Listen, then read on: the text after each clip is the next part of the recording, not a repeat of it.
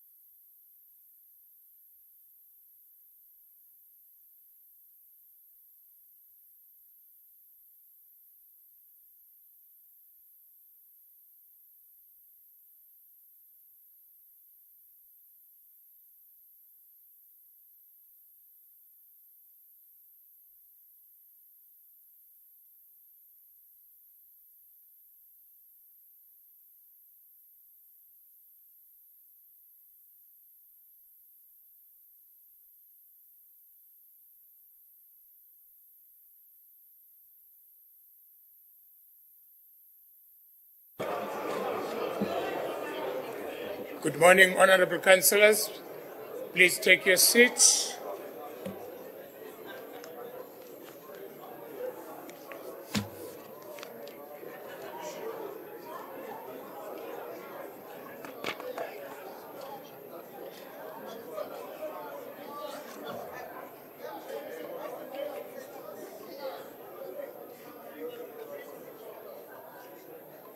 Honorable councillors, may you please take your seats? This is free.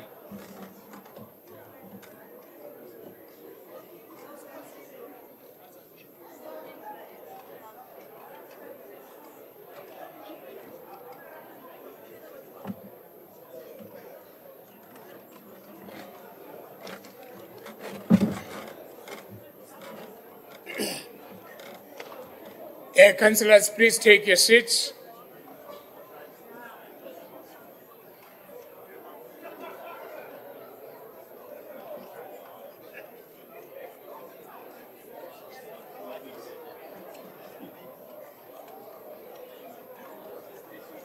Henderson.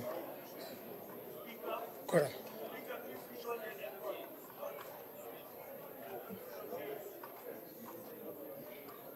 Councillors, please, may you please sit down.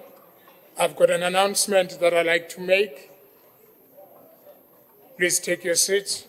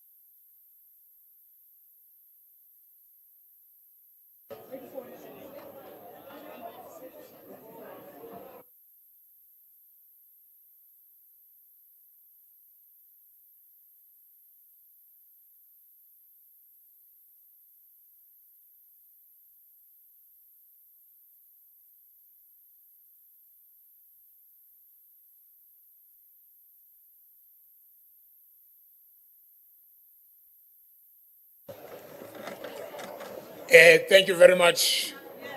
Thank you very much, councillors.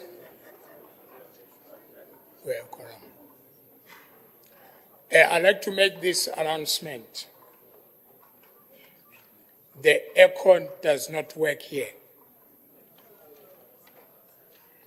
They are fixing it, but what is going to happen, we will continue with the meeting, and if we feel that the heat is building up, we will adjourn the meeting for an hour, then we join online to finish our meeting today. So I will make that assessment. As I said, let us all come here, then we'll see what happens. So if it gets hot, then we'll adjourn for an hour, then we join online, then we finish up the meeting. Is everybody happy with that? Alderman Malulek. Yeah, Speaker, I just want to understand. In the offices, do we have aircons that are working? Is it only the chamber that is affected, or or our offices are also having a problem? Because if the problem is also in our offices, we're not going to be able to work. And we need to devise a plan on how we're going to then get, how to deal with the agenda.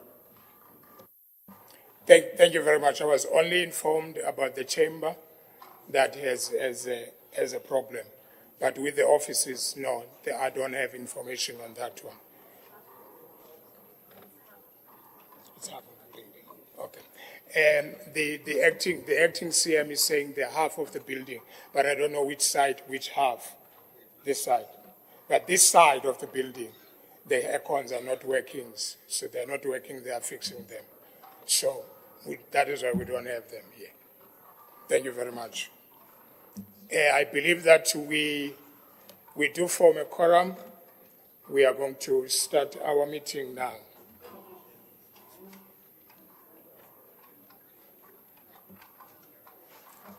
Honorable older women and older men and councillors, due to notice was given on this council meeting, we are a quorum, and I therefore declare the meeting duly constituted. I trust that you have all signed the attendance register for this meeting. Kindly note that it is of critical importance that you sign the attendance register. If you do not sign the attendance register, you will be marked as absent from this meeting in the minutes.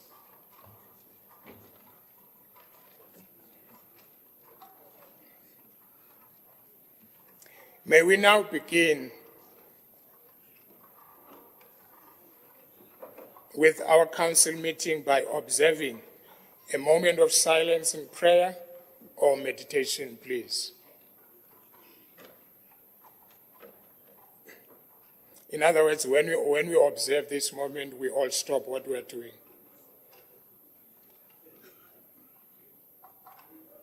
Thank you.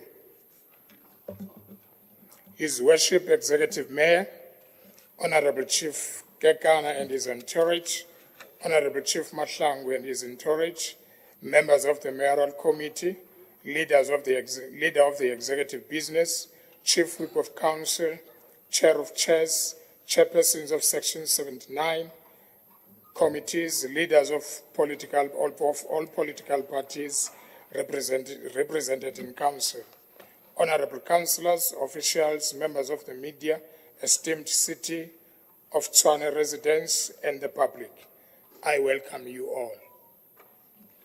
Honorable councillors, let me also officially welcome the following newly elected councillors by their respective political party. Councillor Maphahle Thabang, Rufus Mphahlele, DOP PR councillor, replacing a former councillor, Kubu, and also Councillor Andreana Marianne Randall, DA PR councillor, replacing Councillor A.D. de Kok. Can these two councillors stand up, please?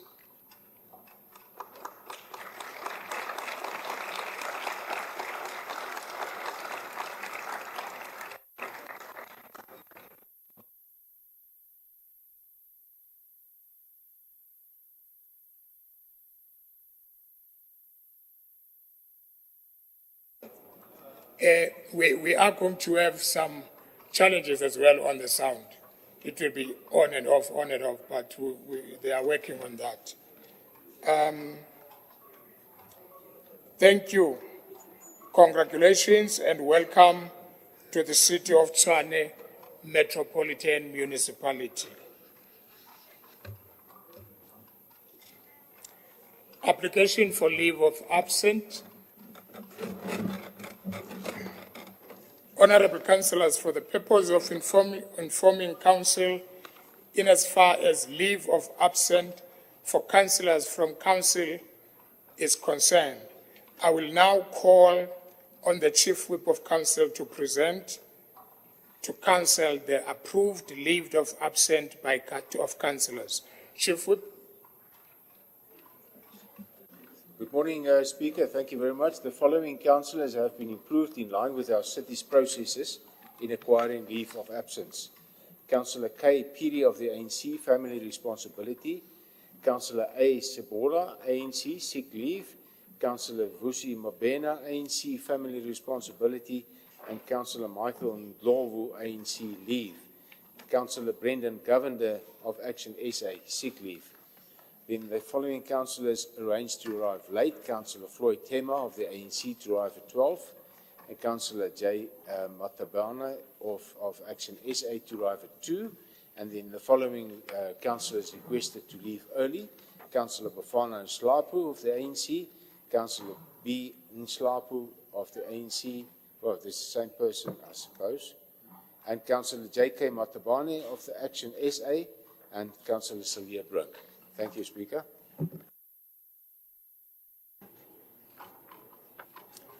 Thank you very much, Chief Whip. Let's move to official notice.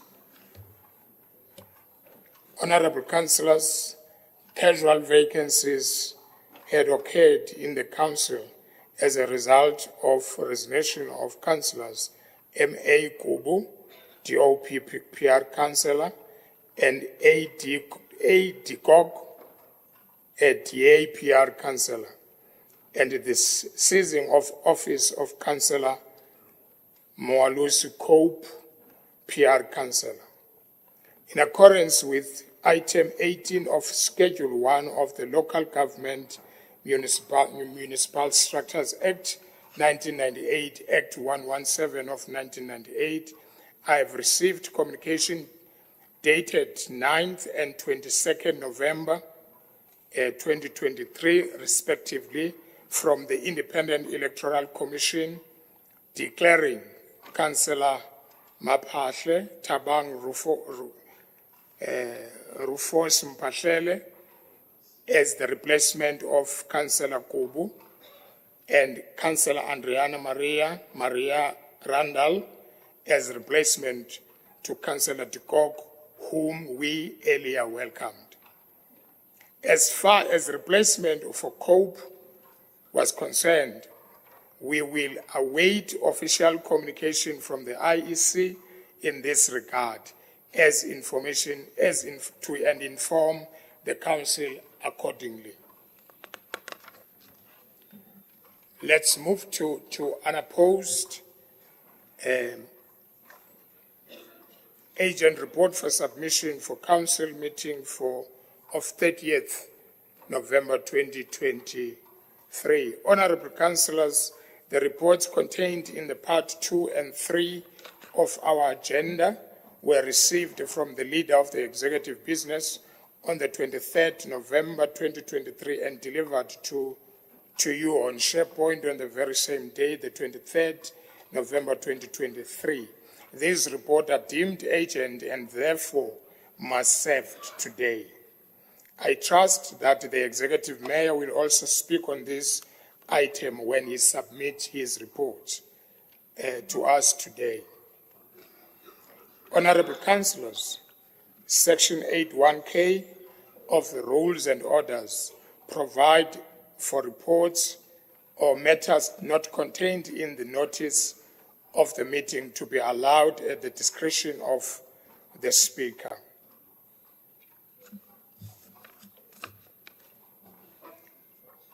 I have allowed the following report under Section 81K of the Rules and Orders.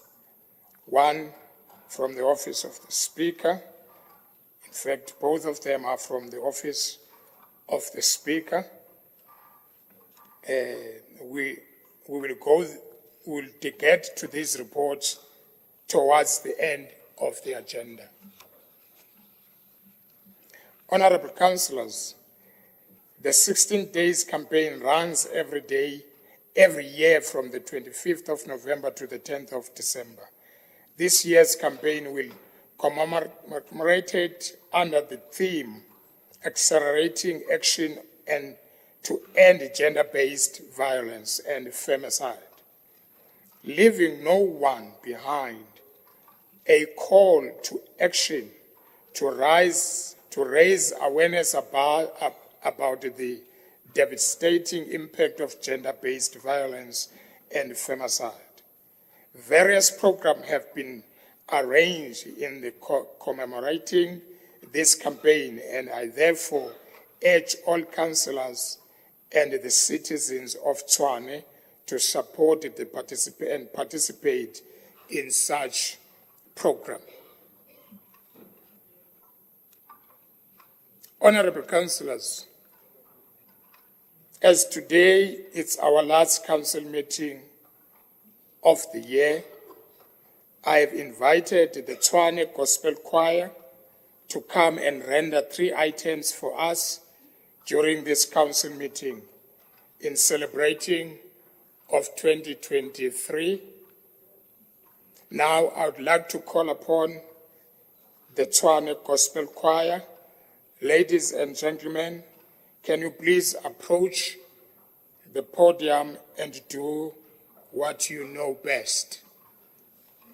Can you please give them the round of applause as they are coming in?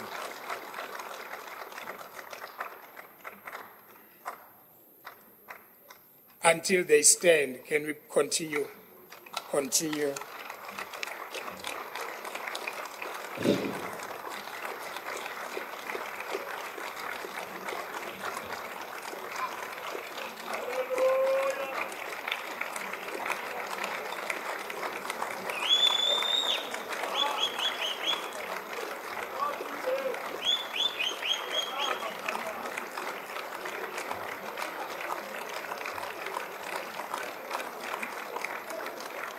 Thank you very much. Thank you very much. This choir has won many awards.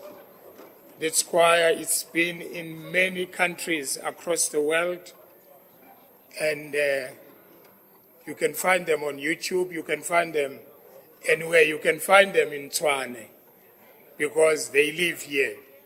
Now I'm going to hand over to the conductor or the director of the choir to continue. They are going to render us 3 items. Over to you, choir.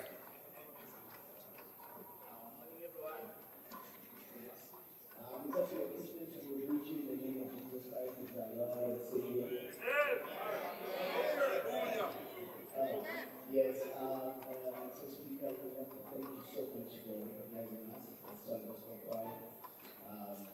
The original choir, representing Tshwane as you can see. It's an honor to be here, and as you can see, we are surrounded by greatness in the room. Our Bible does tell us that Jesus said a place for us in the seat of the greatness. So as you can see, we are surrounded by greatness in the room, all around us. We just want to say, we keep on praying to God that He gives the strength to keep on doing great for this country, to make it better and better. We're not get tired of it, because we're also not going to get tired of praying. My church is not going to get tired of singing, and we're about to start singing for you right now.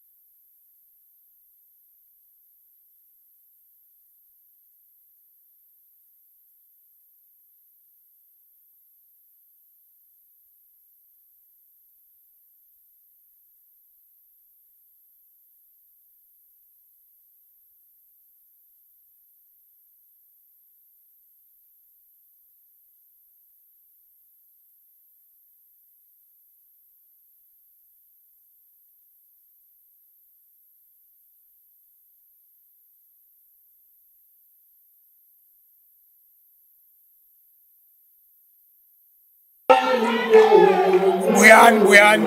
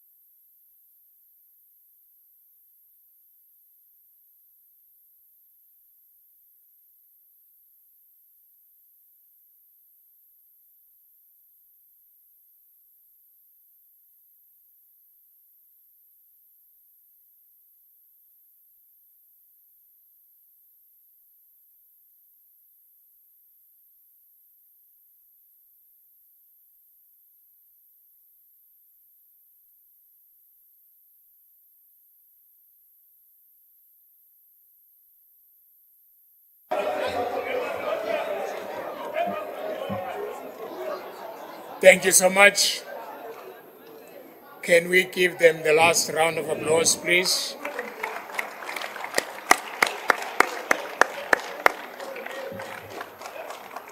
Thank you.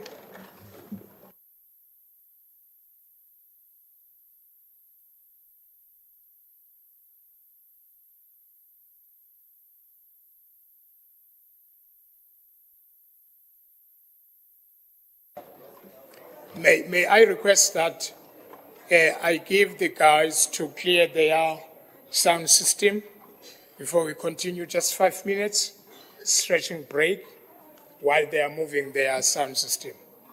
Thank you so much.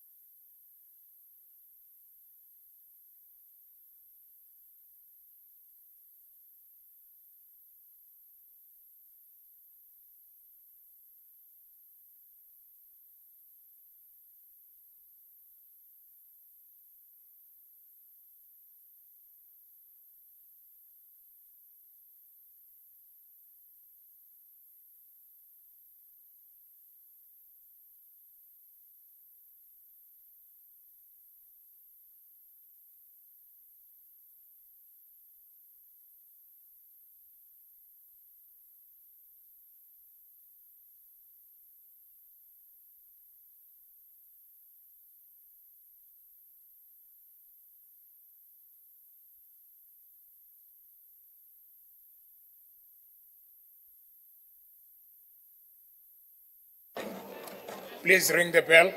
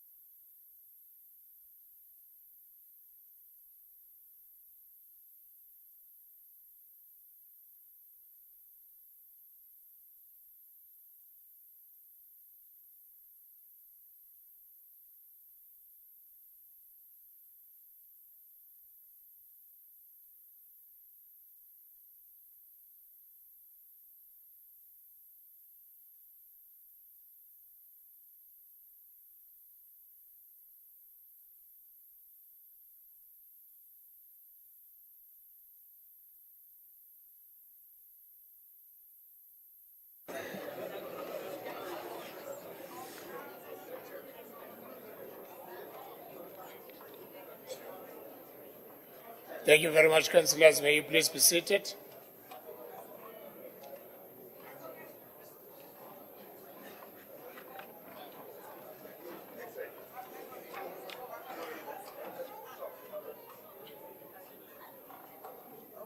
May we please be seated.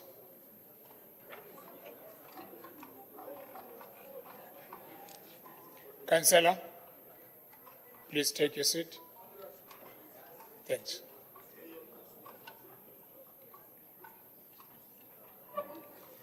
May I then do the last item on the unopposed? If the people that I'm going to call are here, I'd like to call all the, if you remember in our last meeting, there was a request, I think it was from the ANC, if I'm not mistaken, that the managers, if we can all see them,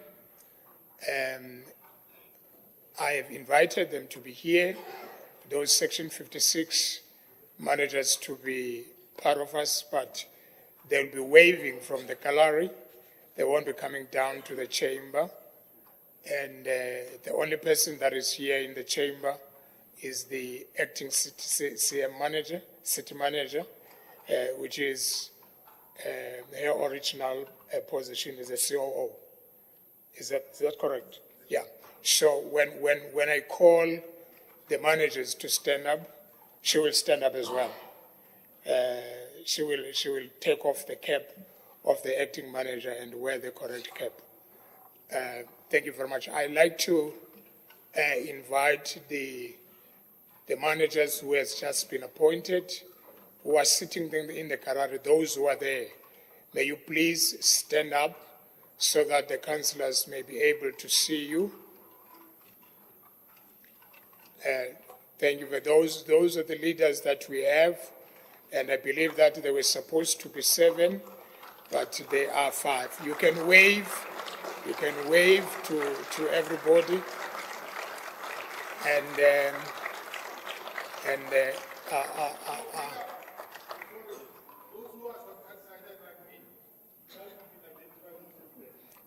what I will do, I will ask the COO to tell us who's on the left, who's in the middle, who's in the right, who's in the left. You want them to come here? Okay. Okay, may you please come down? May you please come down so that we can see you? Yeah, you can follow the gentleman.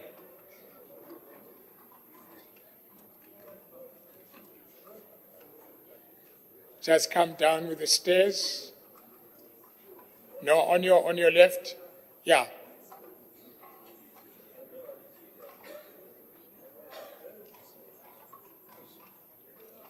So the one that is standing in front of you is the COO of the city, who is acting as a city manager until the city manager comes back from the leave. Igama lakhe ke nguVuyo. Uyazichaza ke seneminyaka andiyazi. Just stand in front. Just stand in front here. Sorry, sir. Just stand in front and face the councillors.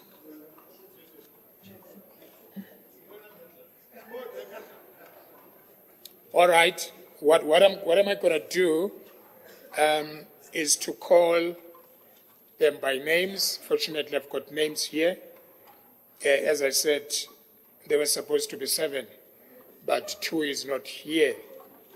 We've got Ms. Vuyo Zitumane, Chief Operation Officer, who is an acting city manager. You just wave to the councillors.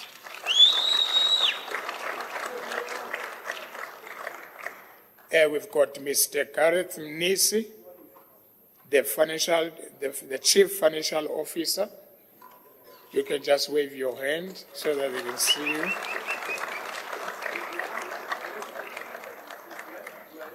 We've got Mr. Makapule, Winners Khoza, Chief Audit Executive.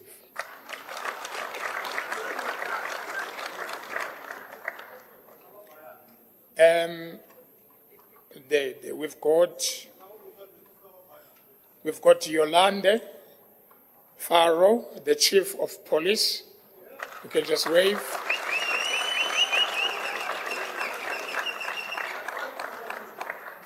We've got Mr. Cancel, please. We've got Mr. Mushema Petrus Musia, the Chief of Emergency Service.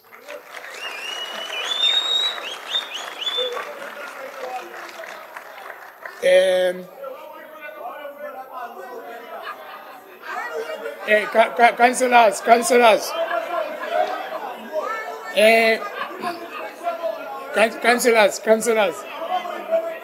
Councillors. Councillor Ntapo. Councillor Ntapo. Can we just to control the order? Ladies and gentlemen, can you turn to your left and wave to the left side? Please do that.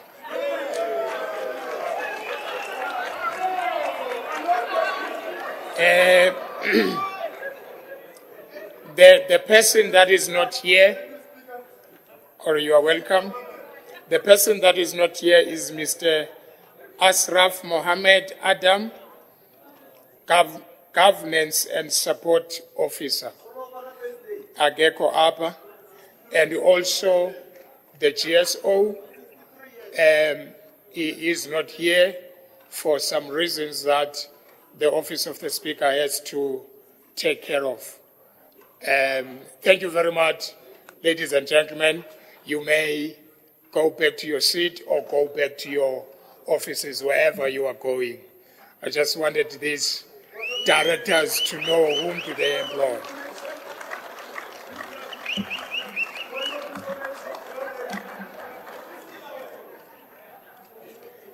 Thank you very much. We can't have a point of information when we are introducing people.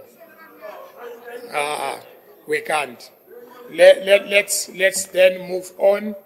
That was the last item on unopposed proposal by the Speaker.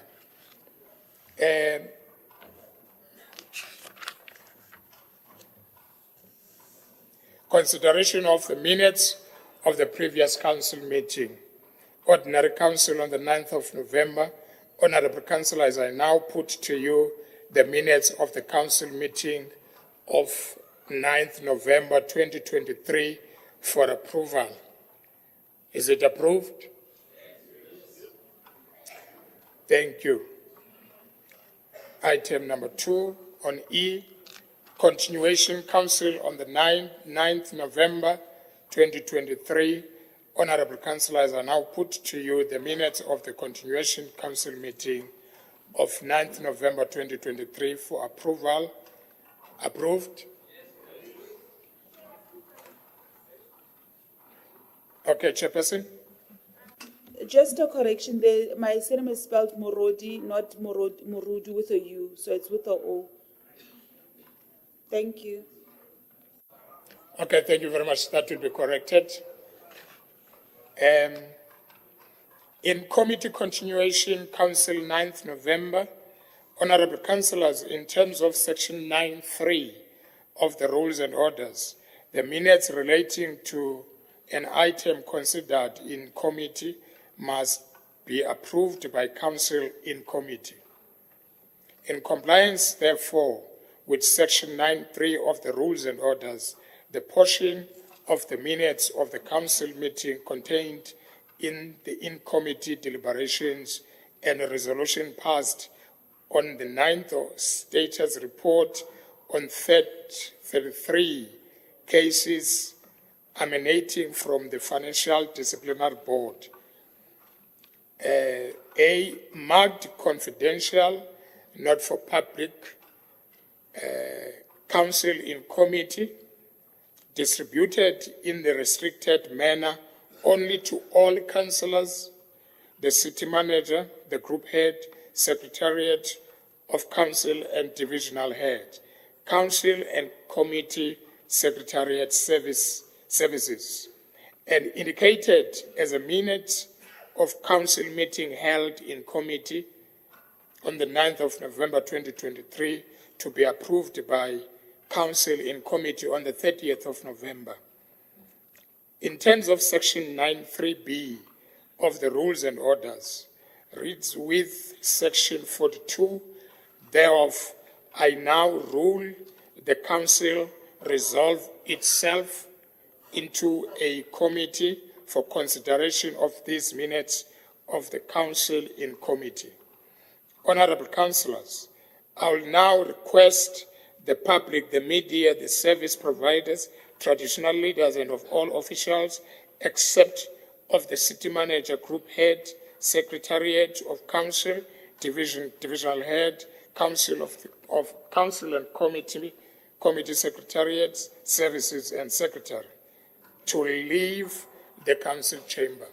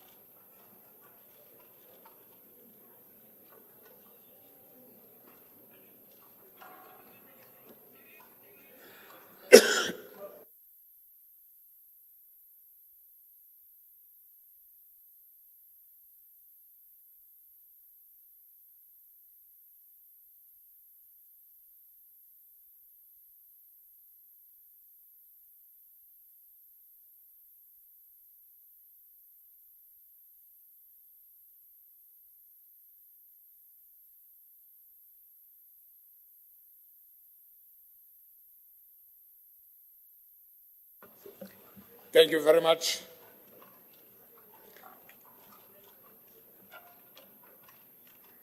Honourable councillors, now the council is in committee.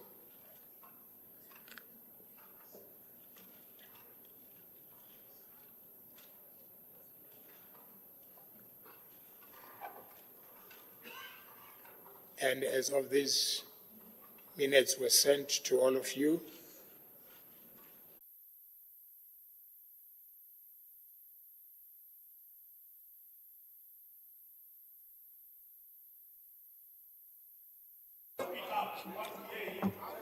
okay, thank you.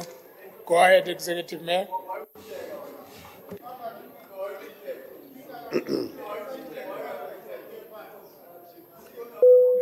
Councillors, councillors, can we allow the Executive Mayor to continue? Thank you very much, Speaker. As you mentioned, this is likely going to be our last council meeting, and so it's appropriate for us to take a bit of stock of the important issues. Although, this year has been so dramatic, it's hardly possible to mention all of the issues. But the year was started, Speaker, with a significant event, and that was the adverse audit finding in the city of Tshwane. That finding revealed years and years of underlying issues which had, if we're frank, been papered over. And in one detailed audit, fundamentals were discovered, the three essential problems being with cash flow, with creditors, and with property, plant, and equipment. As I said in my State of the City address, the finding was, of course, devastating, but also an opportunity for the city to address long-standing issues, which we have tried to do, with the city manager appointing task teams to address each of the three fundamentals, the mayoral committee appointing an executive audit tracking committee to get some of the details and to exercise scrutiny at a detailed level that wasn't necessarily done before. And so, at a crucial point in time, the city manager informed the executive and council that it would be necessary to seek an extension for the deadline of the submission of the annual financial statements. And the reason for this is important, that compared to last year, this year we want to check, double check, and recheck the submissions, because one of the fundamental errors that was made last year was that the Audit and Performance Committee of the city did not have an opportunity to scrutinize and to advise the CFO before submissions were made to the AG. Permission was obtained to submit the audited financial statements today, and I can assure Council that those submissions will be made. In terms of addressing the three fundamental findings, the most complicated of those findings, as I've told this Council before, is property, plant, and equipment. The whole methodology around the classification and valuation of fixed assets, that will take more than one financial year to redress. But on the items of cash flow and creditors, which are interlinked, we expect a significant improvement. Speaker, we will debate the Council items as they arise. I just want to draw the attention of Council to one report in particular, and that is dealing with community upliftment precincts. This is an expression of a whole-of-society approach, Speaker, where we try and unlock partnerships with local communities in order to deliver services, in particular safety and cleanliness, in a more effective way. It's important to say that none of these initiatives, including those related to city improvement districts, are an abdication of the fundamental responsibilities of the state. The state is still responsible, and we're still accountable for results. But we also need to be humble, because not just in this city and in this province, but in the country, the developmental role of the state in the past decade has been inhibited for various reasons. Lack of economic growth, wrong-headed policy, mistakes that were not corrected. We've got to admit that the authority of the state has to be shared in a careful way with well-organized communities who are, of course, also accountable for mitigating certain risks. The essence of it is an admission that we must do together what we cannot do alone. Lastly, Speaker, as I described in my State of the City address, the issue of Rooiwal and Hammanskraal water has been a stain on the conscience of this city and successive administrations. Today, on this Council agenda is a report in compliance with a finding of the Public Protector to provide this Council with a plan of action of how the problem at Rooiwal will be redressed. As I have said to this Council before, the essence of it is that when the problem arose first, it was neglected. And so over the years, the infrastructure has degraded at the wastewater treatment plant. And the solution has become more and more expensive to the point where even now, as we are submitting the solution, it is not exactly clear where the full refurbishment will be funded from. But the commitment to do so, and to do so in partnership with other spheres of government, is the defining feature of this approach. Rooiwal is too big a problem just for one sphere of government to solve, or to be characterized by fights and nitpicking between different spheres of government. We have to look people in the eyes and say to them, this is the commitment we make together. I look forward to that discussion, and it is on the Council agenda, Speaker, along with a related report that gives more particulars. And of course, we welcome the input by the Municipal Council. Speaker, I table the reports as contained in the Council agenda, save for item number 15, which is a report on political appointments and a political appointment policy, which, after deliberations with yourself and careful consideration, I am withdrawing from this agenda for further consultation with the Speaker and the Chief Whip. In conclusion, Speaker, I would just want to say that if this is our last meeting, to wish councillors a safe journey to places of holiday, to visiting family, and a request to act responsibly, to enjoy themselves responsibly, and to always keep the lives and the well-being of others in mind. That having been said, I wish you an early, very happy Christmas, and may 2024 be more productive and less dramatic than 2023. I doubt that will be the case, but we will work so. In any event, our efforts will be aimed at that, to build a capital city that works for all of its people. Thank you, Speaker. Thank you very much, Executive Mayor. Let's then continue with our agenda. Part 1 of the report. Item 1, reference number 10067/1, Group Financial Service Department, request for approval of Consolidated Municipality Asset Disposal Plan of Quarter 1 and 2 of 2020-22-2023. And on this item, I've got Councillor Luwele from the ANC. Your 3 minutes starts now.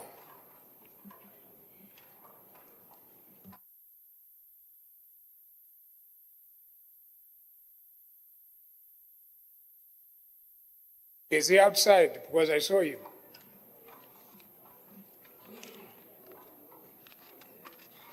Okay, Chief Whip of the ANC. Yeah, I thought Councillor Luwele is here. I didn't check behind me. That is not here. But I think I saw speaking notes, Speaker, regarding to the report. Just give me a second.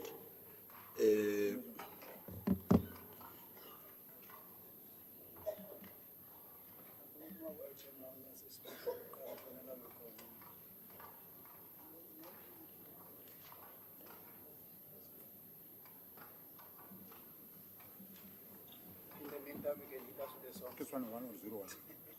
That's what it is. Sure.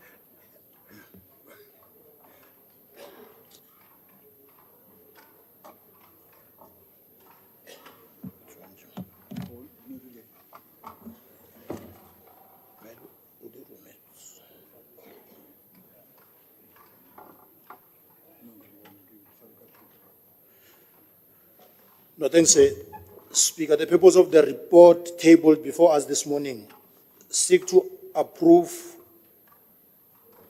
the Consolidated Asset Disposal Plan in terms of asset management policy. Speaker, municipalities often engage in asset disposal plans for various reasons, such as upgrading infrastructure, optimizing resources, or adapting to changing community needs. We therefore can only hope that the municipality indeed will dispose of assets to benefit the greater needs of the residents of Tshwane. Funds from the asset sales can be reinvested in community development projects or services. As a caucus, we would like to see that happening. For once, can the DA and its coalition partners put residents first? Selling surplus or underutilized assets can also assist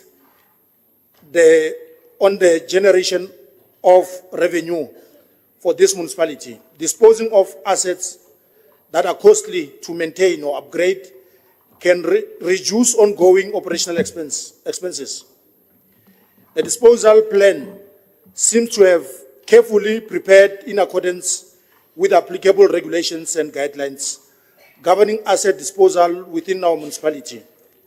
It outlines the assets identified for disposal, the method proposed for disposal, and the expected outcomes. Additionally, the plan provides justification for the disposal decisions, ensuring transparency and accountability in the process. The ANC caucus therefore supports the report. Thank you.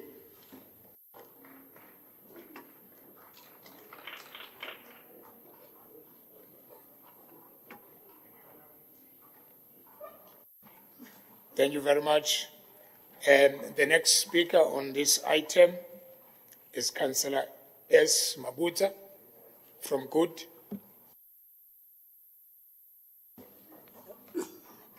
Good morning, Speaker, the Executive Mayor, the residents of Tshwane, all the councillors, all protocol observed. Good Party acknowledged the request for the approval of the Consolidated Municipal Asset Plan. Disposal of superfluous assets is very key in each and every organization to ensure that the old ones or the superfluous ones are replaced with the new, and to also be as a source of revenue generation, to invest in other areas where it's required. Hence, a proper accounting of disposed assets and to update the inventory for these purposes is very, very crucial. If we may recall, Speaker, one of the audit findings raised in the previous financial year was that the city could not disclose some of the assets of the, correctly. Hope this finding will not see its place again in the next financial year while we are embarking on this process. We would like to reiterate the responsibility of the accounting officer to ensure that the capital assets are disposed in compliance with the asset management policy of the city, and that the identified assets are no longer required for municipal service objectives. And furthermore, that an analysis to dispose those properties should have been conducted and to make sure that there's a best possible return. However, it is concerning, Speaker, to realize that the total book value of assets for Q1 is 182,555.80, and for Q2 is 478,683.56, as at the 28th of February 2023, respectively. What is even more alarming is the fact that some of the assets have a book value of 1 cent, 1 rand 45, 89 cents, etc. Then one begins to wonder how much will it cost the city to sell and generate revenue when a property being disposed on public auction. Speaker, it's not going to be a futile exercise which will lead into the city spending more money to pay for the auctioneer rather than considering the other method of disposal, such as donation of those properties that have been valued for 1 rand or 1 cent. The thought of the cost the city has to incur to advertise those properties, it's very remarkable. On the other hand, reasons cited in the report that some of the items to be disposed supposed to be used to upgrade the Social Ngube substation, and this might exacerbate the problem of shortage of electricity that we are currently experiencing. Furthermore, Honourable Speaker, the report stipulates that since the approval of the asset management policy, departments have not implemented and ensure compliance to the policy. Therefore, we might assume that there is no responsibility to that effect. The issue of the budget to procure the items have to be considered after a thorough cost-benefit analysis and realizing value for money. The accounting officer should enforce compliance to this policy and have proactive maintenance plan to avert the rapid depreciation of the assets. Procurement plans must be drafted and aligned to the IDP and SDIP and be funded appropriately. Thank you, Speaker.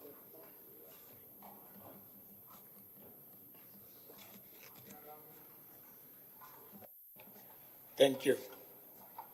Let's move to, okay. Those were the only two speakers on this item. Okay, who raised it first? The MMC or the chairperson? Okay, chairperson. Chair, Speaker, I'm so pleased that you go according to age. Thank you very much for that. Speaker, we stand by the report as it is. However, we would like to bring a proposed amendment. Number one, that the current recommendations remain in place.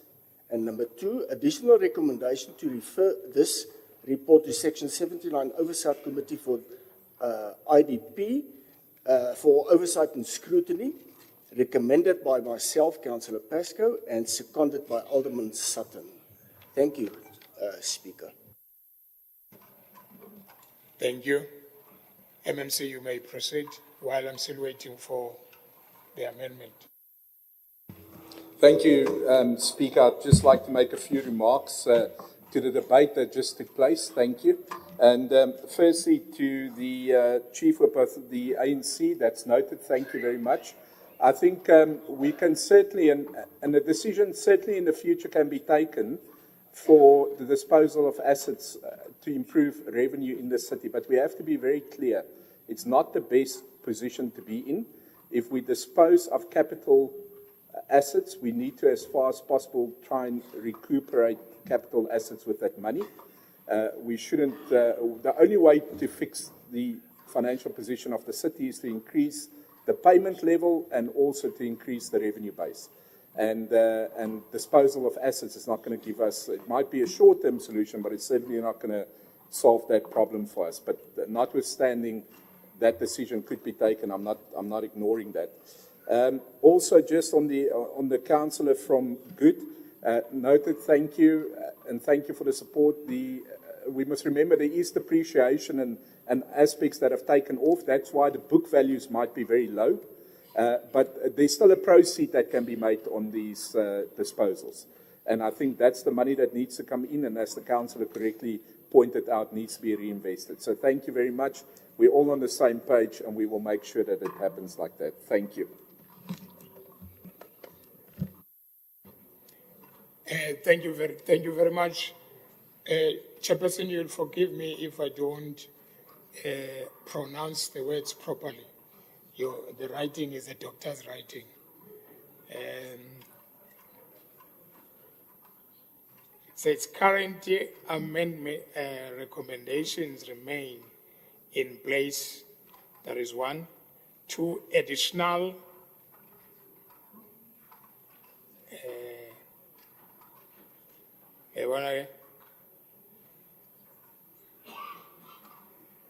Henderson, you have to come here.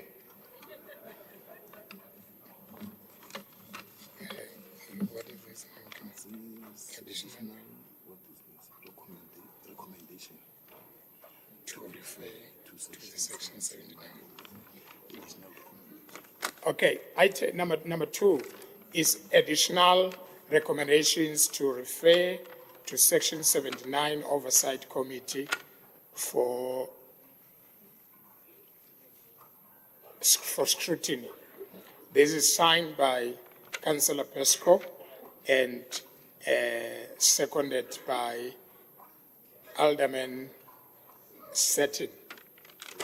As amended?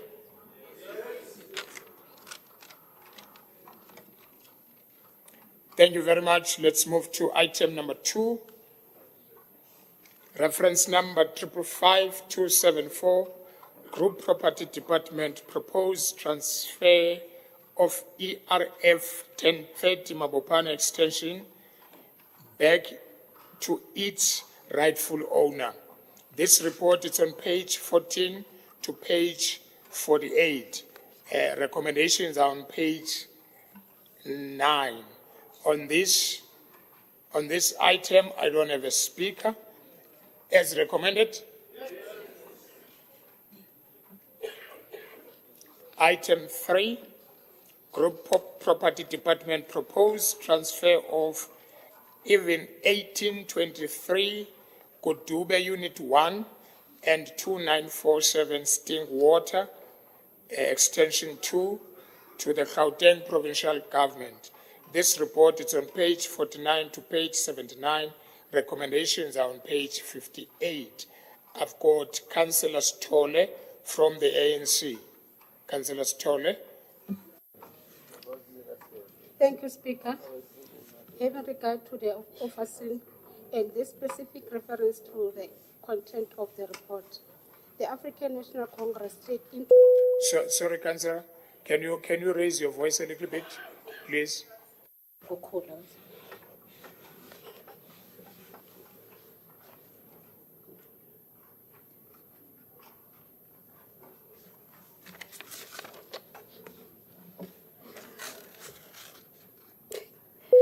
Thank you.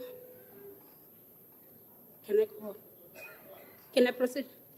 Yeah, proceed, Lalita. Thank you. I thank you, Speaker. Having regard to the oversight and with a specific reference to the content of the report, the African National Congress take into consent the transfer of the said events to the Gauteng Provincial Government.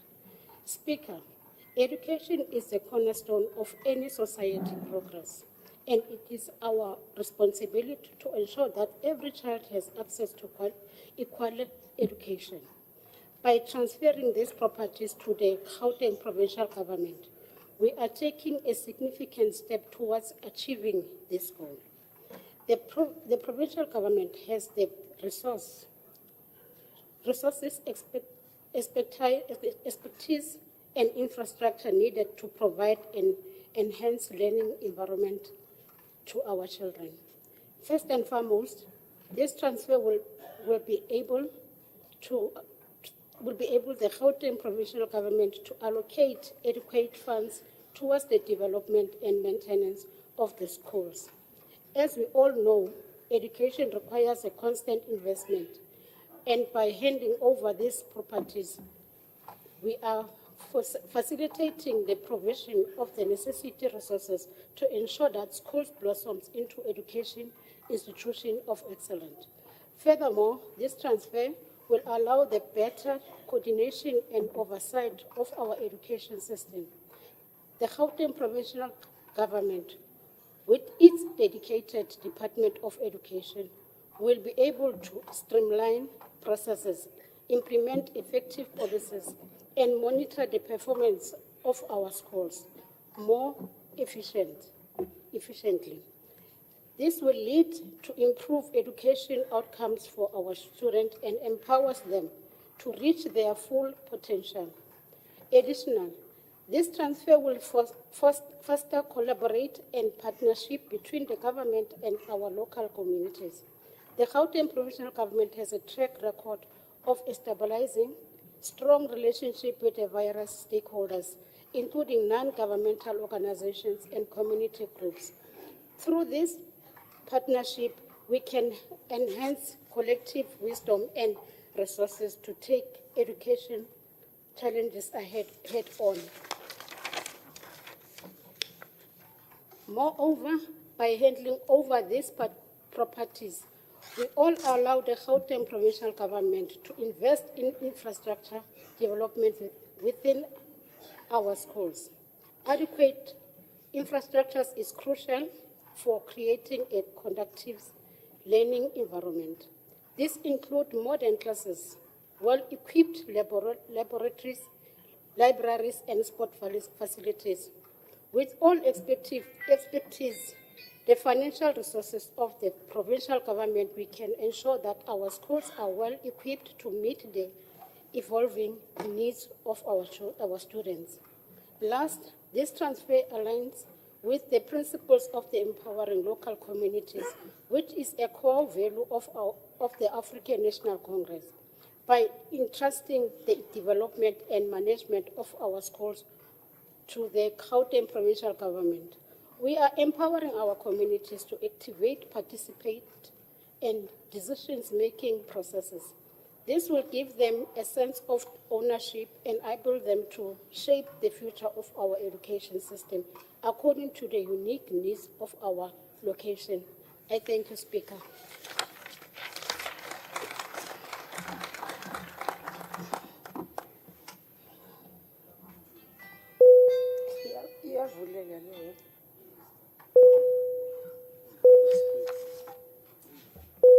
Councillor, allow me to speak, please.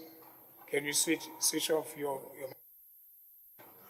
Thank you very much. On that is item 3, that was the only speaker. But Councillor Matebula, your hand is up. Thank you very much once more, Speaker.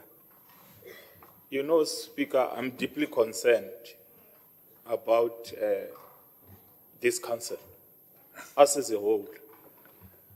Speaker, we have appointed a GSO here who's going around harassing women in front of all... Councillor, we are not going to discuss first. We are not going to talk about that. No, Councillor. I said when we introduce this section, wait, let me speak. The rule said when the speaker speaks, you keep quiet. Then keep quiet, Councillor Matebula. When I introduce the section 56, I said the GSO is not here and there is a matter that the speaker has to attend to concerning the GSO. So we are not going to speak about that on this report because it's not talking about the GSO. So please, please let us focus on the agenda that is in front of us.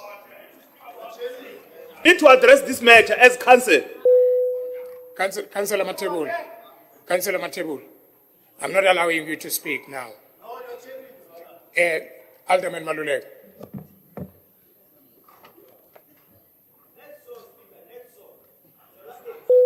Can you keep quiet because I don't need your assistance? They are condemners of gender-based violence. Councillor Matebula, can you switch it off your mic, please? No, thanks, Speaker. I missed hearing what you said. Because if I had heard you then, I would have challenged what you said. Because when we appoint people in council, we appoint them in terms of statutes of local government. The GSO doesn't report to you. The way it doesn't. Anything that will be attempting, it will be a futile exercise. If there are allegations, the least that you could do is that a matter was brought to my attention, and the accounting officer must act on this matter that has been brought to me, because allegations are grievous and they are so disturbing that they can't be postponed. Therefore, for you to say that you're going to see GSO, what are you going to do with him? He's going to laugh at you. If I was him, I was going to laugh at you. Because I don't report to you. I was not appointed by you. I was appointed by council. Therefore, let's do things properly. Let's investigate what Councillor Matebula is talking about. I received those allegations. And they're very serious. You can't just leave them like that. They're very serious. They must be attended. In the next council meeting in January, we want feedback. Because we can't be now observing 16 days of activism. Observing gender abuse of women and children. And accept that women can be trampled upon, like these allegations that we're having. Therefore, don't do it. Give it to the accounting officer to do his work, because of these people are appointed by council and reporting directly to the city manager. Thank you. Thank you very much. Thank you very much, Alderman Malulega. My point, when I made that point, I was giving the reason why he was not part of the managers that were here, based on the information that I was given by the COO. Not to say I'll be doing something about it, but the office of the CM will be doing something about it. And I was just giving the reason, I was giving only the reason why he was not part of the managers that were attending, as we recall them. There is a hand there. No. Thank you, Speaker. Just would like to add a point of information. When the male colleagues in this chamber will have respect for the women in this chamber, they can speak about gender-based violence. Thank you.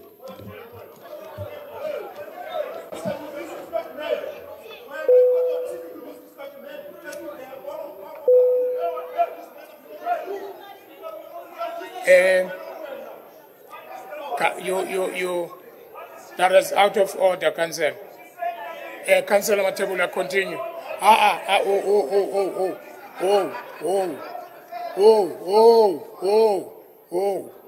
Councillor. No, not that. Yeah, thank you very much, Speaker. Speaker, as councillors of the EFF, we want to demand that office of the CM act accordingly and suspend Mr. Abrahams while pending an investigation. Thank you. Thank you very much. The acting city manager is here. She knows what to do when there are investigation. No, allow the investigation to go ahead. Allow the investigation to go ahead. Then she will come back and give you, Councillor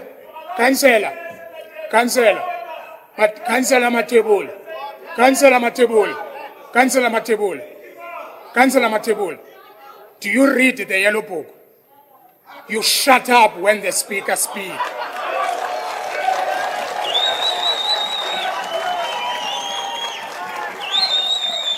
Councillor Notunun. Don't give us a chance to speak. Thank you, Speaker. I think you became a bit impatient with him, with the previous speaker, with Fighter Matebula. You were supposed to allow him, before the previous speaker spoke, to finish his... Councillor Notununu, you don't speak on behalf of anyone. Councillor Matebula has done speaking. Councillor Matebula. Continue, Councillor Notununu. It's a second time, Speaker. Please, every time when the speaker speaks, allow him the chance to go straight to his point. He puts it on the table, and then you analyze how you see it, and then you take it off. But there's another challenge that we had here. When we initially came to this council, there was a CFO who had a similar problem, who was suspended. So can you do the same thing to the perpetrator here, who's abusing women, to also be suspended with immediate effect and not get a salary from the city of Tshwane? Thank you. Thank you very much. As I said earlier on, because you are tenoring what Matebula bessering. I said the acting city manager is here. They know what to do. They'll do the investigation. I'm not going to say here to the city manager, suspend the GSO. Councillor man, why you ngamameli? Why you ngamameli? Councillor Alderman Maluleka. Yeah, no thanks, Speaker. I want you to use the very same energy on Councillor Muller. The one that you're using on Matebula, use it on that councillor there at the back. She's got an attitude and disrespect for people. Why do you want to condemn every man when there's no allegations against them? Why is she doing that? And you are leaving her to do that? Yeah. Out of 10, she spoke out of 10. She's not in the list of speakers here. Therefore, she's like Matebula, but you are taking Matebula and you are leaving a delinquent that is there at the back. Please deal with that delinquent as well. Thank you, Councillor. Noted. I'll deal with that. Thank you. Can we then move on? Councillor Erasmus. Thank you, Honourable Speaker. Before we move on, we've got a problem here. Councillor Benjamin has been causing problems since this morning. He has been disobeying your instructions, and I want you to give him a final warning, and if he does not abide, please remove him so we can continue with the work of council. Thank you.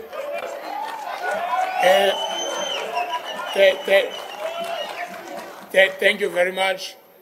At the present moment, Alderman Erasmus, I'm able to able him. So if when I've come to a stage when I'm unable to able him, then I'll take that decision. So thank you so much. It is noted. Let's move to the next item. Item number 4. Okay, thank you.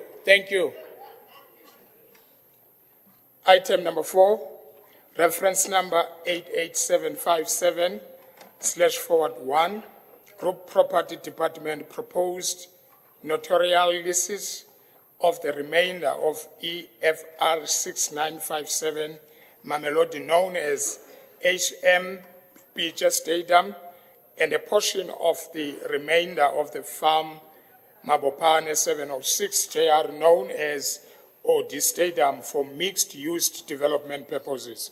This report is on page 80 to page 462. Recommendations are on page 99. On this item, I've got Councillor Tsila. Councillor Tsila, 3 minutes.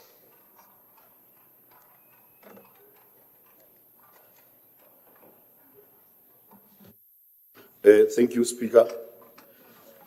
It is with great enthusiasm that we as the African National Congress endorse this forward-thinking initiative, which seeks to repurpose these 2 stadiums and unlock their full potential. HMPJ and Odi Stadium hold a significant place in our city's history, representing the struggles and triumphs of our people. By transforming them into vibrant spaces for mixed-use development, we can breathe new life into these facilities and create opportunities for economic growth and community engagement. However, it is disheartening to acknowledge the negligence demonstrated by the DA-led coalition in their management of these stadiums. Over the years, we have witnessed the gradual deterioration of these once gleaming venues. The lack of maintenance and care has been a constant reminder of their inability to effectively govern and prioritize the needs of our city. The proposed notarial lease will serve as a pivotal moment, marking the transition from neglect to progress. It will allow for the revitalization and restoration of these stadiums, ensuring that they become the beacons of pride and achievement once again. Through mixed-use development, we can create a space that caters to the diverse needs and aspirations of our community. Speaker, imagine a future in which HMPJ and Odi Stadium become more than just sports venues. Picture modernized structures that house educational institutions, recreational facilities, and thriving commercial spaces. Envision a place where entrepreneurs flourish, students excel, and families gather to celebrate and connect. The vision can become a reality through mixed-use development. Furthermore, this decision aligns perfectly with our commitment to empowering local communities, By involving various stakeholders and consulting with our citizens, we are prioritizing their voice and ensuring that the development of these stadiums reflects their unique needs and aspirations. We believe that it is the people who should have a say in shaping the future of our city. And this notarial list allows us to place that power directly in their hands. The negligence exhibited by the DA-led coalition serves as a stark reminder that the change is imperative. We cannot afford to let our city's landmark crumble due to their lack of vision and dedication. It is time for us to chart a new course, one that focuses on progress, collaboration, and community engagement. In conclusion, Speaker, the potential for economic development, community empowerment, and educational advancement is immense. By embracing this opportunity, we will be laying the foundation for a brighter future, not only for the present generation, but also for those to come. Thank you very much, Speaker.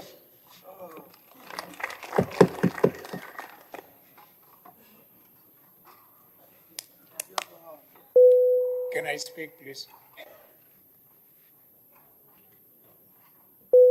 Councillor Tshwane.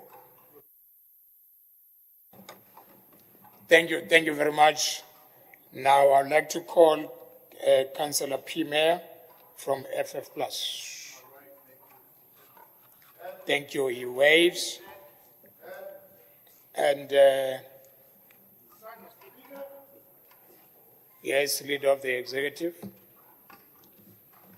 Please allow me to correct a few selective memory losses here. That stadium was built for the FIFA World Cup 2010 and it was abandoned. And 140 million rand was spent by Gauteng government on that. Let us just remind ourselves where the stark memory comes from that stadium. It's a slap in the face of South Africans in 2010. It's an embarrassment of the city of Tshwane. Can you hold on, leader of the executive? Councillor Tshwane, Councillor Matebula.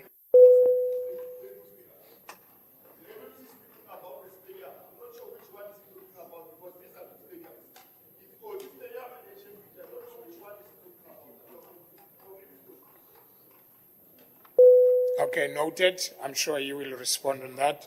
Councillor Matebula, you are okay. Thank you. You may continue, leader. Yeah, I'm quite surprised he doesn't remind himself. HMPC. Gauteng government spent 140 million rand to the detriment of the taxpayers of this country, resulting in that FIFA didn't want to even use that. And even the AFCON Cup didn't want to use it. They further spent another 19 million this year to demolish it. They don't even want it back.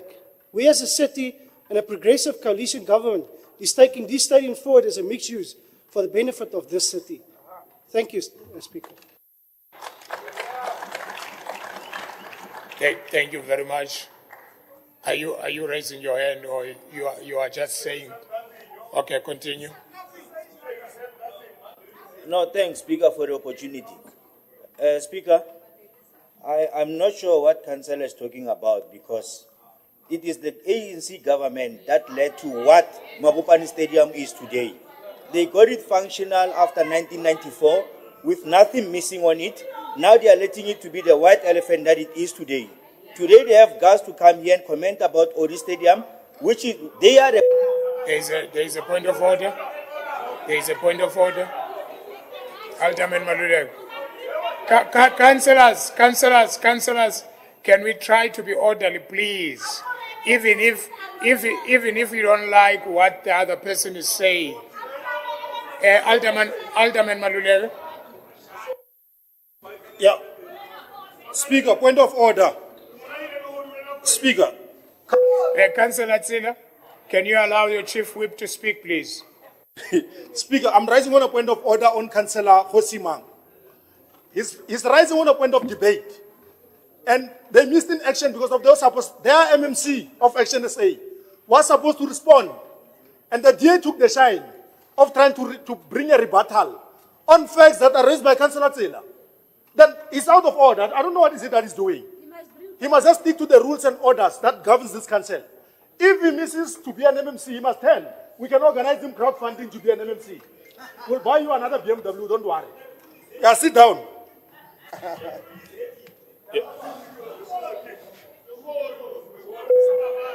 Yeah. Councillors. Councillors. If you. Councillors, can I allow the leader of the executive? Then I come to you. I'll come to you. I haven't forget you. Okay, go ahead if your hand was first. Wait. Yeah, Speaker. I'm rising on a point of information, Speaker. I want to remind you of something which is happening about that Caledonian Stadium. DA cannot come here and shine.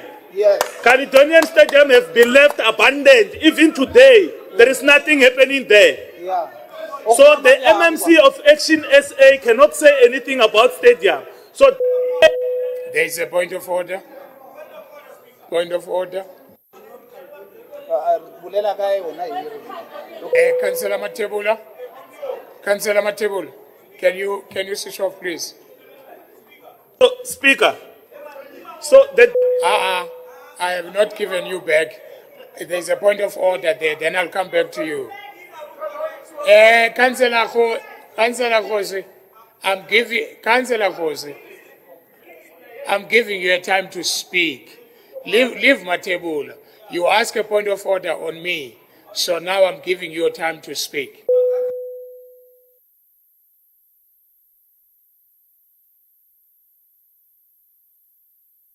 Councillor Matebula, is your mic off? Oh, yeah, here we go. Point of order, Speaker. Councillor Matebula thing is out of order. Arts and Caledonian Stadium. We're discussing Odi Stadium and HMPJ. The next thing he wants to go take the stadiums in Cape Town, Natal, and everywhere else. Yes. Ka Odi Stadium and HMPJ fail. Not his personal agendas. Thank you. Thank you. Okay, councillors. Okay, thank you very much. I'm giving you, Councillor Notunon.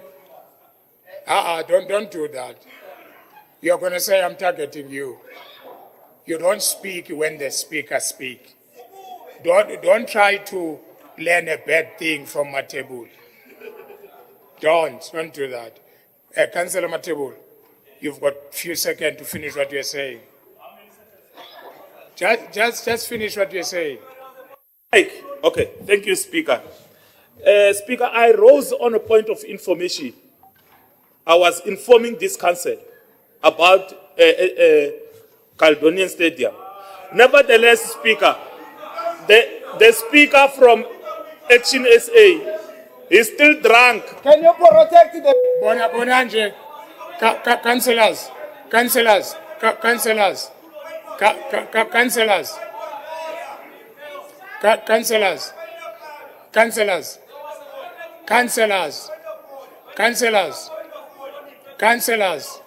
Yes, you talk too much, man. I'm not talking to you. I'm talking to Councillor Khosi now, and all Action SA is speaking. Who gave you a right to do that? There's only Tula. There's only one person. Wait, Khosi. Councillor Khosi. Wait. What I'm saying here, I'm speaking to Councillor Khosi, not to all of you. And if you continue doing that, then there's a problem.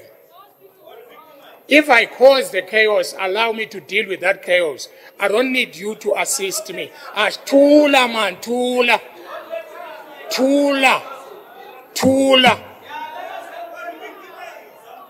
Continue, Councillor Khosi.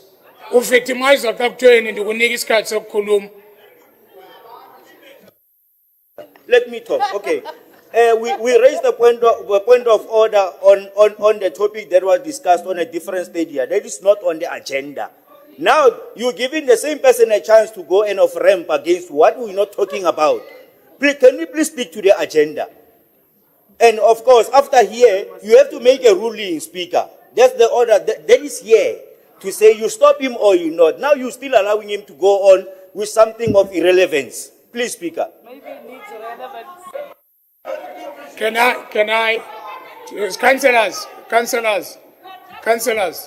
Councillors, thank you.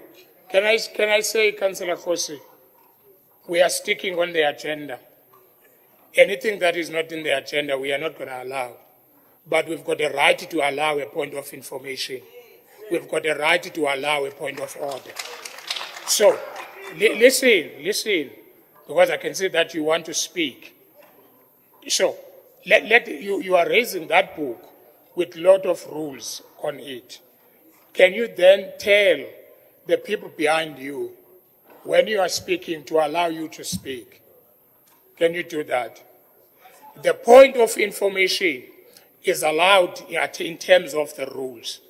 Point of information can be something that we are not talking about. But point of information, yes, it can be something that we are not talking about. Then allow the person and finish, then allow me to rule on his information. It is me that will say to him, what you are raising is not in the agenda.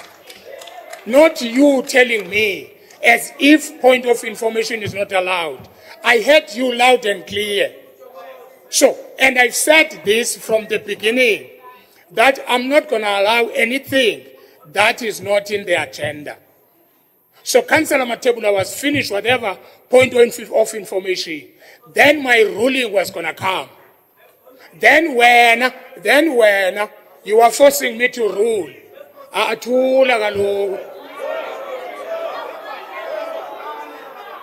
yes, councillors, thank you. Now we are proceeding with the agenda. Leader of the Executive.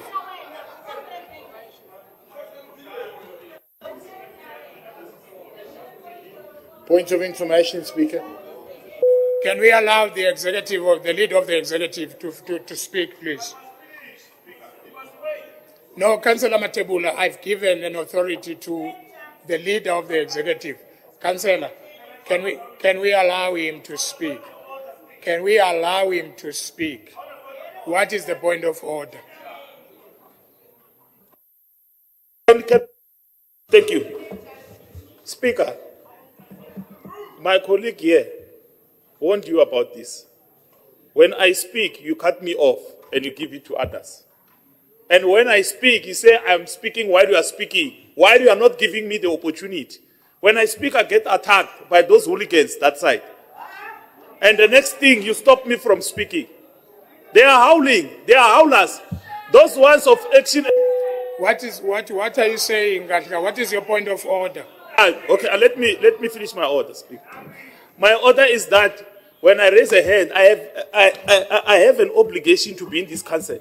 Please allow me a fair chance like any other to speak on this platform. That's what I'm asking from you, Speaker. Thank you. Thank you very much. That has been noted. We will do that. Leader of the executive. Then we continue with the agenda.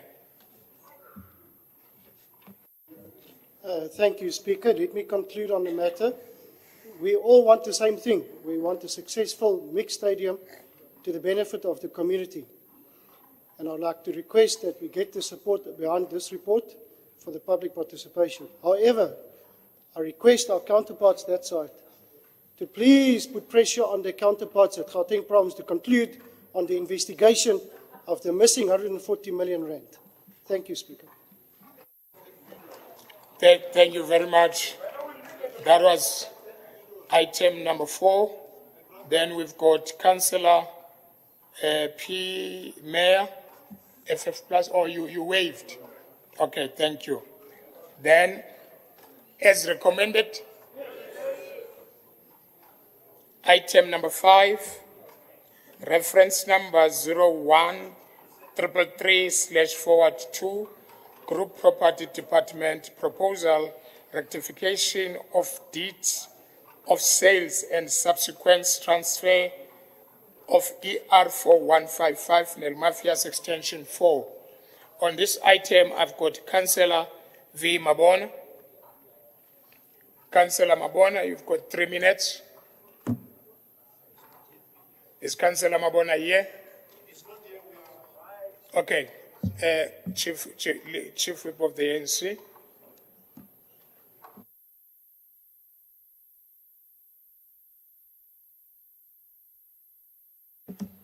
Thank you very much. That was waived.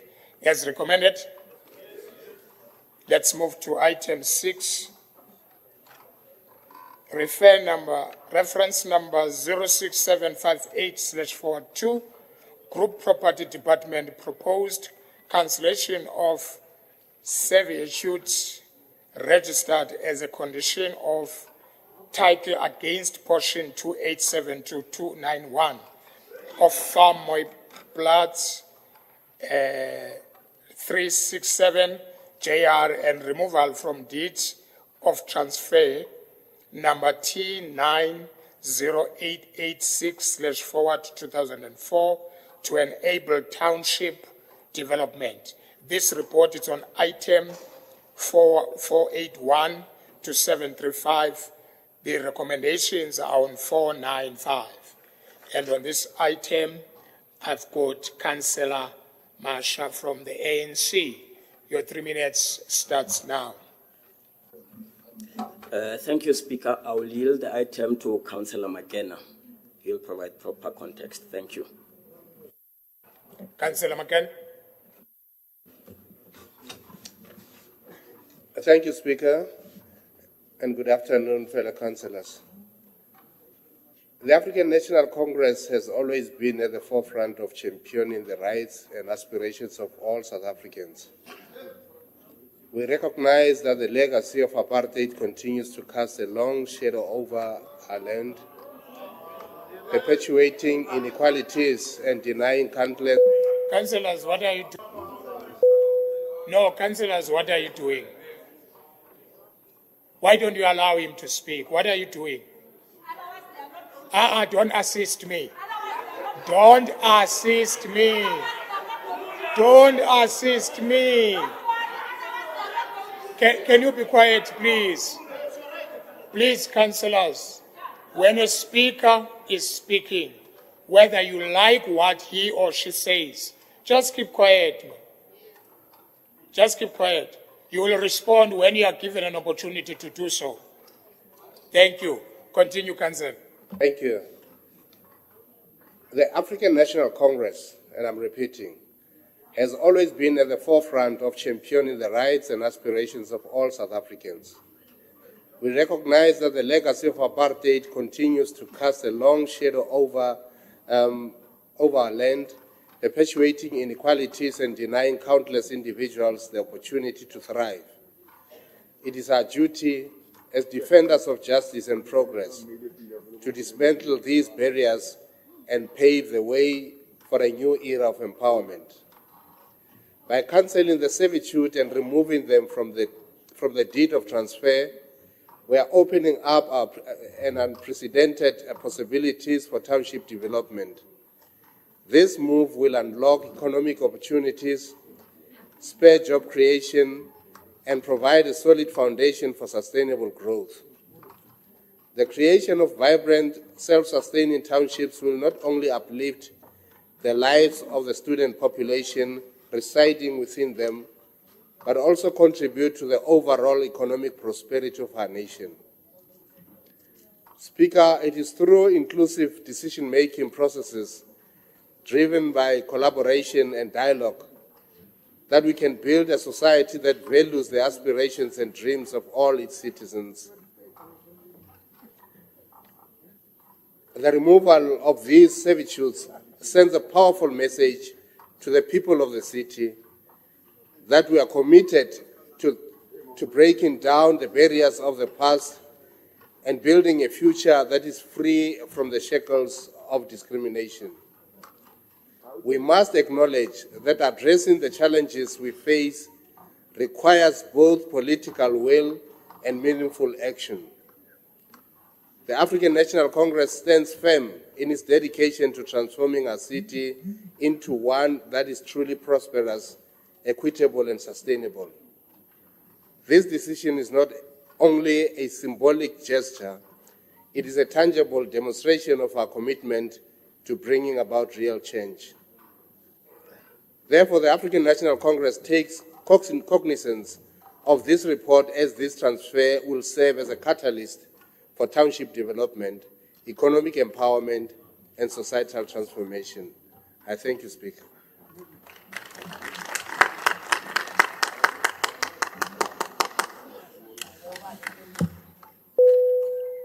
Can you allow me to speak?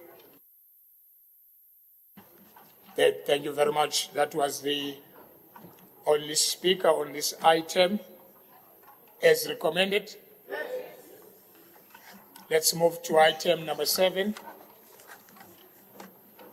Reference number 27158/1, Group Property Department request on issuing power of attorney for various land use applications on the remainder of portion of 3 of the farm Shambok Zain Ode Kral. 258 JR for township establishment. This report is on page 736 to page 748. The recommendations are on 742. On this item, I've got Councillor Palwane from the ANC. Councillor, 3 minutes now. Thank you, Honourable Speaker. Land is not merely a physical resource. It bears an intrinsic connection to our history, culture, and identity. The ANC recognizes the potential of land use applications for township establishment to drive economic growth, promote sustainability, preserve our culture heritage, and foster inclusive communities. It is through such initiatives that barriers and broken down and equal opportunities are created for all citizens, irrespective of their backgrounds. Speaker, the formalization of settlements, my apologies, the formalization of settlements holds immense importance in our journey towards a prosperous, equitable, and sustainable city. By granting power of attorney for land use, my apologies, the phone. sorry. By granting power of attorney for land use,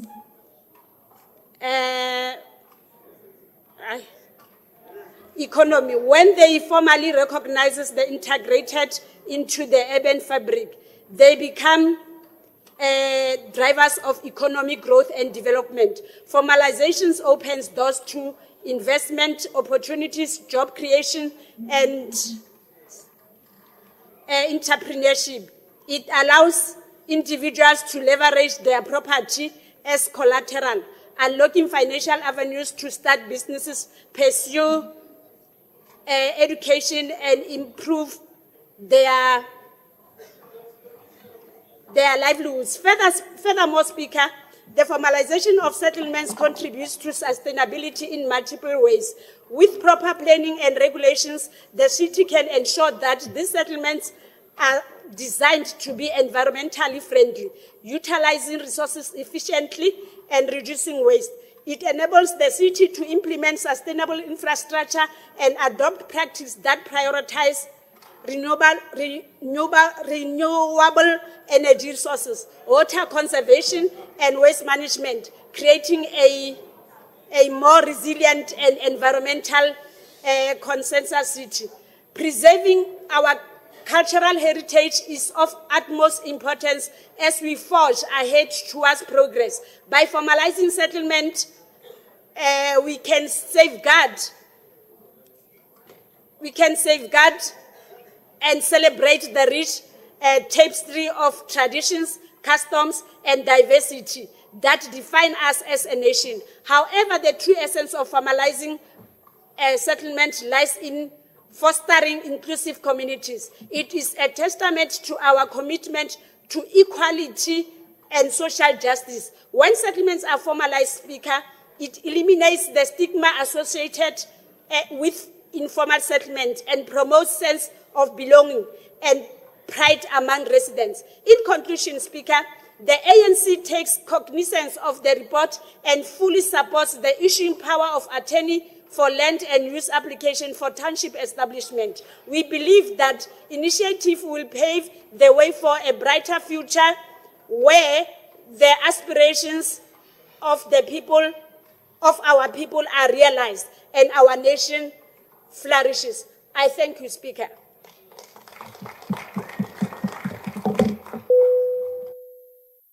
Thank you very much. We move on to Councillor. Yes, Alderman. This thing. Oh, yes, Speaker. Speaker, I'm appealing to our councillors on the DA-led coalition, that side, that there should not be disrespect. Councillor Violet is using a phone. It keeps on closing. It is not necessary that she can't read, because there are standard 3 and standard 5s that side, who struggle to comprehend. Therefore, we should not do that to her. She was just using a phone, because she's not having a paper. Therefore, they should not do that and mocking her when the phone closes. Therefore, those standard 3s and 4s, they must be respectful. Thank you. Thank you very much. As I indicated earlier on, that let us not have gestures when someone is speaking. And I like to move on. Councillor Matebula, then Councillor, the one with the glasses. Sorry, I don't see your name. Thank you. Councillor Matebula. You know, thank you very much, Speaker. I rise on a point of information again. You know, Speaker, in this council, we once mentioned, I just want to agree with Councillor Maluleka on the mocking. This side, they think English is a gauge to gauge how intelligent you are. Yeah. And we know that they once gave us MMCs, especially Action SA, an MMC which didn't understand what he was doing. This is what is happening to that Caledonian Stadium. The MMC doesn't know what to do there, but can speak good English. And now they are mocking others. That side, when you speak English, they regard you as a clever. But when it comes to deliverance, they can't deliver anything. Same as their mayor.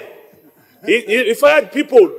Now he rehired them. He must account for that. He cost people, his firing of people led to the loss of life of this city. We lost.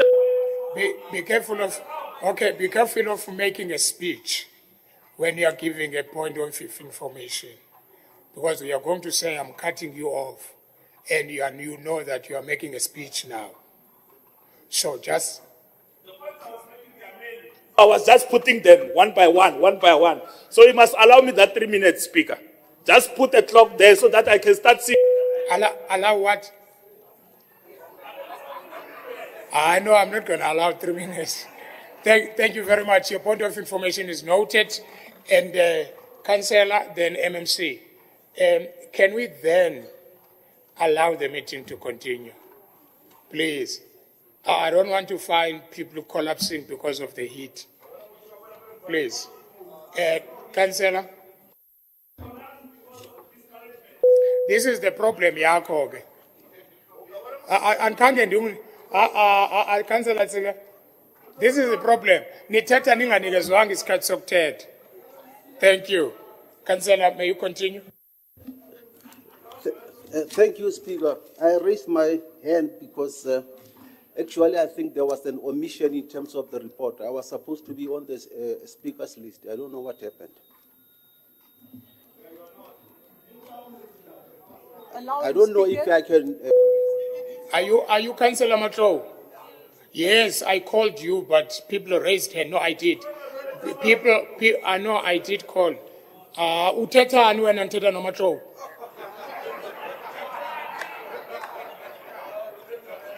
Okay, Councillor Matro, you may proceed. Okay, thanks, Speaker, and all protocols observed.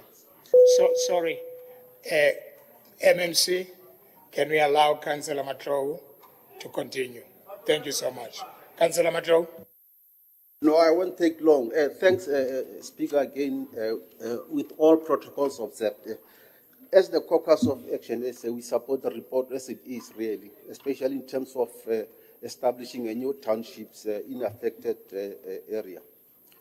We believe in the provision of a high-quality social housing and spatial justice for poor and vulnerable communities. This is because currently there are so many people staying in more than 210 informal settlements around this city. You know, it's a concerning issue. And these informal settlements keep on mushrooming everywhere. Whether you are staying in the west of Pretoria or in the east, it's the same thing. And the living conditions of these settlements. Councillors, you requested that when you are speaking, this side must keep quiet. You must do the same thing. No, you must do the same thing. Just keep quiet. No, allow the councillor to finish his speech. Allow the councillor to finish his speech. So please keep quiet. Thank you so much. Councillor Matlo, continue. Yeah, as I was said, the living conditions of the people in these informal settlements are continue to deteriorate on an everyday basis, you know. As Action SA Caucus, we advocate for a pro-poor agenda by the city, the purpose of which is to achieve a social justice so that those people affected by these poor living conditions in informal settlements can live a life of dignity. We also acknowledge the fact that the city is currently providing rudimentary sanitation to 106 informal settlements and rudimentary water to 150 informal settlements. However, more could be done in terms of improving these conditions. We can't really keep on trying to do something that is not happening. So many informal settlements should be improved and going forward. Thank you, Speaker.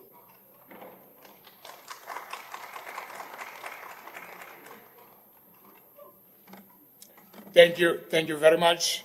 The next speaker is Councillor Mayor. Thank you, Mr. Speaker. Speaker, although the report mentions that the item serving before us today will have no financial implications, there are, however, some hidden costs which should not be ignored. These hidden costs are the fees to be paid for consultants, such as town planners, environmentalists, and land surveyors, to name a few, to give effect to the formalization of this informal settlement. Now, Speaker, to curtail unnecessary cost, it must be noted that the city of Tshwane is fortunate to have a pool of skilled and experienced professionals within its ranks. Before engaging external... Sorry, Councillor. Councillors, Leo meeting is not allowed. Thank you. You may continue. Yes, Speaker. Before engaging external consultants, we as the Freedom Front Plus caucus and as part of this coalition government believe that the city should tap into the talent and experience of our internal workforce. Departments such as planning, environmental management, and surveying often house professionals with a wealth of knowledge in their respective fields. Now, by utilizing these internal resources, we can significantly reduce costs associated with external consultants. Assigning dedicated project managers from within the municipality is another cost-effective strategy. These individuals can coordinate various aspects of the development process, ensuring seamless collaboration between different departments. And some internal project managers are well versed in the city's policies and procedures, streamlining the decision-making process and expediting project timelines. Speaker, we should further foster collaboration among different municipal departments. Often, developments require input from multiple disciplines, such as town planning, environmental impact assessment, and land surveying. By encouraging open communication and collaboration, we can capitalize on the collective expertise within the city, leading to more efficient decision-making and reducing the need for external consultations. We should also look into investing in training and development programs for internal staff to enhance their skills and keep them abreast of industry best practices. This proactive approach not only builds a stronger in-house team, but also reduces the dependency on external consultants over time. Well-equipped internal professionals contribute to a more self-sufficient and sustainable development framework. While emphasizing internal capabilities, we acknowledge that certain specialized tasks may require external expertise. Now, in such cases, a selective outsourcing approach should be adopted. External consultants should only be engaged for tasks that truly demand their specialized skills, thus optimizing costs and ensuring that financial impact is minimized. Utilizing internal resources for routine tasks and project management can lead to substantial cost savings. This approach will allow the city to allocate financial resources more strategically, directing funds towards critical aspects of the development process. Internal professionals, being familiar with the city's operations, can expedite decision-making processes and project timelines. This efficiency is crucial for timely completion of developments without compromising on quality. Investing in internal talent through training and development not only benefits current projects, but also strengthens the city's long-term capacity. A skilled and knowledgeable workforce becomes an asset for future initiatives.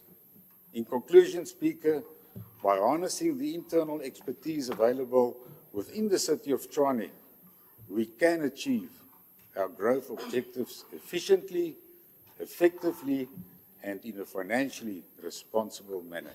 Thank you, Speaker.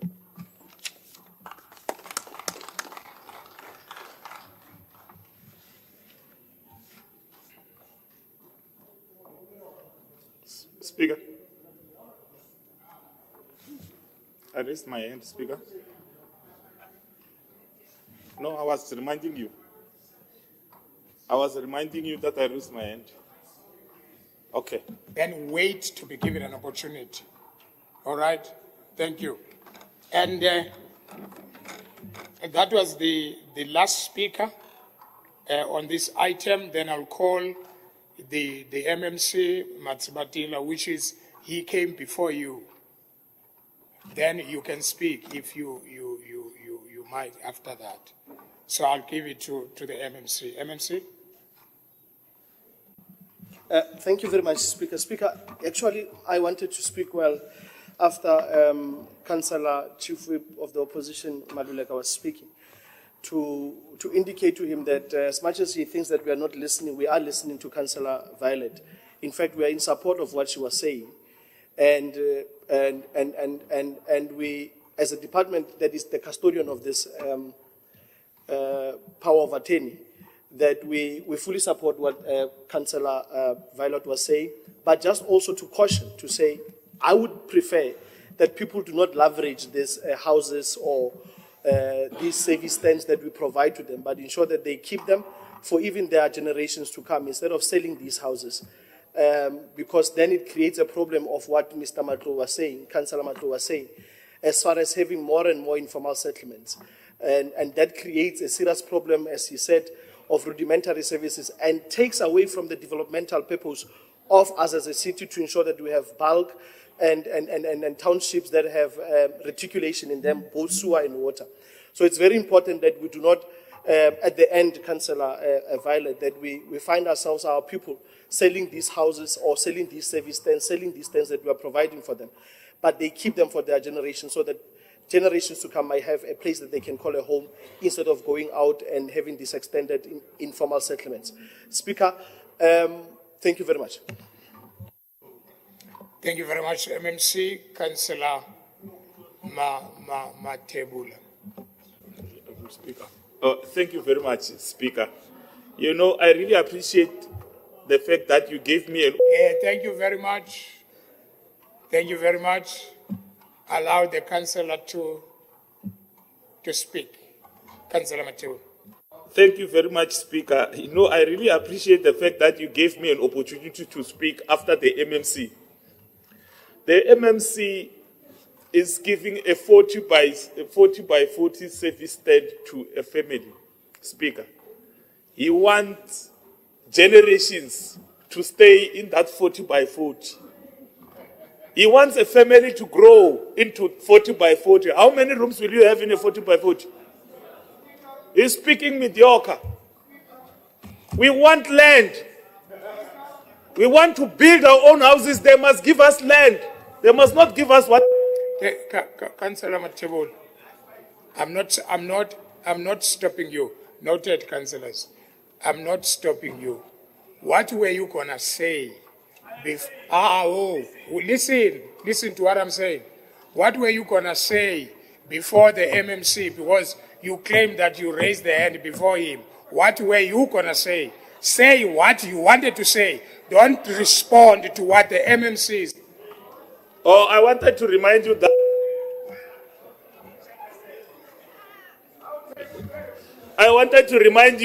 that chairperson of what is his name? That one, Peter. That he spoke for over 3 minutes. You can go to answer and check. He spoke for over 3 minutes. I was watching. Yeah, yes, I've noticed that, and I was about to stop him when he's saying he's concluding. I can't and who stop it. Did I stop you with 3 minutes, Yago? I didn't give you any. Councillor Matebula. Trust me, this is not going to be about you. No, man. Listen, you are not to be given 3 minutes. So this is not going to be about you. Can you stop what you are doing? Stop it, please. Thank you. Raise your hand. Councillor Notunono and Councillor Makhaleng.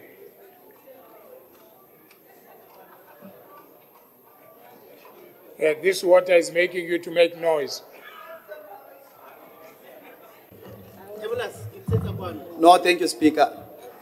We're very happy that after 2014, the DA rushed to court to stop the EFF from wearing overalls. And now we can see Matsibadera is also wearing an overall. I hope he's not going to be reprimanded at the office after this meeting. So we are happy that they are acknowledging that the selling of property that is given by the state to those who are in need must not be sold and must not be given title deeds. Those are properties given to the families who are in need. The issue of the size of the stand, yes, it's a need. It's a very serious issue that must be discussed. But let's park it for another day. Maybe he's going to have considerations on his policy of housing for the next year sittings. So thank you very much. We hope that he's not going to be reprimanded by his father in the front there. Thank you very much. Councillor Machaleng, and then we move to the next item. Thank you very much, Speaker. Let's not allow the trend of not obeying the rules to perpetuate itself. Section 34, when the MMC have spoken and replied on a report, no one should be speaking on that, and we move to another item. Councillor Matibula and Councillor Nontonono were entertaining the report that has been concluded, and the MMC have replied on it. They were not speaking on that. It's not the problem of council that the EFF doesn't have capacity and they don't read the reports. So they want to bring frivolous things to entertain this council. We are not here for entertainment, but to address the issues that they are on the agenda. Please, may you rule on my submission. Thank you. Noted, noted, Councillor Machaleng, and that has been highly noted. And Councillor Ace. Thank you, Speaker. I just want to mention to the EFF that Councillor Matsabadela wears his overalls because he gets his boots dirty in servicing the people. They just wear red ones over their Gucci clothes. I hope you've noticed that when we started coming. Yeah, not to know.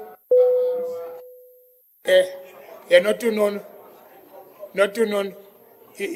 If behavior yako is changing a little bit, what's going on? I don't speak in the lang, but someone raised the hand there. Okay, thank you very much. Let's move on. As recommended. Okay, let's go to part. Or let me remind the House, councillors. Let me remind the House. Item 14 and item 15 has been withdrawn by the Executive Mayor. So I just want to remind the House so that you mustn't forget that those two items are withdrawn. So item 14 and item 15 are withdrawn. Thank you so much. Let's move to item 8, reference number 48232/1, Group Property Department proposed sale of remainder of EFR 78, remainder of portion 1 of ER 732, portion 1 and 2 of ER 1412, Sunnyside, for heart hospital purposes. On this item, I've got Councillor Luwele. I hope he's in the House, and also Councillor Mayor. Over to you, Councillor Luwele. Thank you, Speaker. Speaker, while for a good cause, it is important to check local zoning regulations to ensure that the intended use of the land aligns with the proposed hospital proposed, given that the remainder of ERF 728 Sunnyside is not zoned appropriately for the desired usage. The purchaser will have to rezone this property to the appropriate zoning that permits the usage of the property for heart hospital purpose at the purchaser's cost and risk. The proposed sale will enable that heart hospital to upgrade the existing hospital in order to increase the number of sleeping wards and consultation rooms. Expanding the heart hospital involves careful planning, collaboration, adherence to regulations requirements. The ANC caucus has no objection to this report and approves the land of sale. Thank you, Speaker.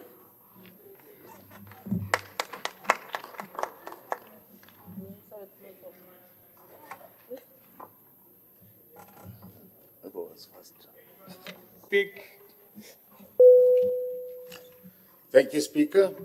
I'll try to be 3 minutes now, if Councillor Matibula will appreciate that. Speaker, but today I want to shed some light on a significant and positive development within the city of Tshwane, namely the strategic sale of municipally owned properties. This move represents a proactive step towards revenue enhancement and a substantial improvement in the city's financial liquidity status. The city of Tshwane is facing fiscal challenges. and in response must undertake a thorough evaluation of assets and financial strategies. Among the initiatives, the decision to sell certain municipally owned properties has emerged as a key strategy to bolster revenue streams. The sale of these properties is a deliberate effort to unlock the latent value within the city's asset portfolio. By divesting from underutilized or surplus properties, the city aims to inject much-needed capital into its coffers. The proceeds from these sales will contribute directly to revenue enhancement initiatives, allowing the municipality to fund critical projects, infrastructure development, and essential public services. Speaker, one of the primary benefits of this strategic move is the improvement of the city's financial liquidity status. The infusion of funds from property sales provides a timely and impactful solution to meet immediate financial obligations. This enhanced liquidity empowers the city to navigate economic uncertainties, respond promptly to emerging needs, and maintain a resilient financial position in the long term. It is crucial to highlight that this initiative is not solely about financial gains. The proceeds from property sales will be reinvested back into the community through targeted development projects, infrastructure upgrades, and the provision of improved public services. The positive impact will be felt by residents across various sectors, contributing to an overall enhancement of the quality of life in Tshwane. Speaker, this coalition government is committed to transparency throughout the property sale process. Clear guidelines and criteria have been established to ensure a fair and competitive process. This commitment to openness fosters public trust and confidence in the municipality's fiscal management practices. Speaker, I think I'm close to my 3 minutes. In conclusion, the strategic sale of the City of Tshwane-owned properties represents a forward-thinking approach by this coalition government, which will be a focus point of the Freedom Front Plus to address financial challenges head-on. This initiative not only unlocks new revenue streams, but also positions the municipality for sustained financial health and the ability to invest in the well-being and development of its community. Speaker, then just in terms of the recommendation, I would like to suggest an amendment to recommendation number 8 in the report. Recommendation 8 to read as follows: that the purchaser simultaneously with registration of transfer notarily ties the remainder of Earth 7 to 8 Sunnyside, the remainder of portion 1 of Earth 732 Sunnyside, portion 1 of Earth 1412 Sunnyside, and portion 2 of Earth 1412 Sunnyside with the adjacent Earth 1449 Sunnyside at his or her cost. Proposed by Councillor P.W. Meyer and seconded by Councillor N.C. Pascoe. Thank you, Speaker.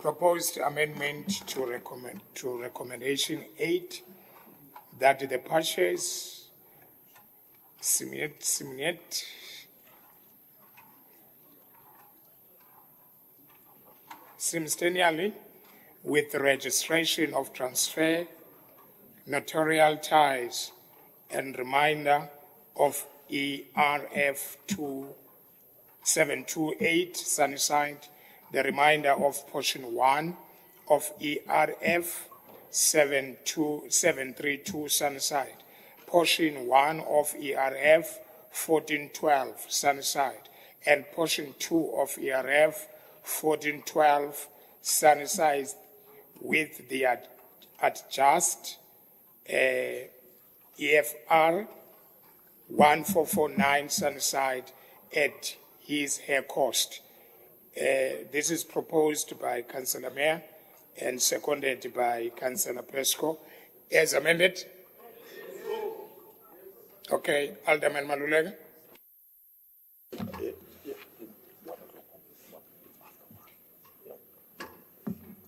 No, Speaker. If you look at the policy on how we then dispose of these assets or land assets, and the delegations that are given to the city manager, and the process that follows the value chain of completeness of handing over land rights, we can't then have such a recommendation in the manner that Councillor Miller wants to put it. Then let's look at what MFMA says with regard to that and try to juxtapose that with what he wants to propose as a responsibility of council. That responsibility doesn't lie with council. Then let him check and try to convince us. I'll try to look at MFMA. I was just looking at that yellow one that we are given, so that we can then be able to enter into a right debate about who's responsible for consolidation of these parcels that Councillor Mayor is talking about. It's not necessarily, that's not the procedure to follow if you want to then deal with it. We support the report, its entirety. It's a report that was postponed since 2016. I was just reminding Councillor Kingsley, who has taken jabs on the ANC. This report has been in your offices since 2016 of giving Heart Hospital the right to improve their hospital. You're arguing about it, you're fighting about it, you know why, I don't know. You're telling us that we must investigate something, and you still have Great Africa and many other things that we can mock you about. But we agree with the report. But the recommendation, we are having reservations, Councillor Miller. Let's engage and look at what MFMA says with regard to disposing of assets. It's not necessarily us in that manner. Thank you. Thank you very much. Can I then park item 8 and allow Councillor Mayor and the Chief Whip of the ANC to get together? Then when you are done, we'll come back to the report. So please do that because we want us to be in one page. Thank you very much. Let's move to item. Whoa.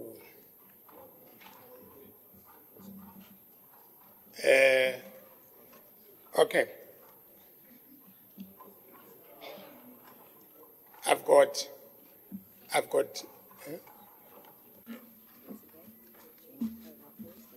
Speaker, can we at the back row also get some water, please?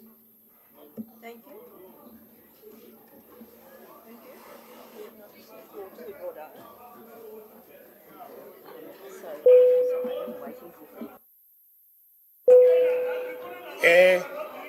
Councillor Bushel, can you check if the mic of the Chief Whip is off? Okay. All right. Thank you very much. Let's move to councillors. Let's move. We are only left with few reports. Let's move to item 9. Reference number 87951/1, Office of the City Manager, Department Policy Framework on the implementation of community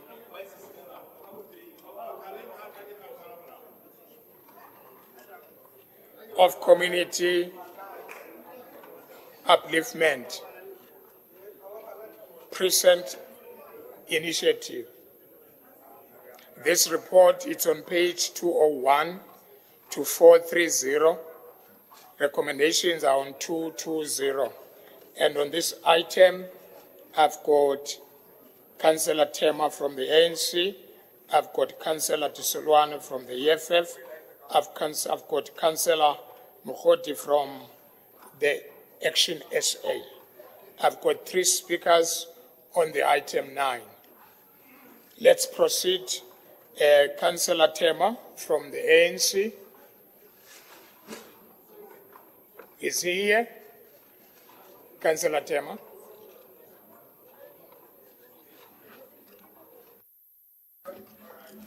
Yeah, thank you very much, Speaker. Councillor Tema is not here, so I'll be speaking on his behalf.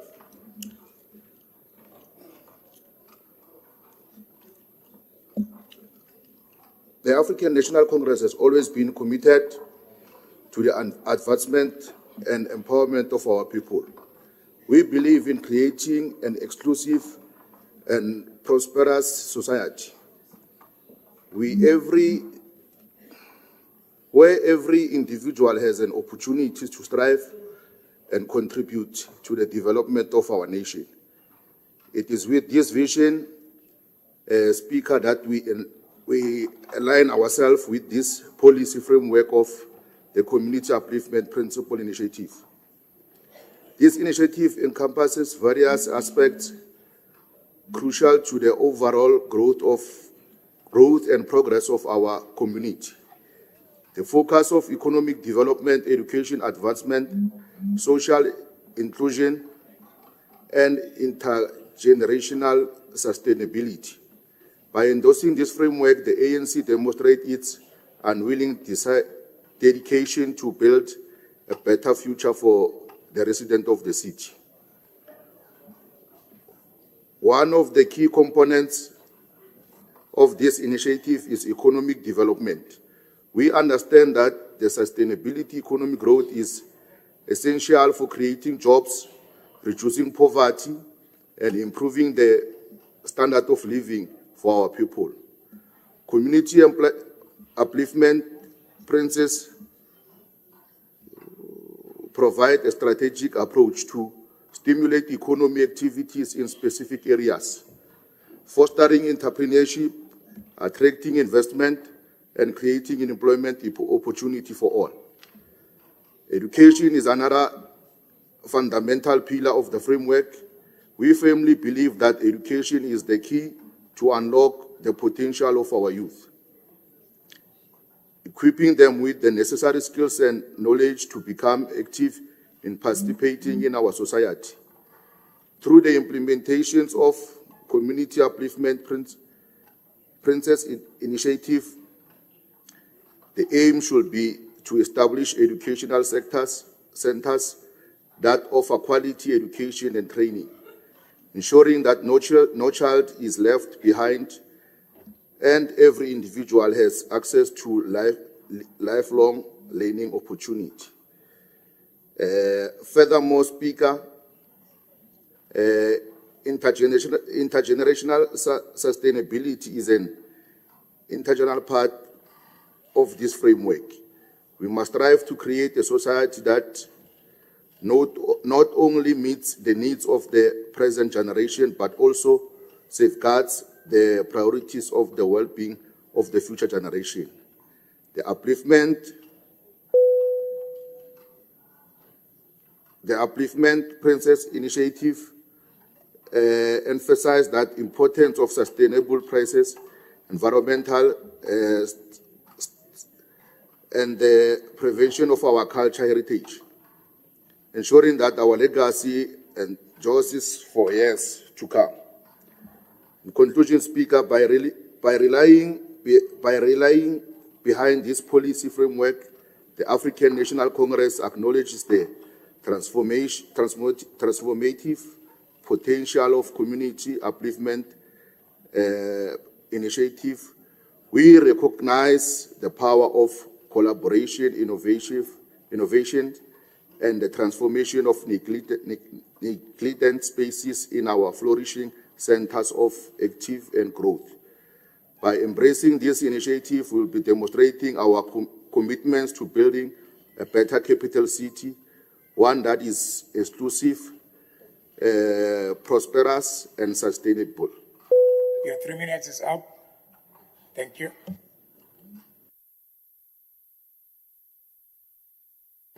Councillor Tshwane.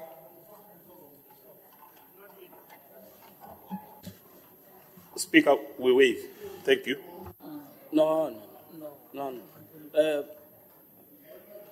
Speaker.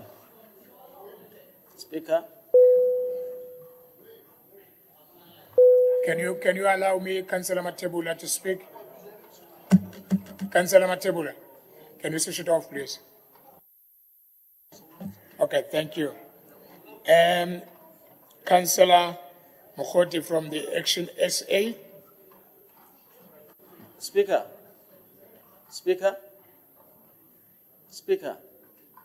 I'm up here where you used to sit, Speaker.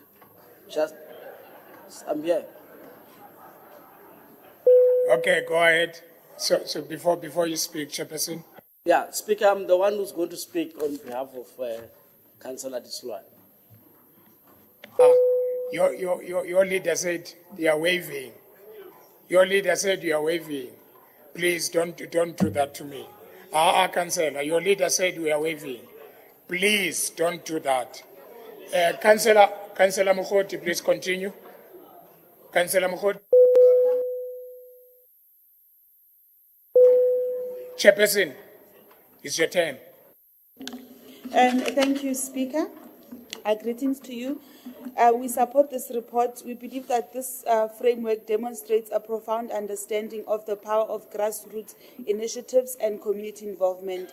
It empowers residents to take ownership of their surroundings, fostering a deep connection to the places they call home. It promotes a culture of collaboration, creativity, and pride in our communities.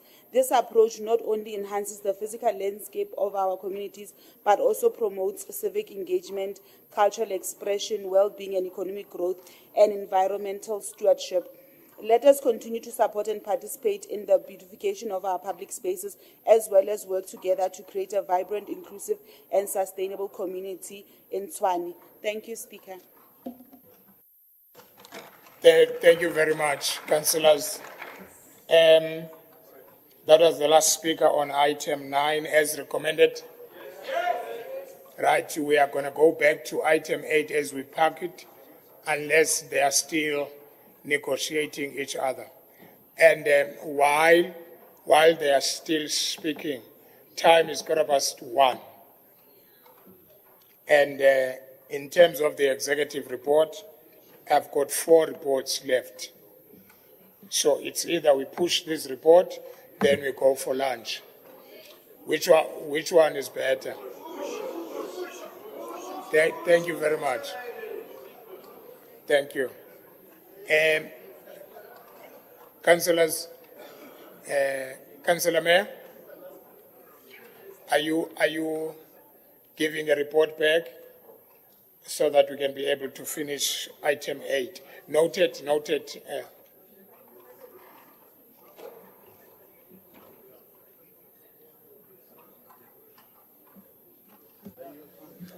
Thank you, Speaker. Yes, we did get to an agreement. Speaker, apart from the amendment to recommendation 8, we would also like to do an amendment to recommendation 6. Sorry. Councillors, don't do this. Don't do this. Thank you. Councillor Mayor. Thank you, Speaker. The amended recommendation 6 will then read as follows: that a purchaser at his or her own cost and risk apply within 3 months of signing of the deed of sale to amend the Tshwane Town Planning Scheme 2008, revised 2040, by rezoning the remainder of 7 to 8 Sunnyside, measuring 1218 square meters in terms of the Spatial Planning and Land Use Management Act 2013, SPLUMA, from the current zoning to an appropriate zoning for the sole purposes of a heart hospital and ancillary uses. So if we can add that to the other amended recommendation as well, I'll send it through to you. And that was agreed between us right now.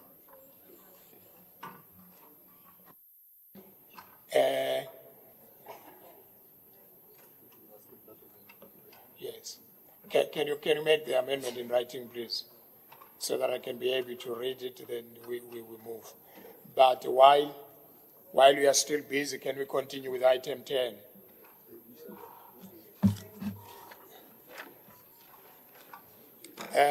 Item 10, reference number 42236/1, Emergency Service Department, appointment of the Chief of Emergency Services as the Chief Fire Officer and the head of the Municipal Disaster Management Center in terms of the application laws. This report is on page 431, TL 613. Recommendations are on 440. And on this item, I've got Councillor K. Ramasuto from the ANC. Speaker, Councillor Chris will speak to the item. Councillor Chris. Thank you, Speaker. The safety and security of our people is of paramount importance to us. And it is our duty as Council to ensure that we have capable leaders in these critical positions. The Chief of Emergency Services is a person who possesses the necessary experience, skill set, and expertise to lead our fire services and disaster management efforts. By appointing the Chief of Emergency Services as the Chief Fire Officer, we acknowledge his unparalleled knowledge of fire prevention, firefighting techniques, and rescue operations. His leadership will enhance the coordination and efficiency of our fire services, ensuring that they are well prepared to tackle any emergency situation that may arise. Furthermore, Speaker, entrusting the Chief of Emergency Services with the responsibility of heading the Municipal Disaster Management Center is a testament to their expertise in disaster preparedness, response, and recovery. With the increasing threat of natural disasters, it is important that we have a leader who can effectively coordinate disaster management efforts, collaborate with relevant stakeholders, and provide timely, effective assistance to affected communities. His strategic planning and risk assessment capabilities will enable the city to minimize the impact of disasters and facilitate a swift recovery for our communities. Speaker, this decision is not merely a symbolic gesture. It is a reflection of our commitment to upholding the rule of law, ensuring that our emergency services are led by individuals who possess the necessary qualification and experience. We believe in meritocracy, where competency and capability are primary factors in making appointments. Having regard to the aforesaid, the African National Congress supports the report, and we wish the Chief Emergency Services all the best on his added responsibilities. Thank you, Speaker. Thank you very much. That was the only speaker on item 10 as recommended. Let's move to item 11. I'm still waiting for the recommendations there. Item 11, the reference number 70170/1, Emergency Services Department, Disaster Management 2022-2023, Annual Report to the Gauteng Provincial Disaster Management Center. This report is on page 614, 712, recommendations 621. And on this item, I also have Councillor Rabasutu. 3 minutes, that's now. Speaker. The ANC takes cognizance of the report and acknowledges that it serves as a testament to the city's commitment to safeguarding the welfare of our nation and highlights the resilience and dedication of our emergency service in times of crisis.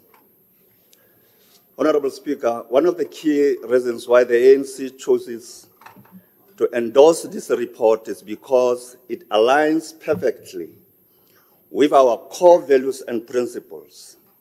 We believe in inclusivity, equality, and justice for all our citizens. And this report reflects those ideas.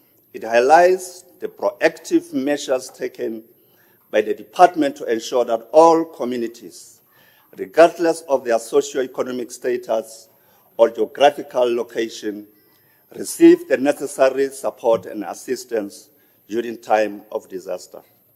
The report outlines various initiatives that have been undertaken to enhance community safety and build resilience.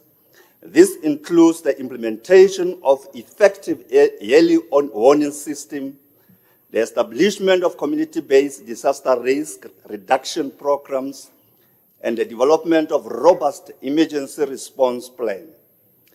Such initiatives not only prioritize the protection of lives and property, but it also empower communities to effectively participate in their own safety and well-being. Speaker, this annual report highlights the significant strides made towards achieving greater cooperation and coordination amongst various stakeholders involved in the disaster management. The African National Congress firmly believes in the power of collaboration and recognizes that addressing complex challenges requires a collective effort of government agencies, non-governmental organizations, community leaders. The report showcased successful partnership and collaborative initiatives that have resulted in more efficient and effective disaster response and recovery efforts. Speaker, in today's ever-evolving world, it is vital that emergency services remain adaptable, innovative, and well-prepared to face emerging threats and challenges. The report highlights the resource allocation strategies and the technological advancement that have been implemented to enhance the overall capabilities of our emergency response team. However, it does not say much on funding and sufficient intervention thereof. Nevertheless, the African National Congress fully supports the Disaster Management 2022-2023 annual report to the Gauteng Provincial Disaster Management Center as it embodies and shared vision for a safe and more resilient nation. We commend the dedication, professionalism, and unwavering commitment for all individuals involved in this disaster management, from the frontline responders to the strategic planners. Re a leboga modula stool.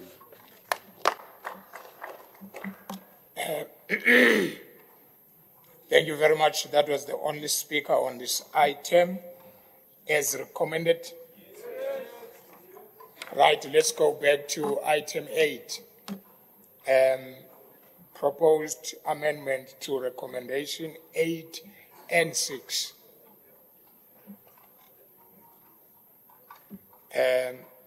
The number 6, that the departure is at his/her own cost and risk apply within 3 months of signing of the deeds of sale.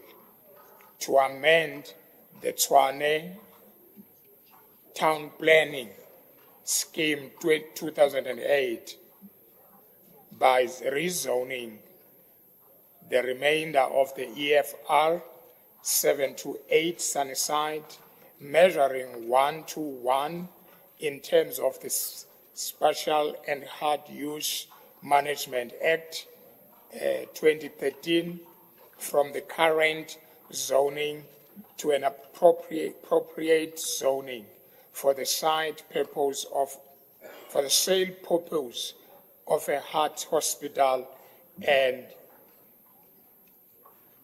later use. I think this.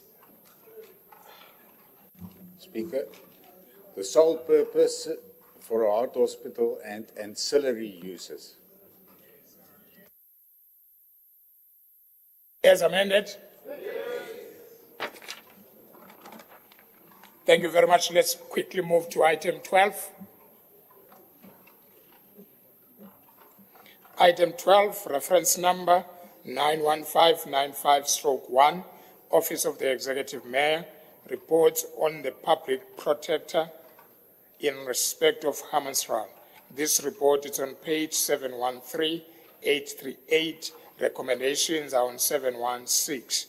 And on this item, I've got Councillor Krupa and Councillor Matebula and Councillor Mabuja as ngalo sequence leyo. Councillor Krupa from the ANC. Thank you, Speaker. The report of the Public Protector is an indicament of what we have been saying all along. The city of Tshwane and the current administration is a complete failure and also lack the capacity to supply the people of Tshwane with adequate clean water fit for human consumption. Page 115 of the report, number 24, 2023, as number state the adverse findings of the Public Protector. Speaker, the allegation that there was undue delay or failure by the city to supply residents of Hammanskraal with clean water that is suitable for human consumption is now substantiated. On the strength of the evidence placed before the Public Protector, it is apparent that the residents of Hammanskraal are not receiving clean water that is suitable for human consumption due to the partially functional or dysfunctional state of the condition of Rooiwal water treatment plant. As you know, that Speaker, the water that is released by the Rooiwal water treatment plant is not of a good standard. That cannot be be consumed by people. If maybe, Speaker, I have to say this to you, if Rooiwal was somewhere in the affluent suburbs, it would have been fixed a long time ago. But because it's in Hammanskraal, the city of Tshwane is not, is the government that does not care about the people of Hammanskraal. If I have to tell you about the 34 people that died because of cholera in Hammanskraal, Speaker, 34 people died because they consumed water that has cholera. But today, no one can explain what caused cholera in Hammanskraal.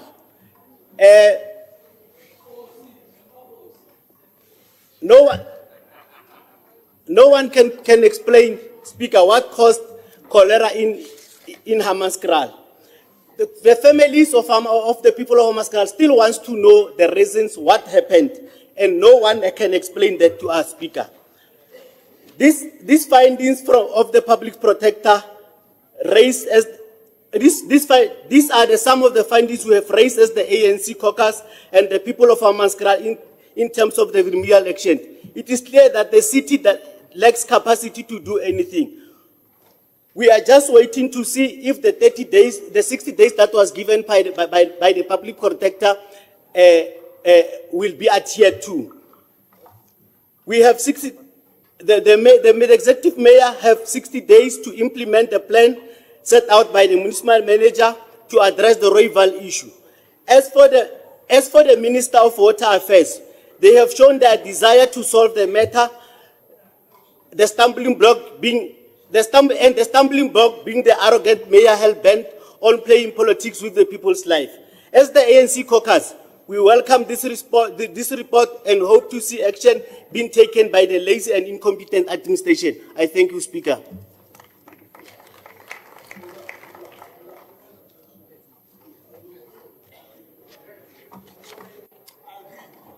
Thank you very much. The next speaker on this item is Councillor Matebula. Thank you very much, Speaker. The Tshwane EFF note that the Public Protector Office finding that Tshwane municipality failed on its legal responsibility to supply the residents of Hammanskraal with clean water that is suitable for human consumption, leading to the loss of many lives in May 2023. and thus call on the executive mayor to abide with the recommendations. It is further appealing that all the 4 water treatment plants, namely Rooival, Klipgat, Sutherland Reach, and Bavian Spot, are in a critical state of non-compliance and possesses a hazardous health risk to the surrounding communities and their livestock. The question we have is, how many lives are we likely to lose again before a lasting solution is found? Section 27, subsection 1B of the Constitution states that everyone has the right to have sufficient water, while Section 152B gives municipality the power of ensuring a provision of services, including consumable water, to its residents. That is something which the DA, Action SA, and Coalition in the city of Tshwane are failing to do so because they are delinquents. It must be noted that the report also found that the water treatment from Rooival Wastewater Treatment Plant pollutes the Apis River and Lucral Dam and further poses danger to the surrounding communities, their livestock, and animals. The EFF reiterates its call that the DA, Action SA coalition are not fit to govern the city of Tshwane municipalities. Hence, they fail to supply the people of Hammanskraal with clean water. In addition, the same coalition is failing to fix sewer blockages and prevent water leakages in the municipality. Rubbish is everywhere in the city, more so in the township, villages where our African people live, because the conservative DA mayor rules with apartheid style that separates services according to the people's color of skin.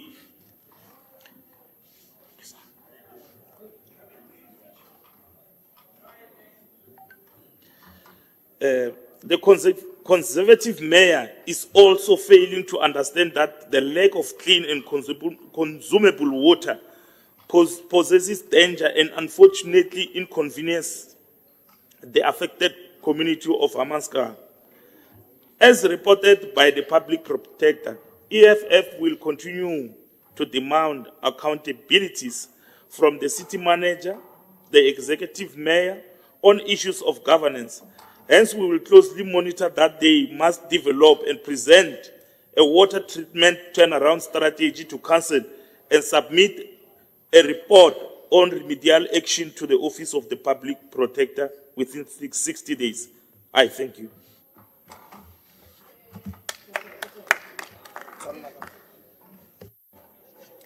Thank you very much. The next speaker on this item is Councillor S.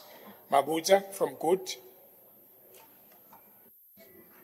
Good afternoon, Speaker, Executive Mayor, and Baduli Waha Hammanskraal, and all protocol observed. Good is consistently supporting any positive initiative to deal with the water crisis in Hammanskraal.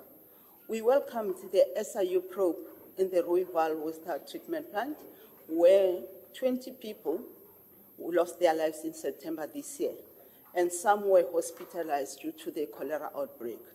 The water problem has been plaguing the community over a decade now, and it's high time that a permanent solution be put in place. There is a point of order. Can you hold on? Resolve the problem. It is good. Councillor, there is a point of order. Thank you, Speaker. I think councillors need to desist from mentioning the issue of cholera, mixing cholera and the issue of Rooival in one sentence. Up until today, there is no finding that has anything to do with the contamination of, or rather, the water that is not potable in the Rooival with cholera. I think that information is rather misleading. Let me finish. That information is rather misleading because we had institutions like CSIR. Councillor, as I noted you, Councillors, I noted you. This is a point of order. Allow him to finish, please. We had very good and reputable institutions that tested the water tankers, tested the Royval itself, and the flow towards Temba water treatment plant. There was no remnants of cholera there, or even anything that has to do with cholera. I must admit, Chair, that, let me finish, argue it. I must admit that the...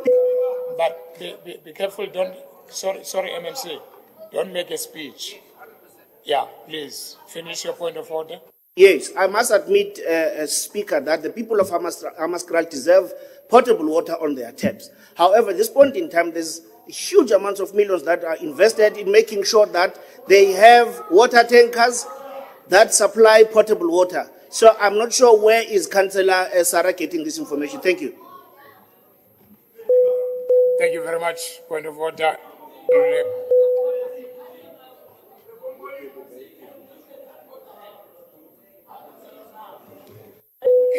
Is your mic off, MMC? Okay.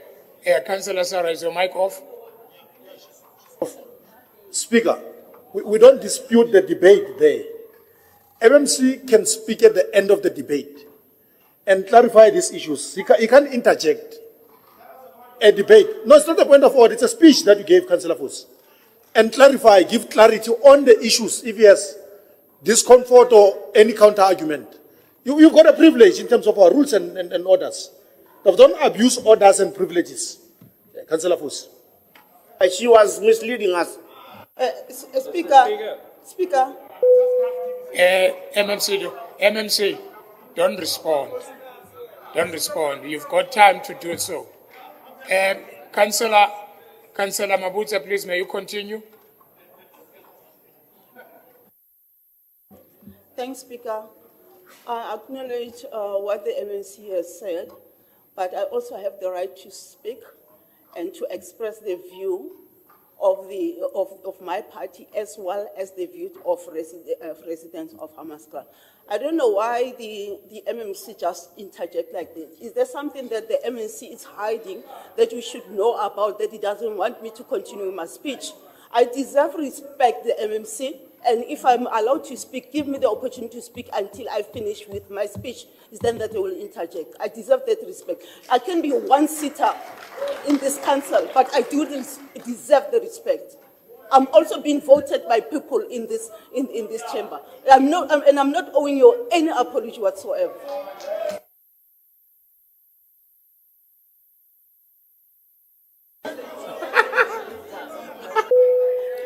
Continue, Councillor, with your speech. Thank you, Speaker. Can I continue? As I was rudely interrupted, I think I'm going to start from the beginning, Speaker, if you may allow me. Yes. Relax, Councillor Sarah, relax. Councillor, start where you ended, please. Okay. For the sake of time, I'll continue where I ended. Right? Okay. We welcome the SIU probe in the Royval water treatment program when 20 people lives were lost in September this year, and some were hospitalized due to the cholera outbreak. The problem of water in Hammanskraal has been plaguing the community over a decade now. And it is high time the MMC that a permanent solution be put in place as soon as possible to resolve this problem. That's where I was going to. I don't know why you interjected me like this. It is good view, again, to welcome the Public Protector's report. According to the report, the city failed to provide the residents with clean water. That Royval water treatment plant experiences 18% overload and was designed to treat only 110 million instead of 130 million liters per day. Temba water treatment works was not built to treat wastewater and sludge. These plants remain below the standard despite crucial recent investment for the upgrade. The decreased maintenance budget over the years, according to the report, also contributed towards the neglect of the preventative maintenance, including the master plan, which was not implemented due to the inadequate funding. We note and share the same sentiment that the city has a direct jurisdiction over water supply in Hammanskraal, and therefore should take a lead to develop an implementation plan within 60 days to deal with this problem. Ensure that during the 2023-24 medium-term revenue expenditure framework, there is a grant approved for the allocation over the next 3 years and be used for the intended purposes. The decision by the public protector to call intergovernmental response. Please wrap up. Your time is up. All right. But Speaker, I was interrupted and you didn't. Yeah, give her time to finish. I was interrupted, Speaker. Councillor, may you please wrap More time. Your time is up. May you please wrap up. Okay, Speaker, the good party take notes and support the report. Thank you.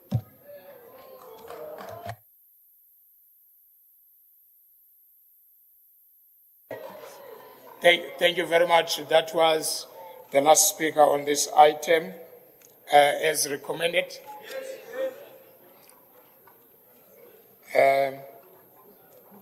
Let's move to item 13. The last one. This is the last item, then we go for lunch. Reference number 37532, /forward/1, Water and Sanitation Department report in a response to the investigation by the Public Protector into allegation of failure and or undue delay by the City of Tshwane Metropolitan Municipality to supply the residents of Hammanskraal area with clean water is suitable for human consumption. This report, it's on page 839 to 999. Recommendations are on 860. On this item, I've got 3 speakers. Then I would like the MMC to wrap up on this item. Councillor Mashapa from the ANC. Thank you, Speaker. It is worth noting that in its response to the Public Protector, the city quotes a Supreme Court of Appeal when it states that the Public Protector cannot realize the constitutional purpose of an office in other organs of the state, may second-guess findings and ignore a recommendation. Section 1821C must accordingly be taken to mean what it says. The Public Protector may take remedial action herself. She may determine the remedy and direct its implementation.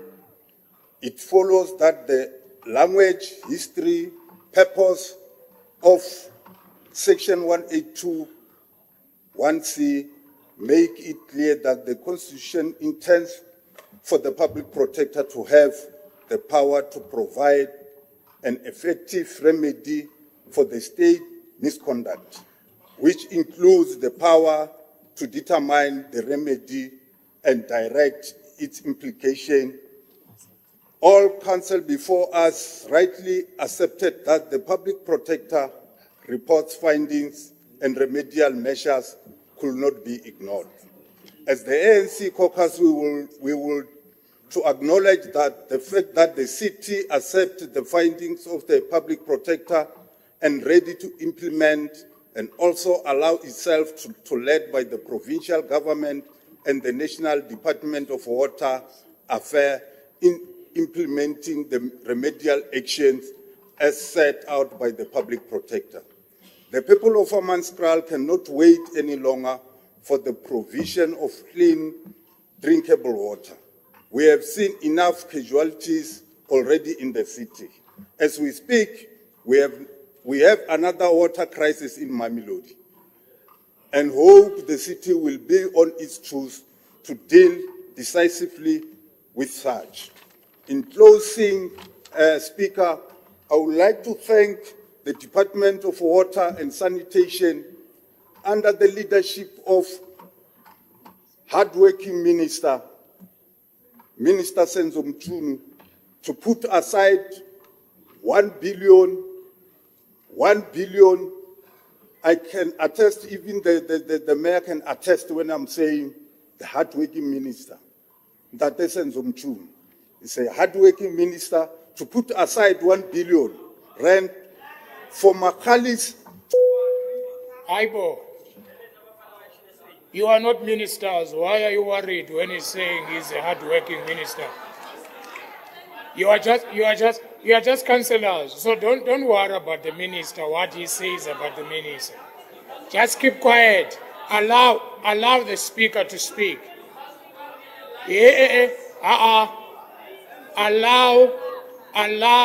Tula. Allow the speaker to continue. Tula. No Tula. Allow the speaker to continue. Continue, Speaker. Thank you, Speaker. I think they can ask the mayor. When I'm saying the hardworking minister, he knows. It's a hardworking minister. Which means the community of Hammanskraal not so long will be out of the death trap of Rooiwal water treatment plant.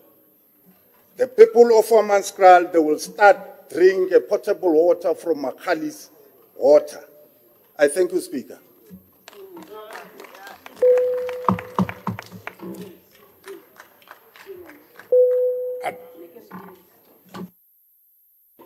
Thank you very much.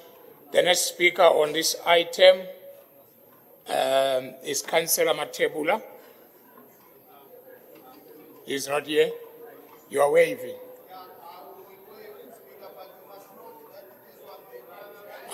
We are not noting. You are waving.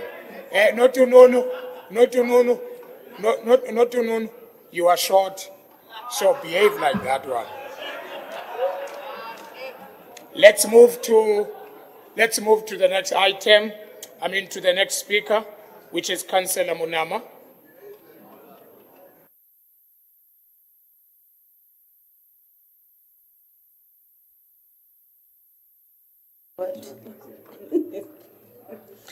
Greetings, Speaker, and thanks for this opportunity. As HNSA, we welcome this report. However, we wish to address the fundamental human right that is essential for the well-being of our community, which is the right to clean, drinkable water. Water is a necessity of life, and access to clean water is a fundamental human right. It is essential for the health, dignity, and prosperity of all people. Today, I want to shed a light on how water became a human right and why it is imperative for the city of Tshwane to protect this right and ensure every resident has access to clean, drinkable water. The recognition of human rights to water has a deep-rooted history, which in 2010, the United Nations General Assembly explicitly recognized the right to safe and clean drinking water and sanitation as a human right essential for the full employment of life and all human rights. This historic resolution affirms that clean water and sanitation are the integral of the realization of all human rights. It is crucial to understand that the right to water is not just a matter of convenience or luxury. It is a fundamental pillar of human dignity and well-being. The water crisis of the people of Hammanskraal has been going on for the past 15 years as per the report of the Public Protector without permanent solution. We urge the Executive Mayor to give this crisis the attention it deserves in order to save lives and restore the dignity of the people of Hammanskraal and the surroundings.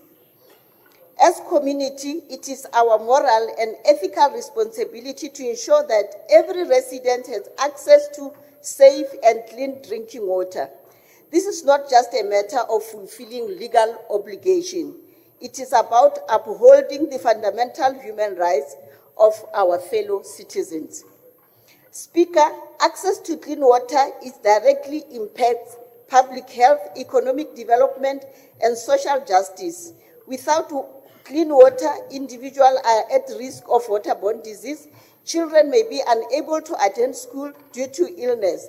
The communities may face additional hardships in breaking the cycle of poverty. Clean water is also essential for sanitation and hygienic practices, which are critical for preventing the spread of diseases and promoting the overall well-being. The City of Tshwane must be committed to ensuring that the right to water is protected for all its residents without discrimination. To ensure that the people of Hammanskraal and every resident of Tshwane has access to clean drinkable water, it is imperative for the city's administration to prioritize the issue, which includes investing in water infrastructure, conducting regular maintenance and repairs, and ensuring that water quality meets or exceeds the establishment standard. Therefore, public awareness and education campaign can help to promote responsible water usage and conservation, empowering residents to be active participants in safeguarding this vital resource. Additionally, it is crucial to address existing disparities in water access within the city. It is unacceptable for certain neighborhoods or communities to lack reliable access to clean water. The City of Tshwane must work towards equitable distribution of water resources, ensuring that no resident is left behind in their access to these essential human rights. This may involve target intervention, community engagement, collaboration with various stakeholders to address systematic injustice and barriers to water access. In closing, Speaker, I urge all of us to recognize the significance of this right to clean, drinkable water.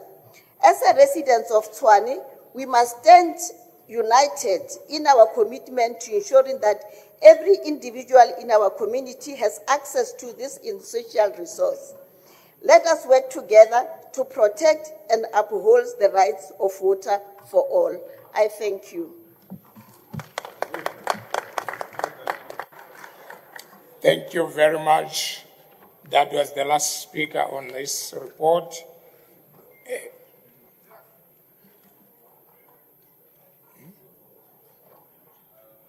On item 13.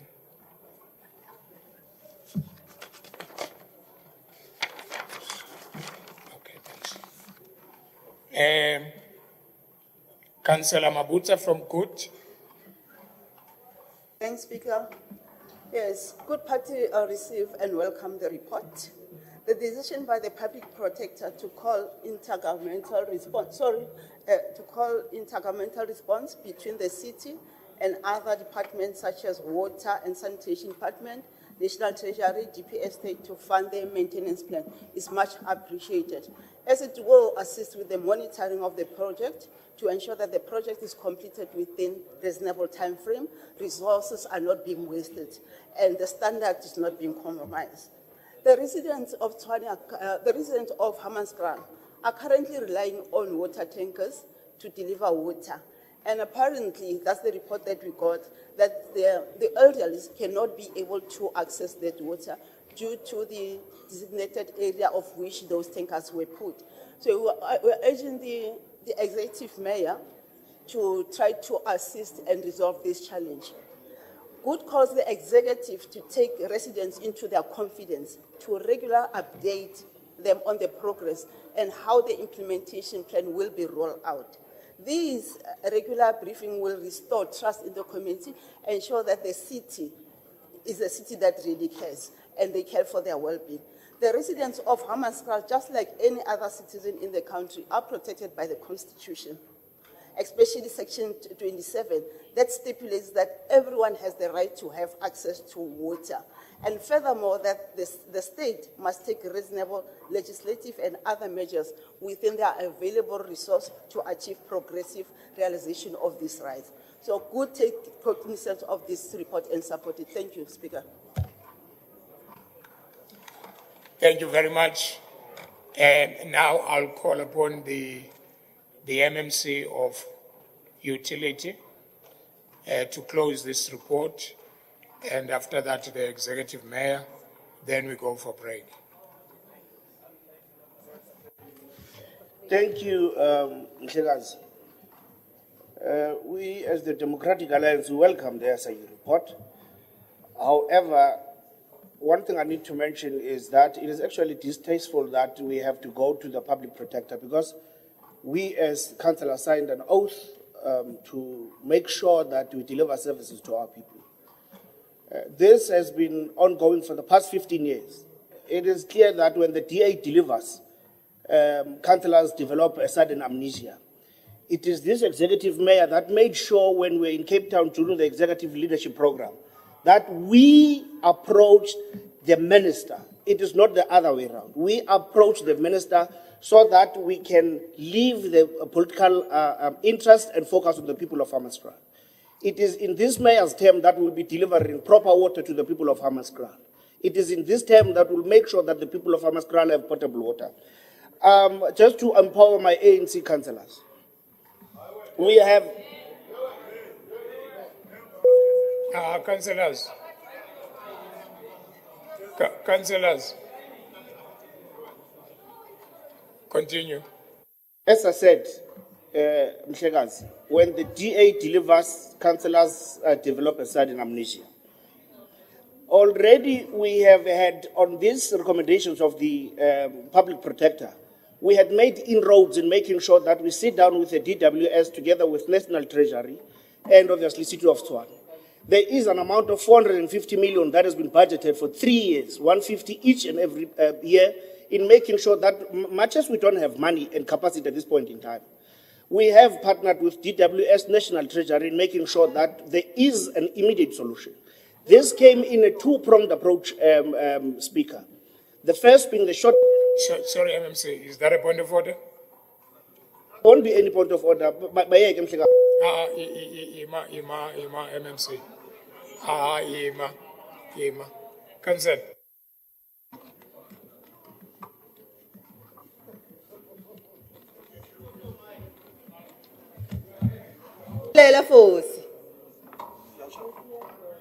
Speaker, I want to call a point of order on Councillor Fosi. Can he maintain his Ivy League accent? He does not have to sound like the EFF when he speaks. We know his real accent. Please, man.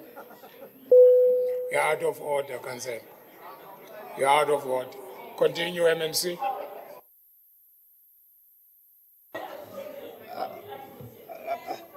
Hey, Councillor Tema. Councillor Tema. Floyd. Councillor Floyd. When you're not here, it was very quiet. Councillor.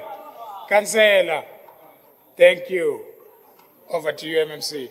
Yeah, you know, good news are not palatable, Speaker. So, okay, as I said earlier on, let me finish. I had said to you, Speaker, that we've got a two-pronged approach. One is the short term, which is the installation of a package plant at the Klebrifir water treatment plant. That will make sure that in the next year, people of Hammanskraal will have potable water. Whilst we tackle the long term, where an investment of 4 billion already is being sourced through the National Treasury and DBSA being the implementing agent. As I speak to you now, the tender for the installation of the package plant is already closed. It is under evaluation up until we get a reputable institution. The reason between this partnership is so that we can safeguard this project. Because you understand that if we can give it to certain people, it is a known fact that that will not suffice. This project with the DWS and the National Treasury as being the implementing agent will make sure that we alleviate the pressure of paying these water tank mafias, We know we've got water tank mafias who have no interest for our people but for their own pockets.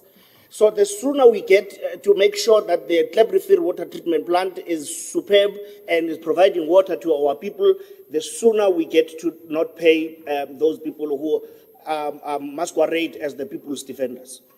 It is in this mayor's bring that the provision of water in the Hammanskraal area will be realized after a whole 15 years that they've had power. Thank you very much, Ian.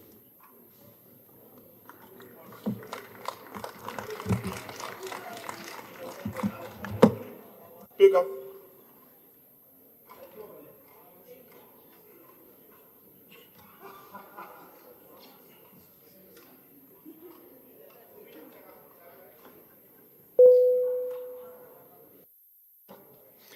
Thank you very much for closing on that report. I will now call upon the Executive Mayor to close all the reports. Councillor Matebula.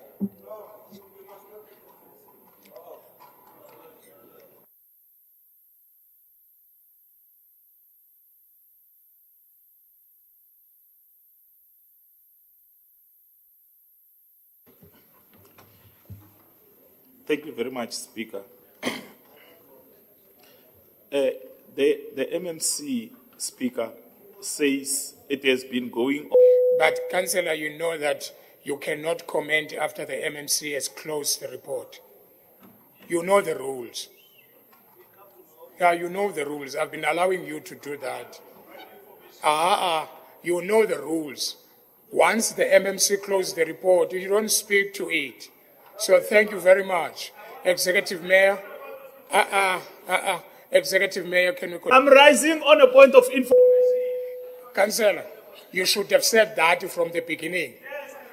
Thank you very much, Councillor. Thank you very much. Thank you very much. You can't speak after the MMC has closed the report. On what? On what? On what? If it's on this report is closed. If it's on the Councillor Matebula, you know the law. You know the law. This report has been closed, and when? Executive Mayor, please, may you proceed. Councillor Matebula, I'm not giving you time. We are just going for lunch, Councillor Matebula. After, Councillor, stop being unfair. Stop being unfair. We are just giving the mayor the time to close the reports, then we go for lunch. Then you can have your caucus. What? How much time for your caucus? No, okay. Executive Mayor, can you continue? No. Can you continue, Executive Mayor? Thanks very much, Speaker. We cannot go back in time to fix what was broken and to undo the failures of the past. We can't go back to the 2000s to invest in the infrastructure when it could still be fixed. We can't go back and undo the tender irregularities that led to value not being delivered for the people of Hammanskraal and also the people in the Rooiwal area, because Rooiwal is not in Hammanskraal, but of course the people of Hammanskraal have got the impact of the overloading of that wastewater treatment plant. We can't do those things, but we can take responsibility for fixing the situation with the means available to us now. And as MMC Fosi has indicated, we're budgeting more than ever before. But we also know that it's impossible, given the extent of the infrastructure backlog, to do it by ourselves. And so, yes, Councillor Mashapa, I want to acknowledge the exemplary role played by the Minister of Water and Sanitation in partnering with the city to resolve this issue. And I am thankful that my term of office has coincided with his term of office. and the intervention at Magali's Water will monitor it closely. That is not within our immediate control, but it is within the task of the technical team between the City of Tshwane, the Department of Water and Sanitation, and National Treasury. And the package plant at Magali's does offer us the most immediate relief to people who haven't had potable water in so long a time. And as again, MMC4C has indicated, to eliminate reliance on water tankers. And this is where the Minister and I agree strongly. The city should be in the business of building infrastructure and delivering services, not in the business of monitoring water tankers. Yes. That is an exceptionally difficult business to monitor. Yes. So I welcome the comments by each of the councillors. I think it is important that there is, across the board, support for the measures being taken in compliance with what the Public Protector has found and held, but also measures that were devised even before the Public Protector made a ruling in this regard. I hope we can restore the trust that has been breached between the community and government, and I hope that we will be able together to be three spheres of government that can make a breakthrough on this issue for the first time in 2 decades. Thank you very much, Speaker.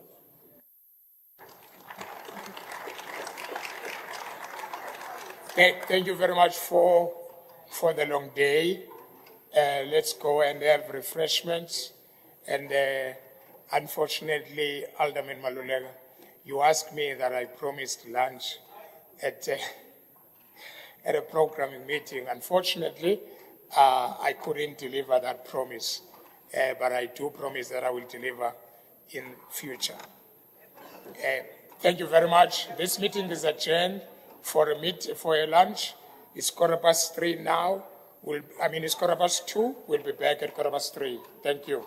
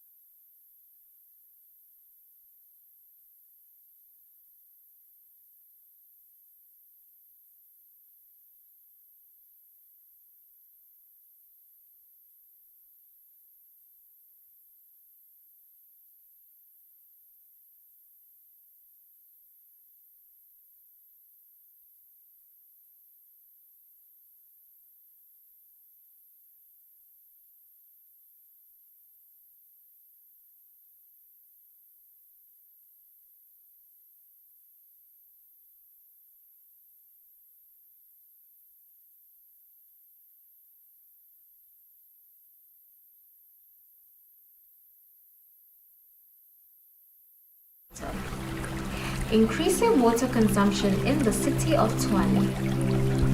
Residents urged to reduce water usage as demand outstrips supply. Rand Water has warned that if consumption is not reduced, extreme measures will be instituted. Here are water-saving tips to implement into your daily routine. Do not leave taps dripping. Wash your car on the grass with grey water, as this will water your lawn at the same time. Shorten your showering time. Do not leave the tap running while brushing your teeth. Reuse grey water to water your garden. Fix all leaking plumbing features in your house. We request communities to be ambassadors for accountable water use.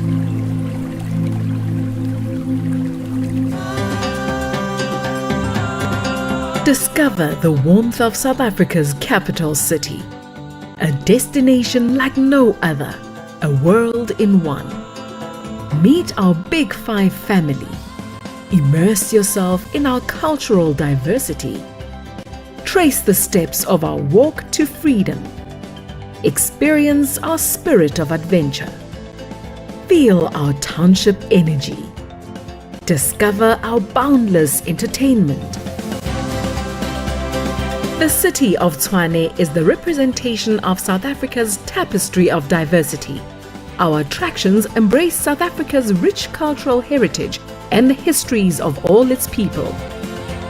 In Tshwane lies an abundance of recreational experiences, including wildlife, adventure, art, culture, and history. Our townships are vibrant, filled with life, color, beauty, and all that jazz. Come and see how we do it here in the capital and get a taste for life. As a truly modern city, we also host a variety of major events. We offer a shopping experience that is out of this world, and our nightlife has something for everyone. And when you need to unwind and take a break from it all, you will find nature right on your doorstep. Situated in Gauteng, the commercial hub of South Africa, Tshwane is on the cutting edge of industry, knowledge, technology and innovation as we produce 60% of South Africa's research output. With world-class infrastructure, we offer a variety of top-class business and convention facilities, easy access to the South African national government facilities, and a large number of embassies and foreign missions, all making Tshwane a wonderful host that can cater to your every need. So, whether you're traveling for business or pleasure, make Tshwane your destination of choice. Discover Tshwane.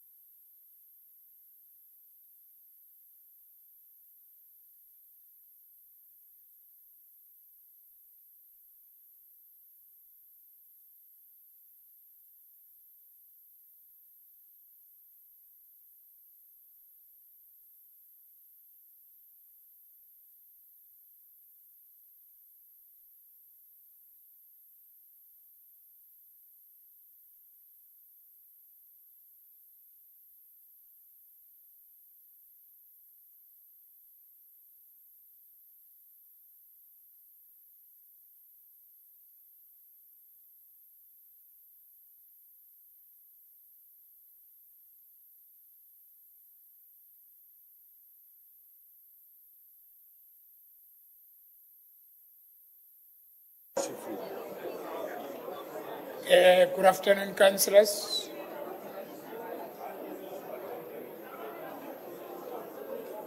Can we ring the bell, please?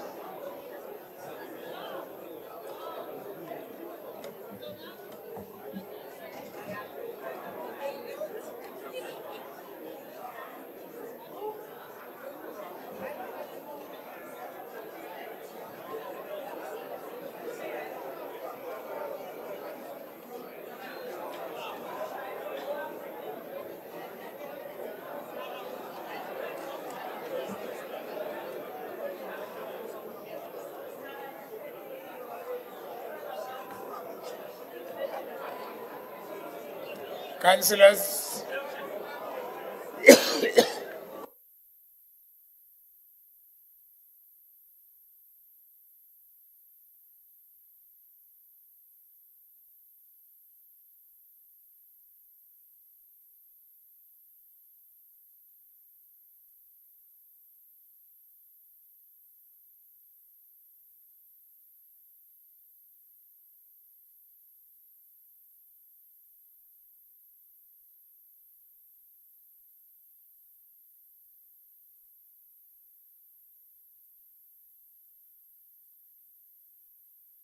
can we all take our seats, councillors?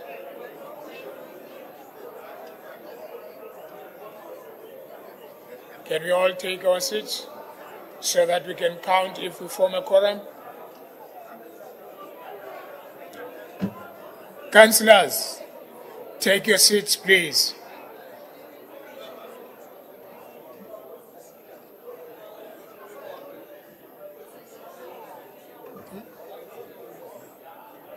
Yeah.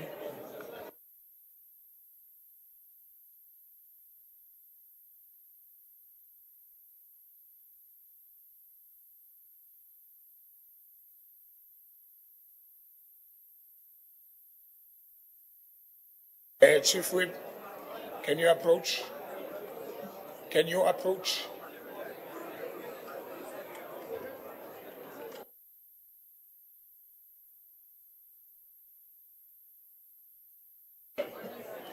Please, councillors, take your seats.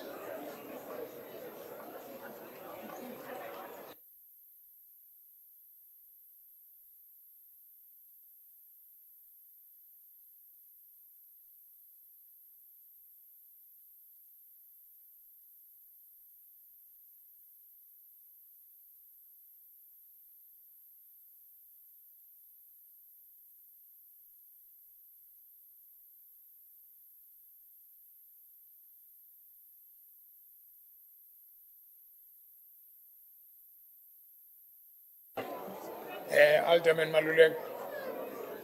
Alderman Malulek. Alderman Malulek. Can you approach?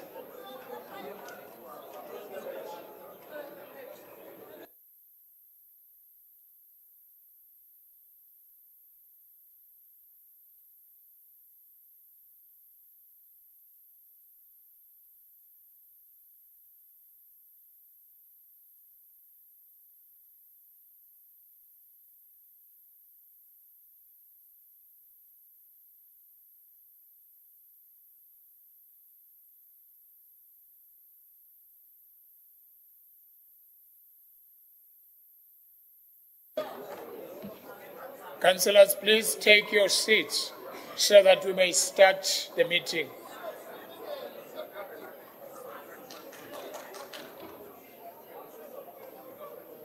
Councillor Makhalin, Deputy Chief Whip, take your seat.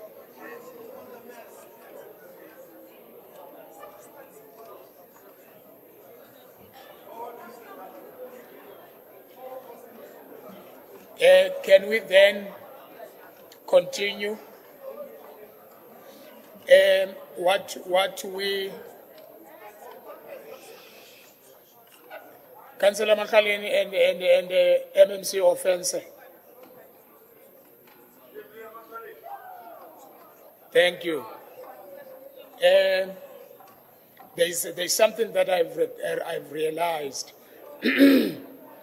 that when the executive mayor closed the report, item 13, I didn't say whether it's as recommended or not. So now, I don't want to leave that report unattended to. So item 13, as recommended? Thank you.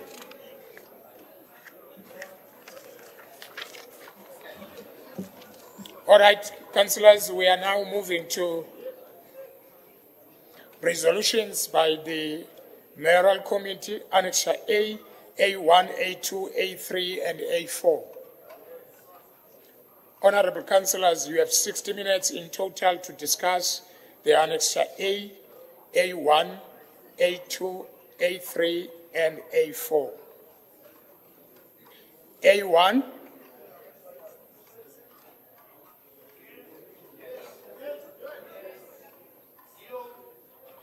A2, A3, A4, A5.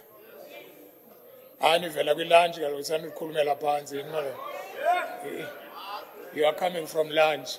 Makhaleni, you must speak. You are coming from lunch. You should have energy. A5, A6. Honorable councillors, now that we have disposed of Annexure A, we can move to Annexure 1A. A11. A11. There is a hand. Alderman Maluleng.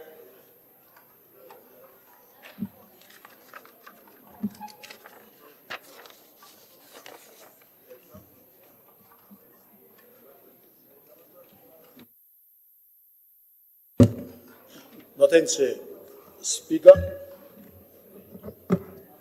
This report speaks about the C40 meeting that took place on the 4th, from the 4th to the 6th of September. And if you look what Mayoral Committee brings to us here, it's a detail of costs related to the trip to attend C40 meeting. Then what I ask myself is that all these members that went to this gathering, did they get an allowance on S&T? If they did, why is it not included in the report? Because the impression created is that we are complying to cost containment measures. Every trip that you need to undertake, sponsors or people that are inviting you must carry the costs. Yes, we can see here. But the issue is whether they received allowance. Each and every member, I think it's the mayor, the divisional head, two divisional heads, and a director that attended this meeting. We just want that detail to be included in the report. Because if it's not included, it's misleading. That there's no cost related to any visit or trip that the city undertakes, given our financial situation that we're facing. Thank you. Thank you so much. The leader of the executive business. Thank you, Speaker. We can confirm when the MICO reports or approve a report that requires travelling, the very first thing we always ask is, what's it going to cost the city? If it doesn't cost us anything, we will support it. So I can confirm, that's the standard position we take, because of the city's finances. We do not support any report there's a financial implication whatsoever. So in this case, I can confirm with you there will be no expenses to the city. Thank you very much.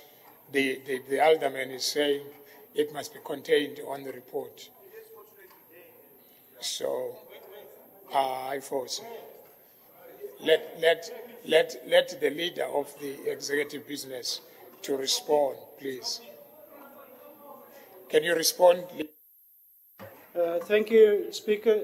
Point 6.2. There are no financial implications to the city as travel and accommodation costs are paid by the C40 and the host city of Nairobi as per the table below.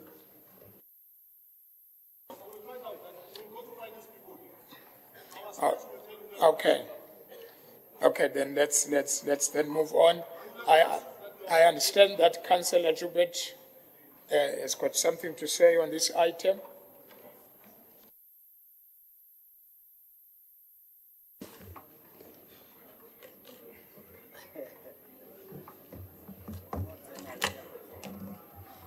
Speaker. That's it.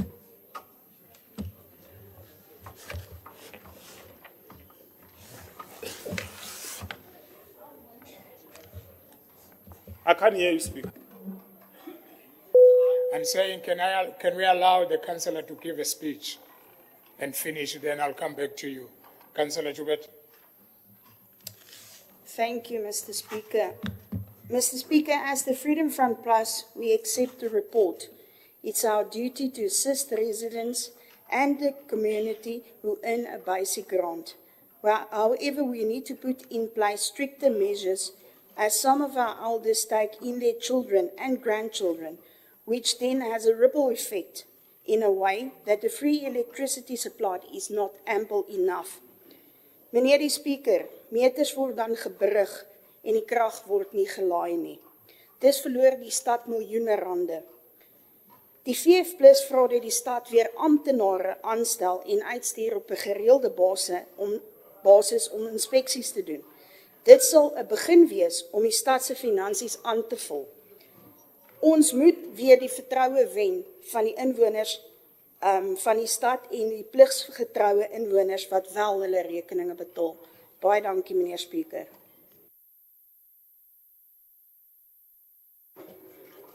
Thank you very much. Are you done, Councillor? Thank you very much. Councillor Matebula.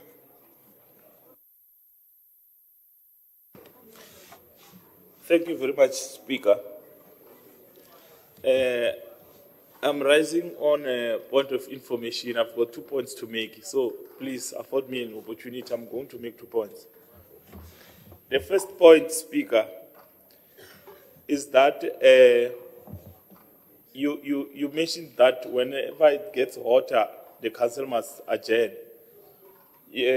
Councillors here, some others, the lungs are collapsing, they are outside being attended by the emergency services. And we can see Councillor Matere, the high is now starting to boil. So I think we should take that thing of yours of adjourning council. So you must consider that, Speaker, it's becoming hot, we don't have aircon. So the second point, Speaker,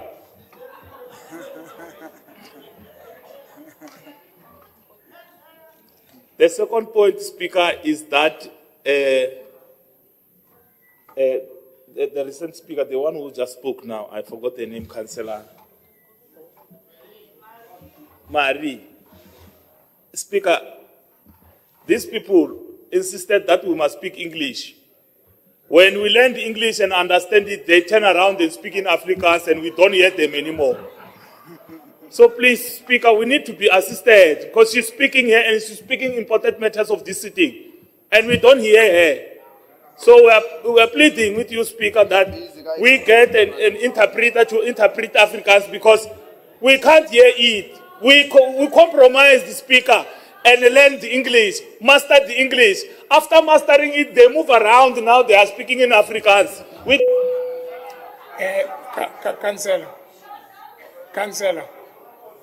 Councillor, in the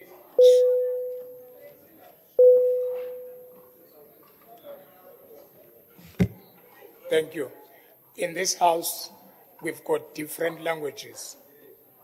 Some they speak Speti on their speech. Some they speak Sesotho on their speech. You speak English on your speech, which is your choice. But we've got 11 or 12 official languages in South Africa. That include Afrikaans. So we do have people who address the house. Sometimes I speak Xhosa, and many people, they can't hear me, and I won't be explaining what is it that I'm saying. So, because ndimdala. So, but the issue of interpretation is very, very important, and it's something that we are still engaging in it with the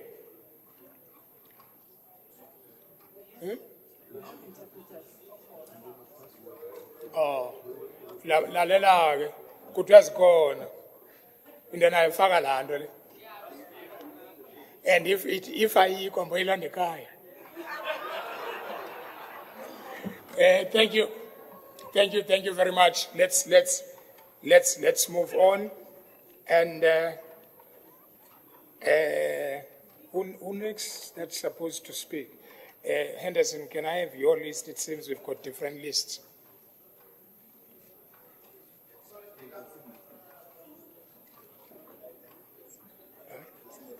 It's got this the same. Yeah, it's the same. Okay.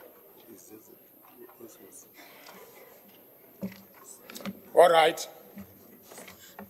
We're on item A11. Yeah. Now let's move to honorable councillors. Now that we have disposed of Annexure A1, we can move to Annexure A2. A21. You are not taking us back on it. We forget one important issue here, Speaker, on your starting of a meeting. To congratulate the Patriotic Alliance for filling up Orlando Stadium. That's out of order. No, that's out of order. That's out of order. Mhlambi now ndibehleleyo nawe uyozibehlele ngenye imini. That is out of order. Politics. Can I be allowed? Thank you very much. Let's move to A11. A problem, you are not going to hear me, ne? Because I've moved from that thing now. And I'm here in the agenda. Now, if you are coming with a joke, I say, yeah, again, let's focus on finishing this. We will fill up the stadiums when the time is right. So if you want to raise that, everybody, after we take a recess, everybody will be waking up to fill up the stadium. No, I'm not going to respond. They haven't responded on this one. Yeah. Okay. Please, when you respond, can you speak louder? Because the Secretariat is saying you have responded on item A21, and I didn't hear that. Let's move to A22.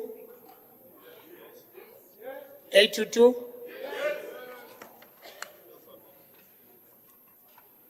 A23? A24? A25? Honorable Councillors, now that we have disposed of Annexure A2, we can move to Annexure A3. Annexure A3, 1. On this item, I've got Councillor Joubert.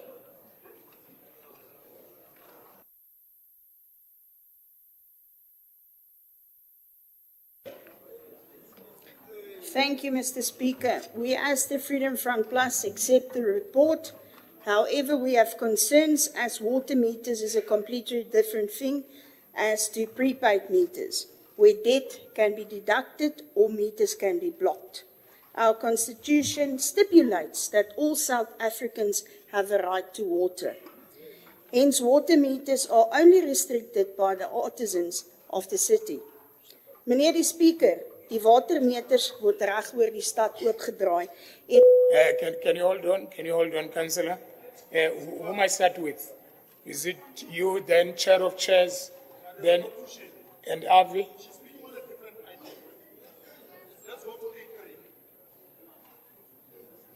We are on A3.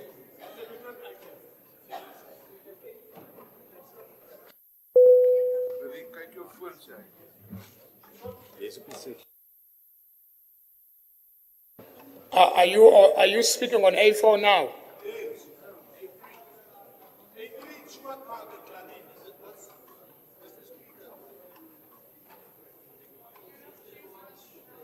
Eight, you are waving. Thank you so much.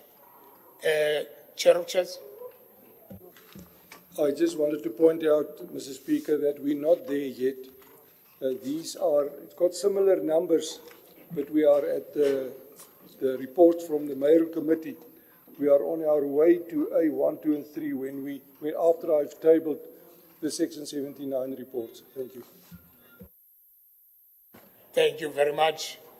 Alderman Erasmus. Thank you so much. Then let's move to A32. A32. Alderman Maluleke.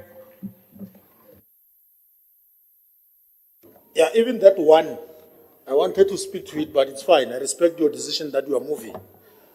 The plight of people of Schubert Park residents, I think Councillor Ngobeni is seized with it. He understands the detail of making sure that you accommodate them.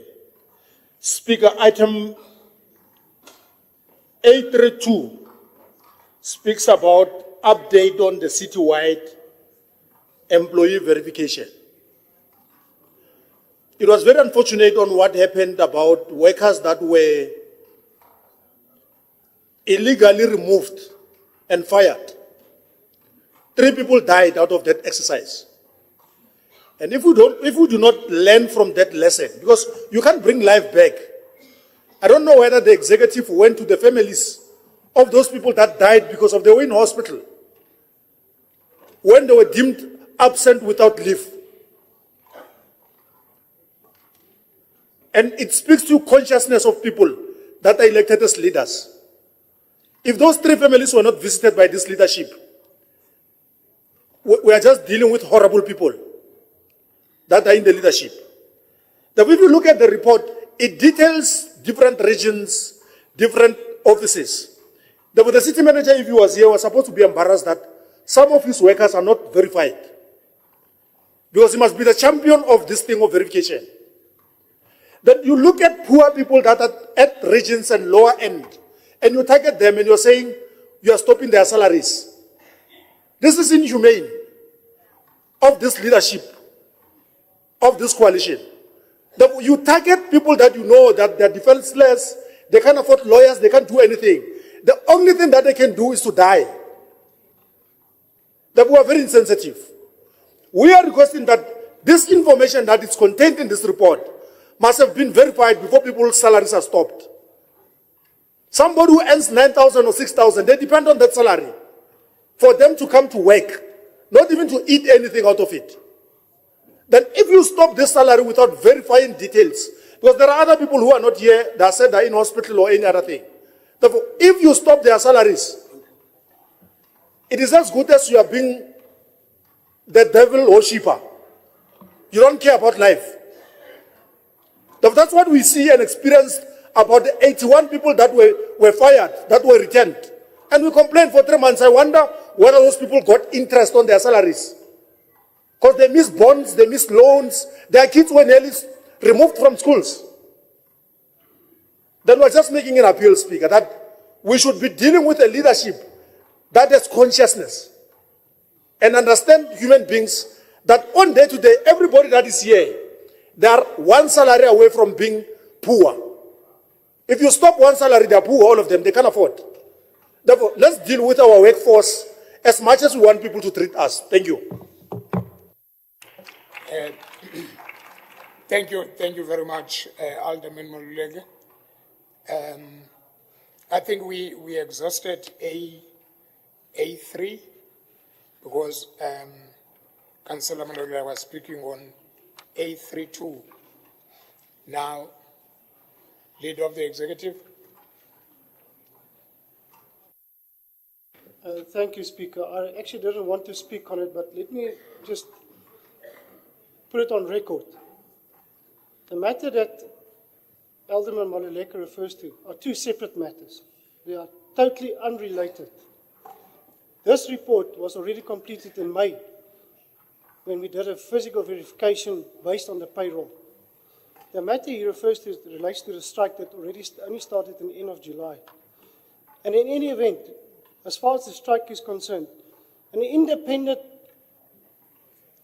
process was followed, where people were verified, and we dealt with that matter, and hence that 81 of those people returned back to work. And it's not true that we are inhumane. We have been clear from the onset, and we have followed clear processes. Order. Speaker, I put a distinction on the two matters. I said it. That was not true that I didn't put a distinction. That there's a matter of verification, because I'm saying that this process should, the scrutiny and the report that we receive here should have integrity. That's my argument. And I made reference of what you did about the 81 people. You didn't pay interest on their salaries that you stopped. You didn't. If you had paid the interest, you would have realized that you were wrong, but you didn't. You just returned them to work and gave them letters as if they don't have other financial obligations in their lives. That's insensitive. That's being inhumane and inconsiderate. Thank you very much. Councillor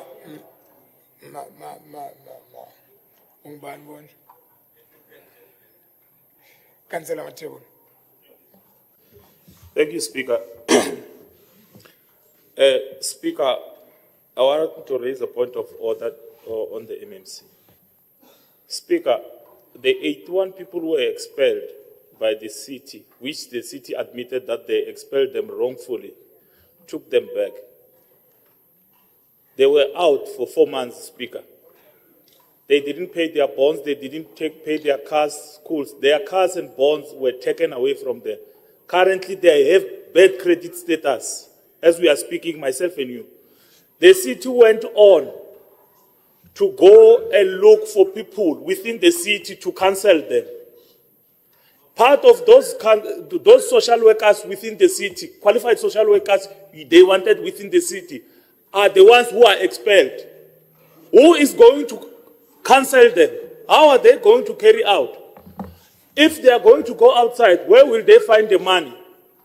And we want the city manager, Speaker, and the mayor, who was going on a live broadcast, calling press conferences saying that he fired them, he's not going to take them back, to apologize publicly and account to these issues. We are not going to sit here and be led by mediocre, inhuman people who come here to polish us. You are more than a point of order. You are. Listen, Councillor Matebul. I gave you enough time to speak, so don't patronize me. Don't. I'm not listening to them. I'm telling you that you are over the point of order. You are giving a speech, but done with your point of order, which is heard and noted. Thank you.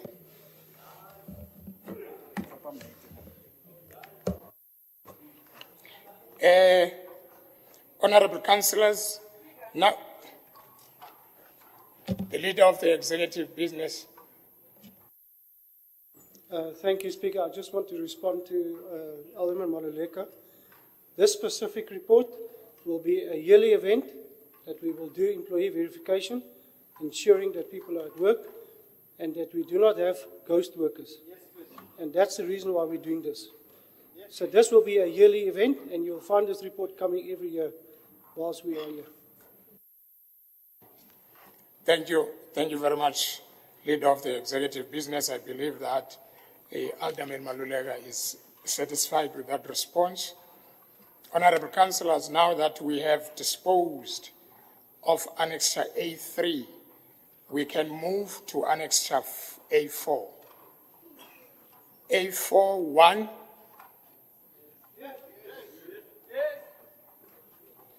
A4-2.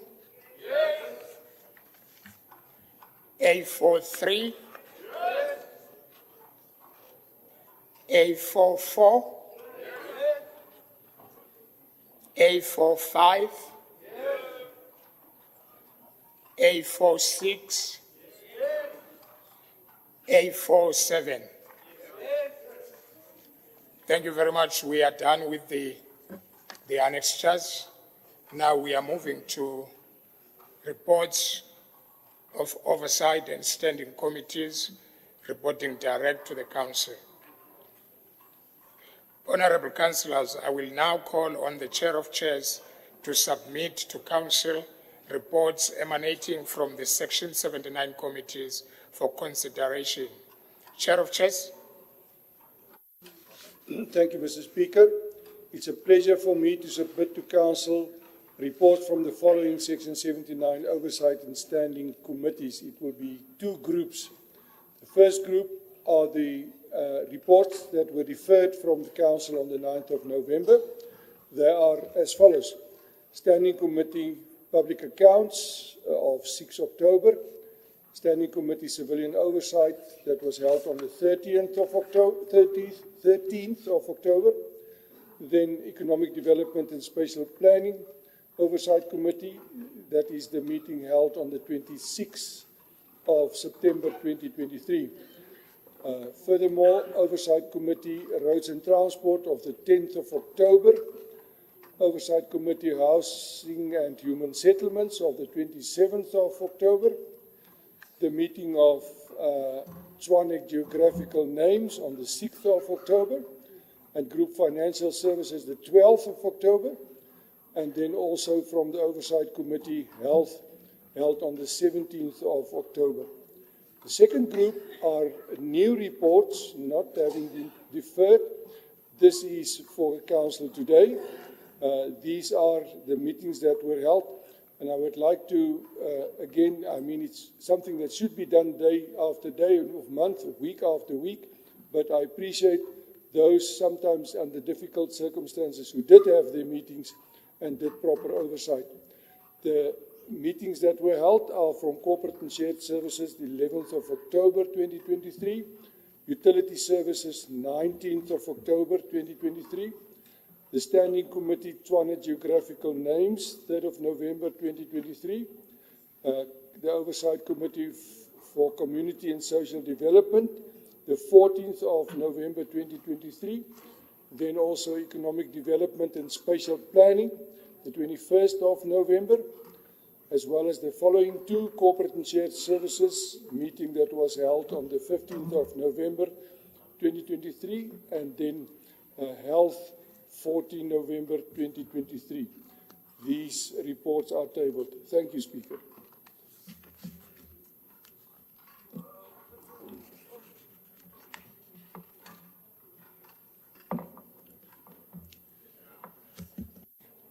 Thank you.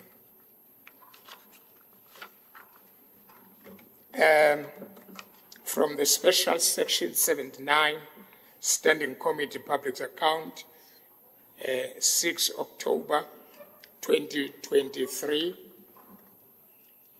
Energy and Electricity Department Progress Report on the installation of electricity prepaid meters to indigent customers. This report is on page 4 to page 13. Recommendations are on page 13. I don't have anyone to speak on this item as recommended. Who?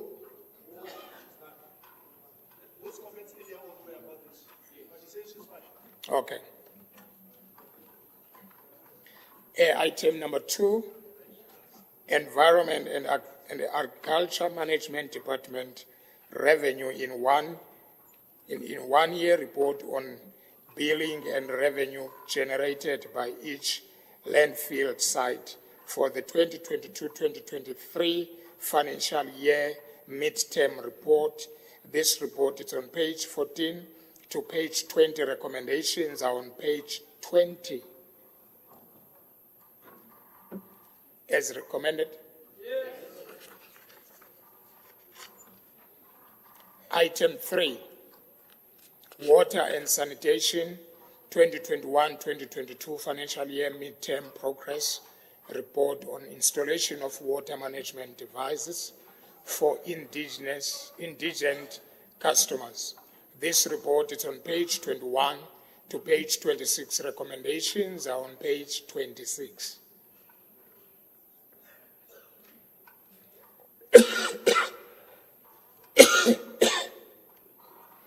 As recommended, we dealt with item 4 in our last previous meeting. Then B, from the special section 79 Standing Committee, Civilian Oversight, 13th October 2023. Then the first item, it's Office of the Speaker, Section 79 Standing Committee, Civilian Oversight Annual Report for 2022-2023 financial year, 13 October 2023. This report is on page 4 to page 92. Recommendations are on page 14.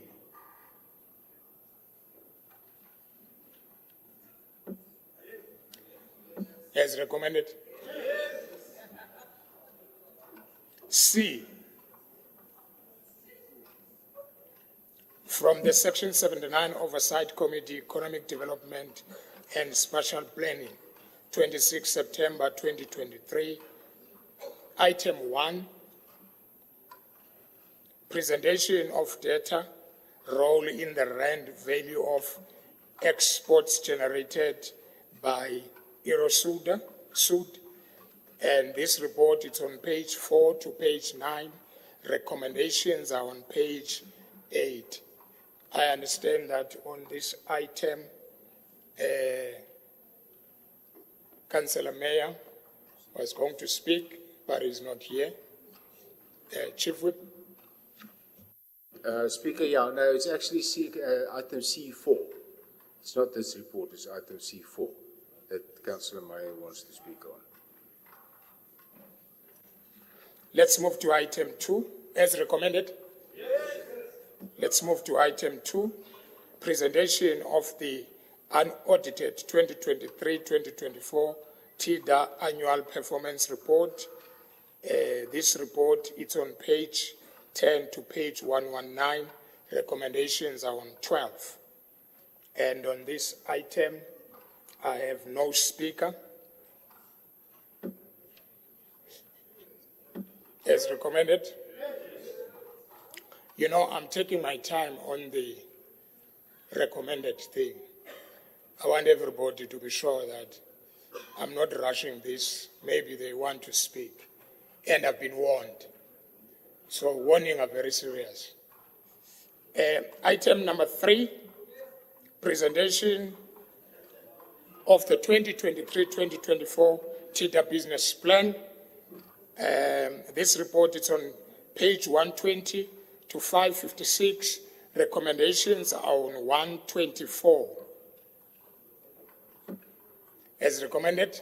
Yes. Item 4, TIDA's role and catalyst in the investment and reports. This report, it's on page 257 to page 298.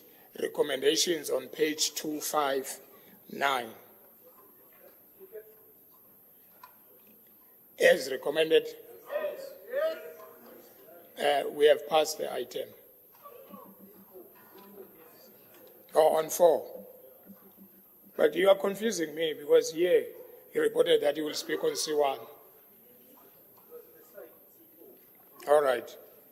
Councillor Mayor. Thank you, Speaker. Speaker, today I address you on a critical decision to be made by this Council, recommending the dissolution of the Tshwane Economic Development Agency after an investigation which has to be done. This recommendation has not been made lightly, but it stems from a careful evaluation of TIDA's performance for at least the past 5 years and its failure to fulfill its mandate. TIDA was established with a clear and ambitious mandate to attract investors to the city of Tshwane, promote export activities, and ultimately become financially self-sustainable. The overarching goal was to catalyze economic growth and development, positioning Tshwane as an attractive investment destination on the global stage. Despite the initial optimism and support, TIDA unfortunately fell short of fulfilling its mandate. The agency struggled to attract the necessary investments that would contribute to the economic vibrancy of our city. The anticipated inflow of funds to stimulate local businesses, create job opportunities, and elevate the standard of living for our residents did not materialize as expected. Moreover, TIDA faced challenges in promoting export activities, limiting our city's ability to tap into global markets and showcase the wealth of opportunities that Tshwane has to offer. The agency's effectiveness in fostering self-sustainability was compromised given its continued reliance on financial support from the city of Tshwane. One of the key concerns leading to the dissolution of TIDA is its ongoing reliance on the financial backing of the city of Tshwane. The original vision was for TIDA to become a self-sustaining entity, generating its revenue streams to fund its operations and initiatives. However, the reality has been quite different, with TIDA remaining financially dependent on the city, thereby diverting resources that could have been allocated to other pressing municipal needs. Central to TIDA's mission was the attraction of investors who would contribute to the economic development of Tshwane. Unfortunately, TIDA struggled to establish the necessary relationships and frameworks to entice external investments. This failure directly impacted the city's economic growth trajectory, hindering its ability to compete on a broader economic scale. Speaker, the decision to dissolve TIDA is not an endpoint, but rather a pivot toward a more effective and accountable approach to economic development. This can be achieved in capacitating the existing local economic development department. Please finish, Councillor. I'm almost finished, thank you. Through the deployment of skilled personnel from TIDA to the department. Moving forward, our goal remains steadfast, to position Tshwane as an attractive and sustainable city for investment, fostering economic development that benefits all our residents. In conclusion, Speaker, the dissolution of TIDA will be a strategic decision aimed at reinvigorating our approach to economic development. By learning from the past and embracing a new vision, we as the Freedom Front Plus, forming part of this coalition government, are confident in the ability to create a thriving and self-sustaining city for the benefit of all. Thank you, Speaker. Thank you very much.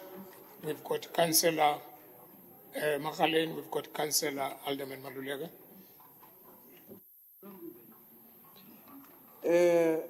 Speaker, ke kgopela 10 minutes caucus for joint caucus.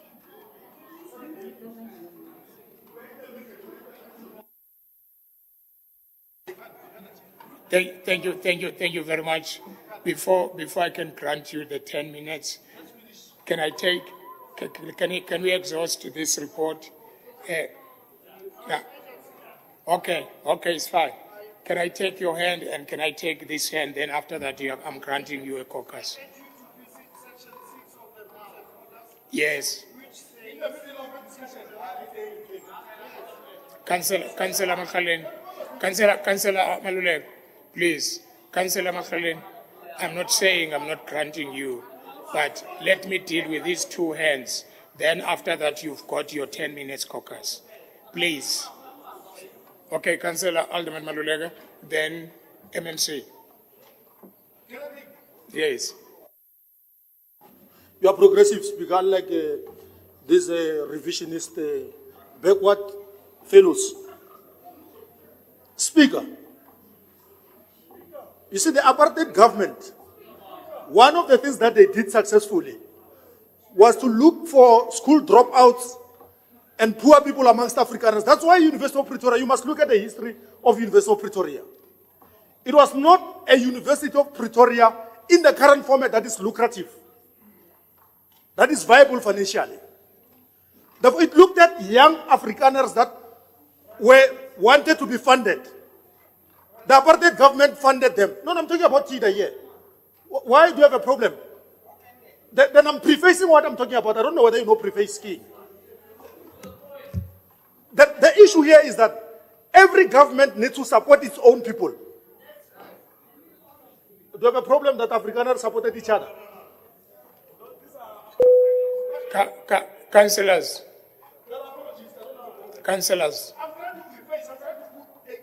On whatever I'm talking about. Context. To get the context, you can understand. And I think Councillor Mayor, his concept of what TIDA is all about is that TIDA must generate money.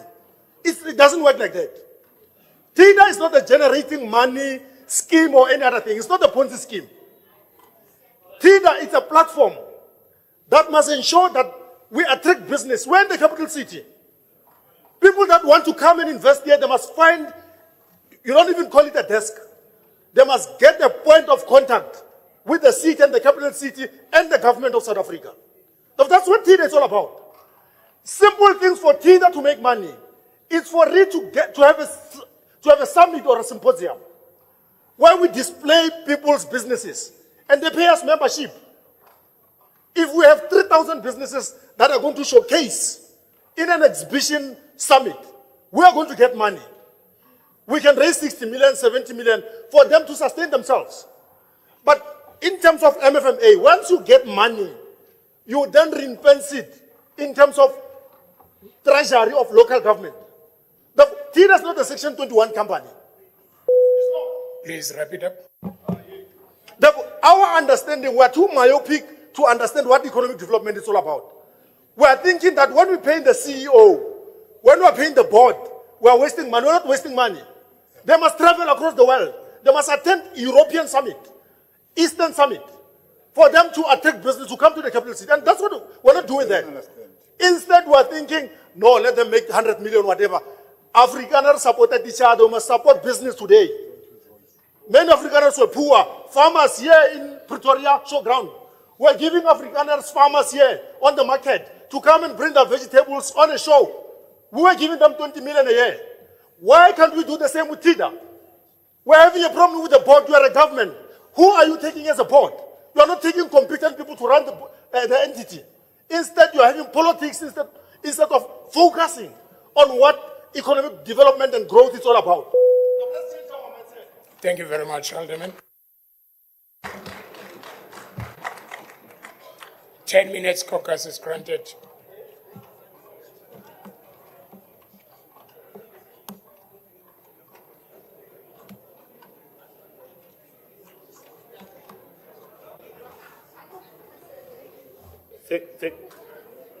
Oh, caucus. Have you granted the caucus? Okay.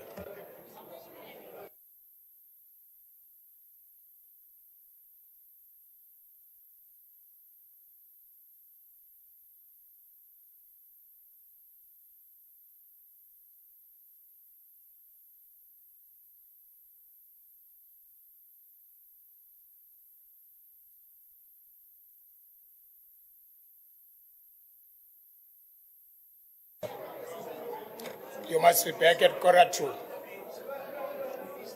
You must be back.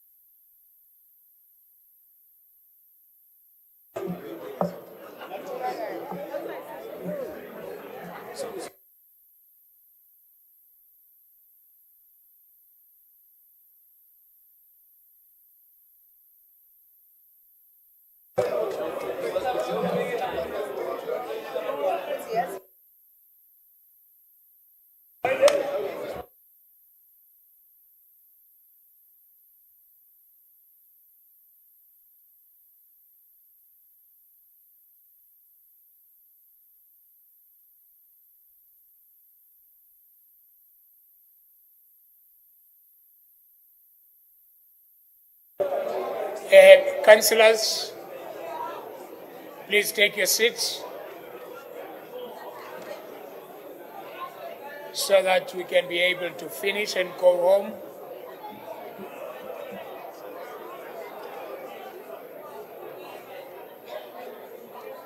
Councillors, please take your seats.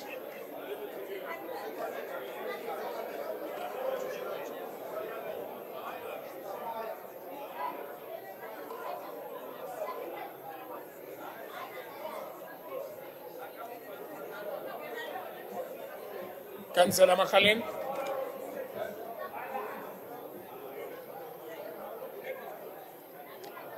Councillors, please sit down.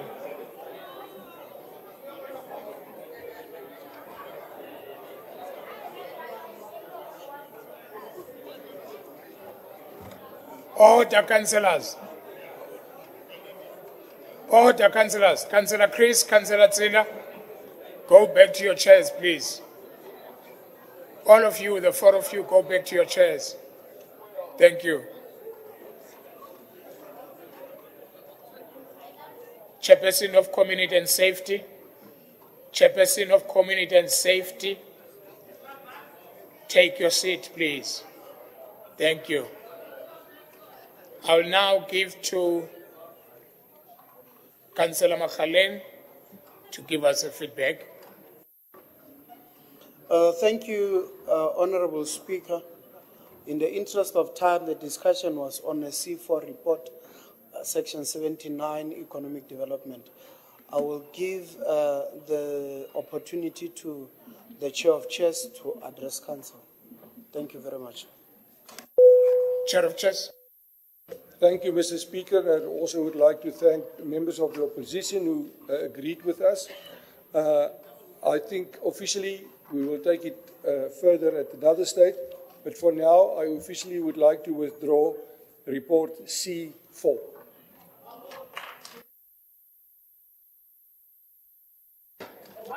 Thank you very much. Items, Councillor,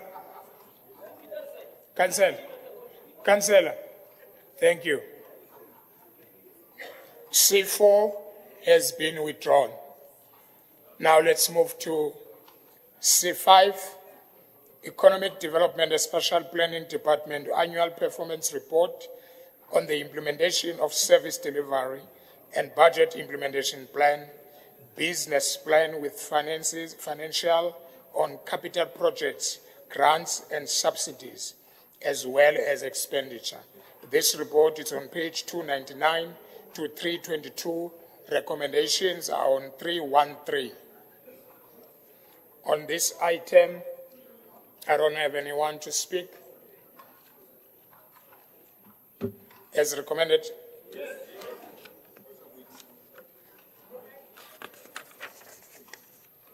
We move to D.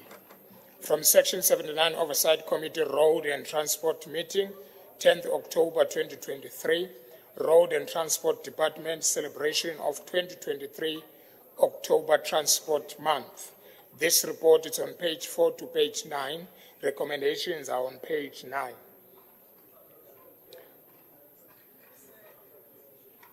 As recommended.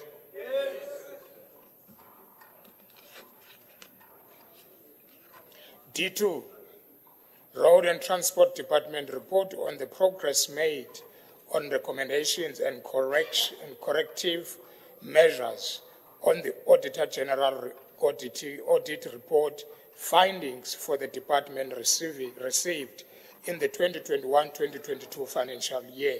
This report is on page 10 to page 19. Recommendations are on page 19.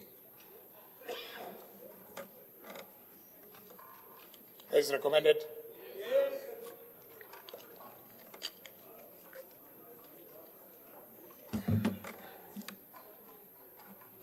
Let's move to D3,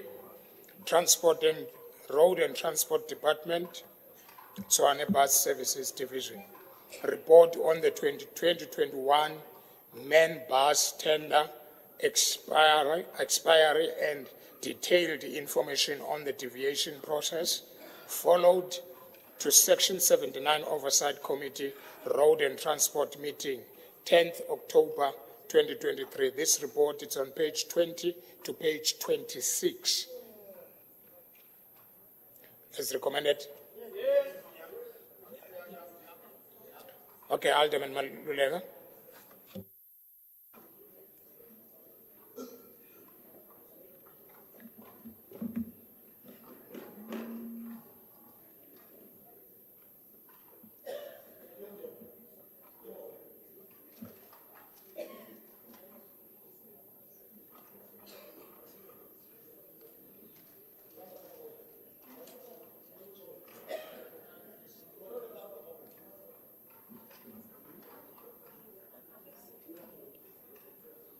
Try next door, Mike.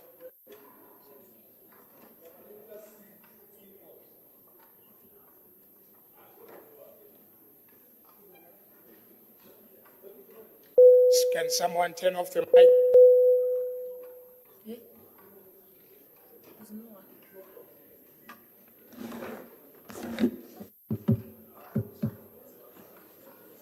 Yeah, it's fine.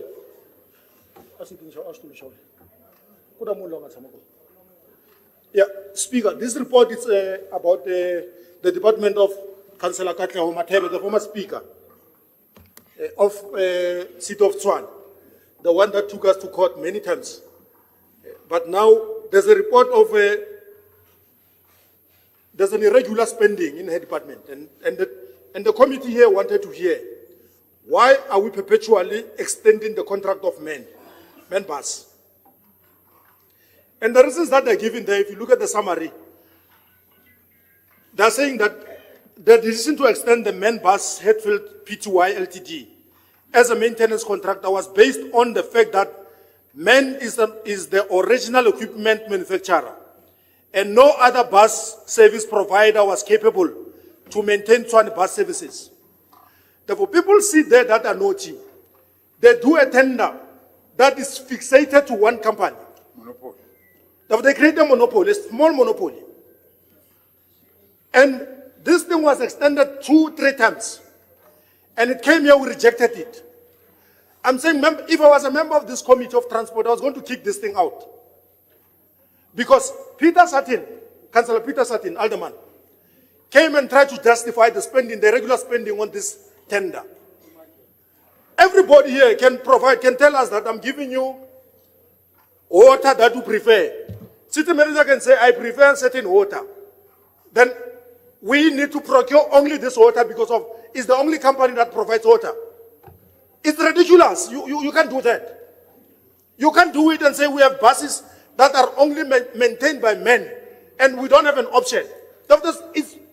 It's attributes of poor planning and intention to do silly things. We should not have allowed the committee to accept such reasoning. This is poor reasoning that we are made as council to accept. That Hatfield is the only company that can maintain the fleet that we're having there.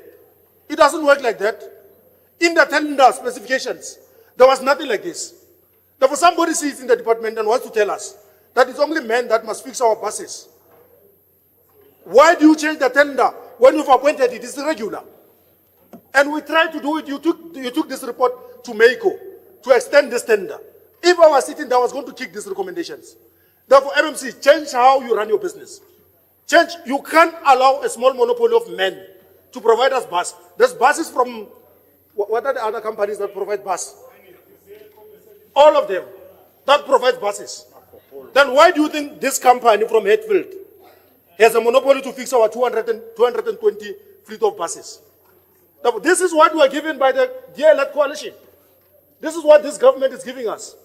Creating small enclaves for people to benefit here. Therefore, we should not allow such things. I think this is the last time we accept such reports. Yeah, this is mediocre. This is representative of all of them. Thank you. For a standard, Peter, we are disappointed.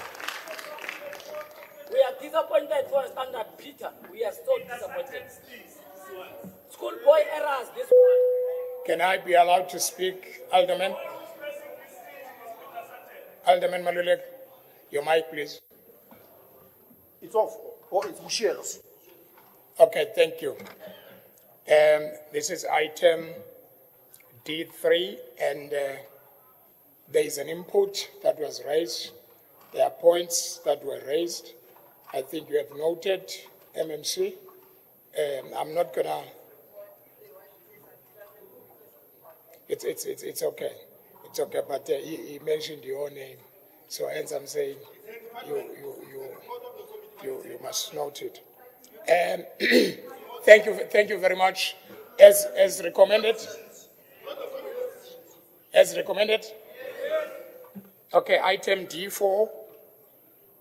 Regional Operation and Coordination Department report on all road and transport projects that are OPEX funded. This report is on page 26 to page 23. Recommendations are on page 33.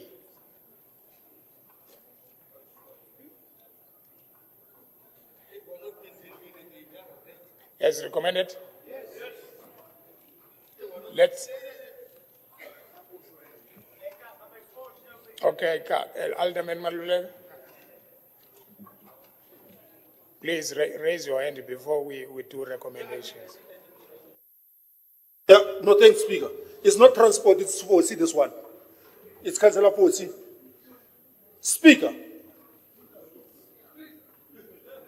in the last 3 months, when there was an industrial action, many affluent areas benefited because there was escort on our workforce to clean up cities, collect waste, patching potholes, dealing with leaks.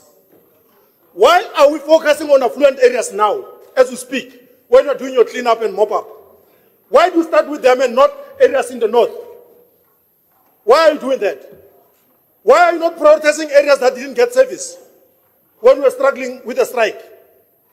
Therefore, you want to tell us here that you've got a plan to deal with sinkholes and other things.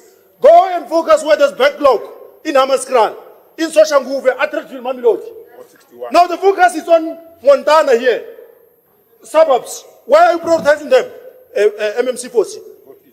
Next week, Monday, when we see this report, these recommendations and proposals that you've got plans to clean bridges and stormwater, go and clean stormwaters in areas that didn't get service. Please. This is the government you're giving us. This is the DLF government that doesn't care about the poor. Thank you, Alderman.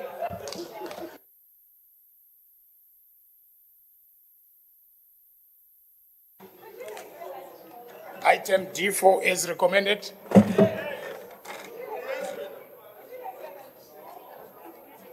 Let's move to E from the Section 79 Committee, Housing and Human Settlement meeting, 27 September 2023, Section 79 Oversight Committee, Integrated Development Plan, report on Urban Settlement Development Grant from National Human Settlement and allocation of other departments in the city. This report, it's on page 4 to 31. Recommendations are on page 31. That is E1. That is E1. E1, I've got Councillor Pasco to speak on this item.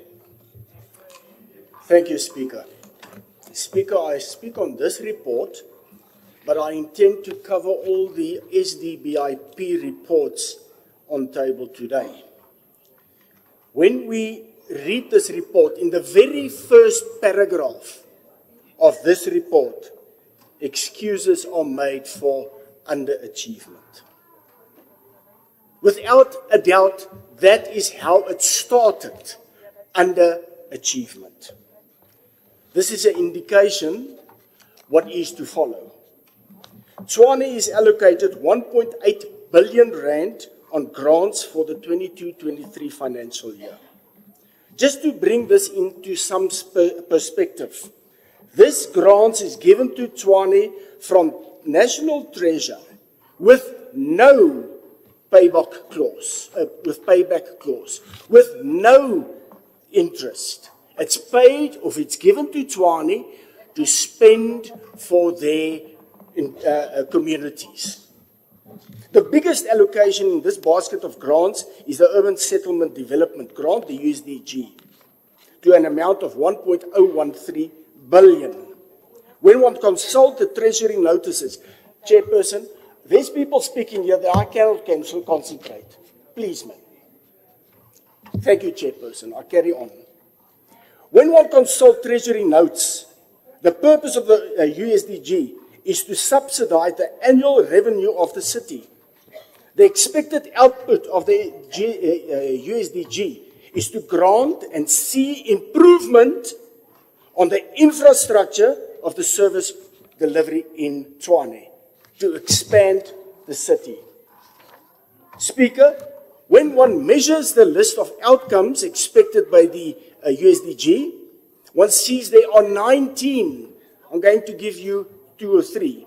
The first measure one has to measure up to is the number of proclaimed and service land units procured per annum, the reduction in the number of informal settlements, the number of households with adequate water, the number of new affordable rental units, number of informal rental upgrades. What does this mean? The USDG grant, with reference to allocation guidelines, is to assist in human settlements as a strategy. With other words, building houses for people. Public transportation, strategies for formalizing and upliftment of inhabitants in informal settlements.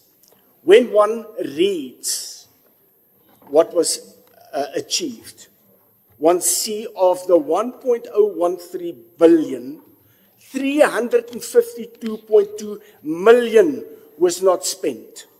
This department threw back 35.5% of the budget back into the Treasury's face. In actual fact, if one sees, or if one calculates a house, a RDP house to be 150,000, 2,335 people did not get houses due to this grant just given back.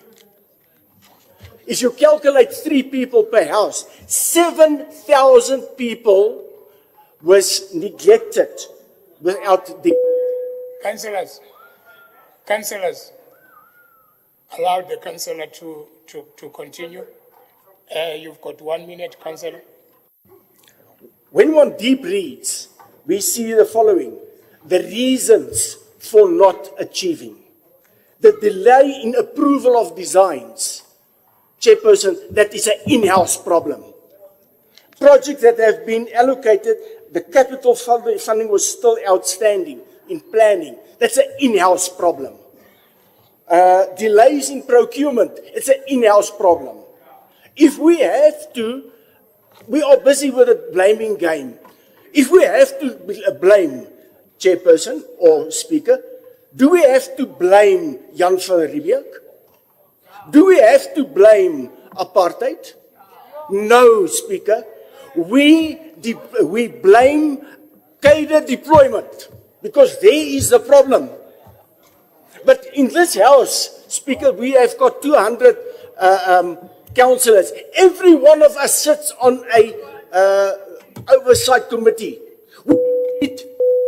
Councillors, the councillor is just wrapping up. Please, can you allow him to finish, please? Councillors, wrap it up, councillor, please. Speaker, I conclude with an undertaking. I, as chairperson of the IDP, and my committee will take responsibility to shift the oversight focus, to oversee grant spending to the optimum, to ensure that the benefits of the poorest of the poor is achieved. I thank you.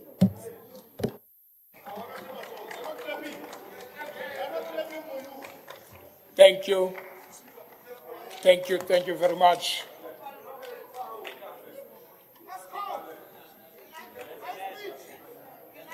All right, let's move to... Councillors, can we move with the agenda, please? Alderman Malulek. Deployment. Right? Yeah, everything that you said, Councillor Pascu, was correct until you mentioned cadre deployment. Let's put context to what is cadre deployment. MMC here is deployed. Is he a cadre? This one here for Mazimandel, is he a cadre? Oh, it's fine, it's deployed. Then your context refers to him as well. You are correct about the incompetency that you're observing. And I always decried not spending free money. Grant is free money. And I don't know why we're not spending it, MMC. We must frown upon not spending this money. Because we've got over 120 informal settlements that need services, that are not getting it. If there's a problem, tell us, let's put your department under ICU. Let's check and assist you how to navigate and move around. Because you have PMU in this city. We have employed services of PMU that must assist you when you don't have capacity. The complaint about the in-house capacity that we wanted, we spent over 80 million rands trying to put a PMU that is going to assist us to ensure that where we lack capacity. No, when you are facing hardship. Chairperson of Rules and Ethics, may you please take your seat? Chairperson, Rules and Ethics, please take your seat. Thank you so much. Continue, Alderman. Then you look at our rollovers. We pleaded with Human Settlement, MMC offense, that they must give us over 280 million just to save us. They're on the verge of taking that money. Because whatever that we are receiving, we're not spending it. I don't know what is it that we need to do. Going to adjustment budget in Feb.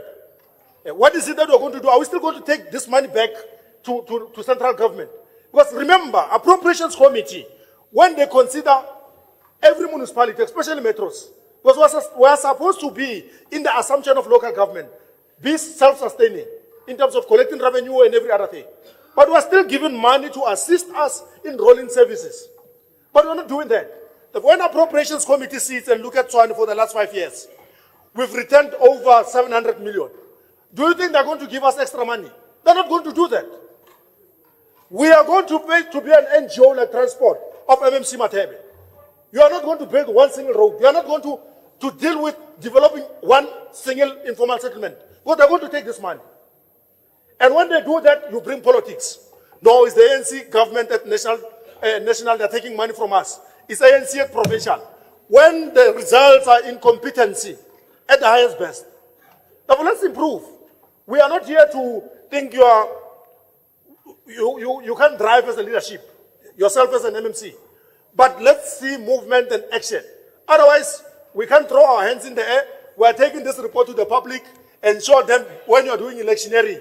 House to house, we are getting in. Look at what the DA is doing. Money is returned, we are not having houses. When they come, they should not have access to your houses. Because of, you are in these squalor conditions because of them. That's what you're going to tell them. Thank you very much, Alderman. This is item E1 as recommended.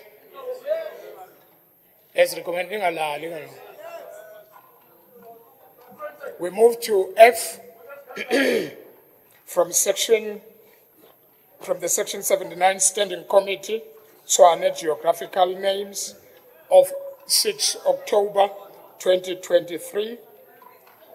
Item 1, the Economic Development Special Planning Department, City Planning and Development Division.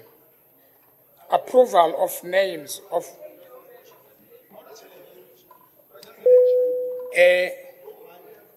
Deputy Chief Whip. Do you want me to call you like that? If you want me to call you like that, then don't speak when I'm speaking. Thank you, Deputy Chief Whip. Approval of names to populate the geographical names bank. Inspirational words, phase 4.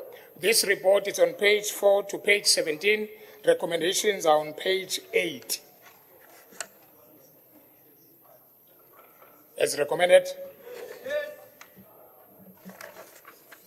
F2, Economic Development and Spatial Planning Department, approval of names, populate the geographical names, bank, media and communication, phase 6. This report is on page 18 to page 22 to 29. Recommendations are on page 22. As recommended. Number 3, Economic Development and Spatial Planning Department, approval of name to populate the geographical names bank, positive attributes, phase 7. This report is on page 30 to 41. Recommendations are on page 34. As recommended, we go on G, from section 79 Oversight Committee Group Financial Service Meeting, 12 October 2023.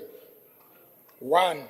Office of the Speaker Annual Performance Report of the Section 79 Oversight Committee Group Financial Services for 2022-2023 financial year. This report is on page 4 to page 98. Recommendations are on page 41. As recommended. H, from the Section 79 Oversight Committee, Health Meeting 17 October 2023, Health Department Business Plan and Budget for 2023-2024 financial year. This report is on page 4 to page 87. Recommendations are on page 9. As recommended. H2, Health Department, Primary Health Care Clinic Staffing Profile. This report is on page 88 to page 102. Recommendations are on page 102. As recommended. H3, Health Department, Health Service Division, Municipal Health Service Section. Environmental Health Services, Municipal Health Services, Key Performance Areas, performance for the period of 1st July 2022 to 30th June 2023. This report is on page 103 to page 123.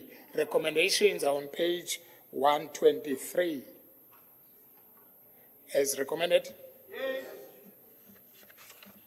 H4, Health Department, Health Service Division, Municipal Health Services Section. Municipal Health Services, handling of animal care, matters of legislative approach on existing bylaw, and tender for removal of carcasses, including impounding of nuisance animals. This report is on page 124 to page 131. Recommendations are on page 131. As recommended. 5. Health Department report on a number of staff per primary health care clinic and the comparison to the full staffing complement requirements. This report is on page 132 to 150. Recommendations are on page 137. As recommended? Yes. Thank you very much. Now we are getting into new reports. We're finishing the reports of the last council meeting of section 79. Now we are getting into reports, new reports, council, 30th November 2023.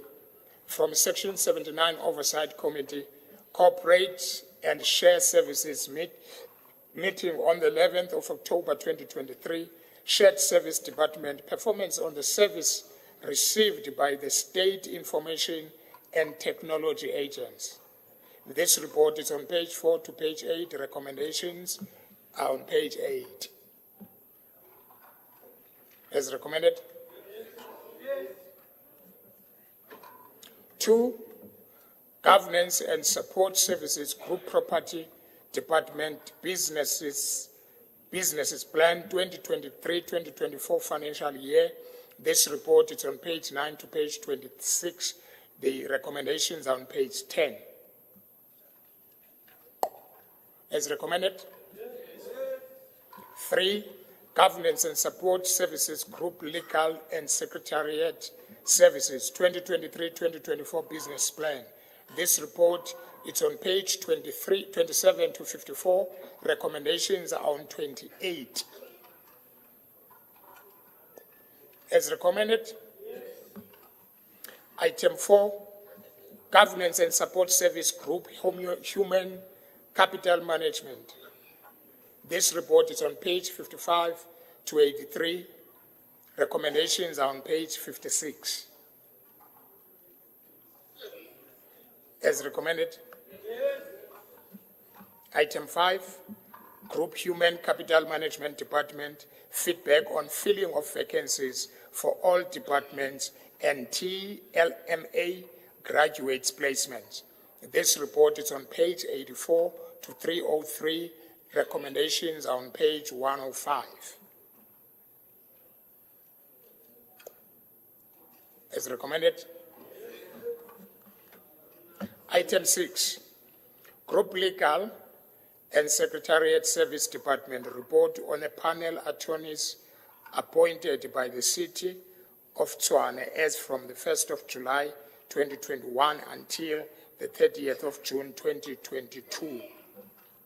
This report is on page 304 to page 316. Recommendations are on 316.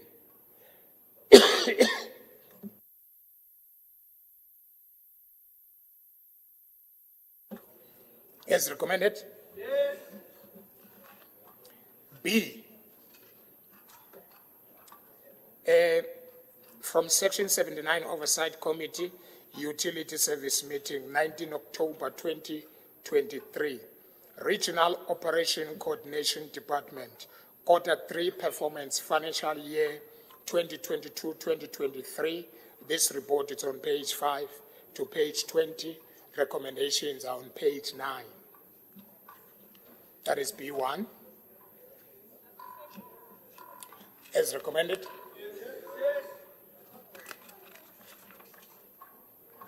B2, Regional Operations and Coordination Department, Quarter 4 Performance Financial Year 2022-2023. This report is on page 21 to page 35. Recommendations are on page 25.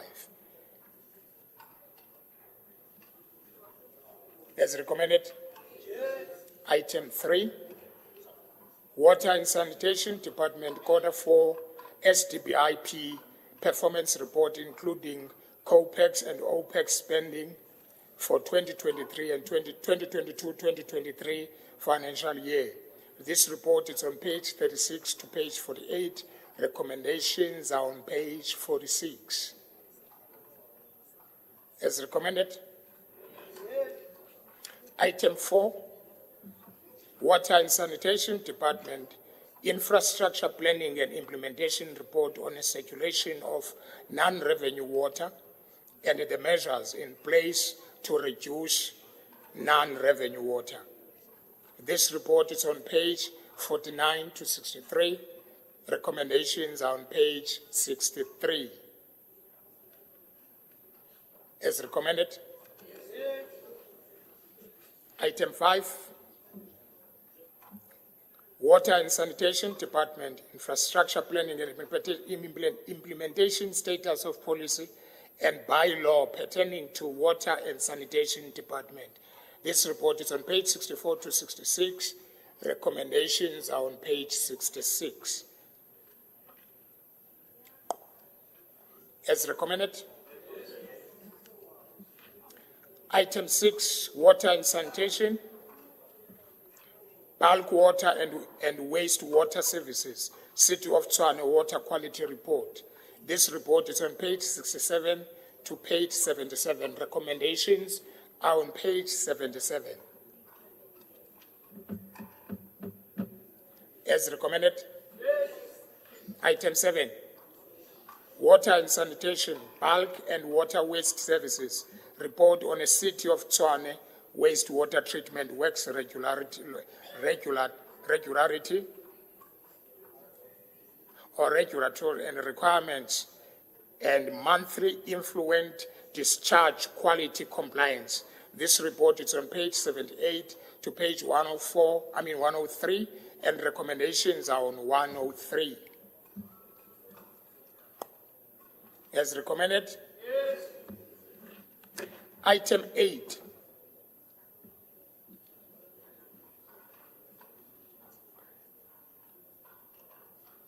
Energy and Electricity Department, Quarter 4 Performance Review Report on 2020 or for 2022-2023 financial year.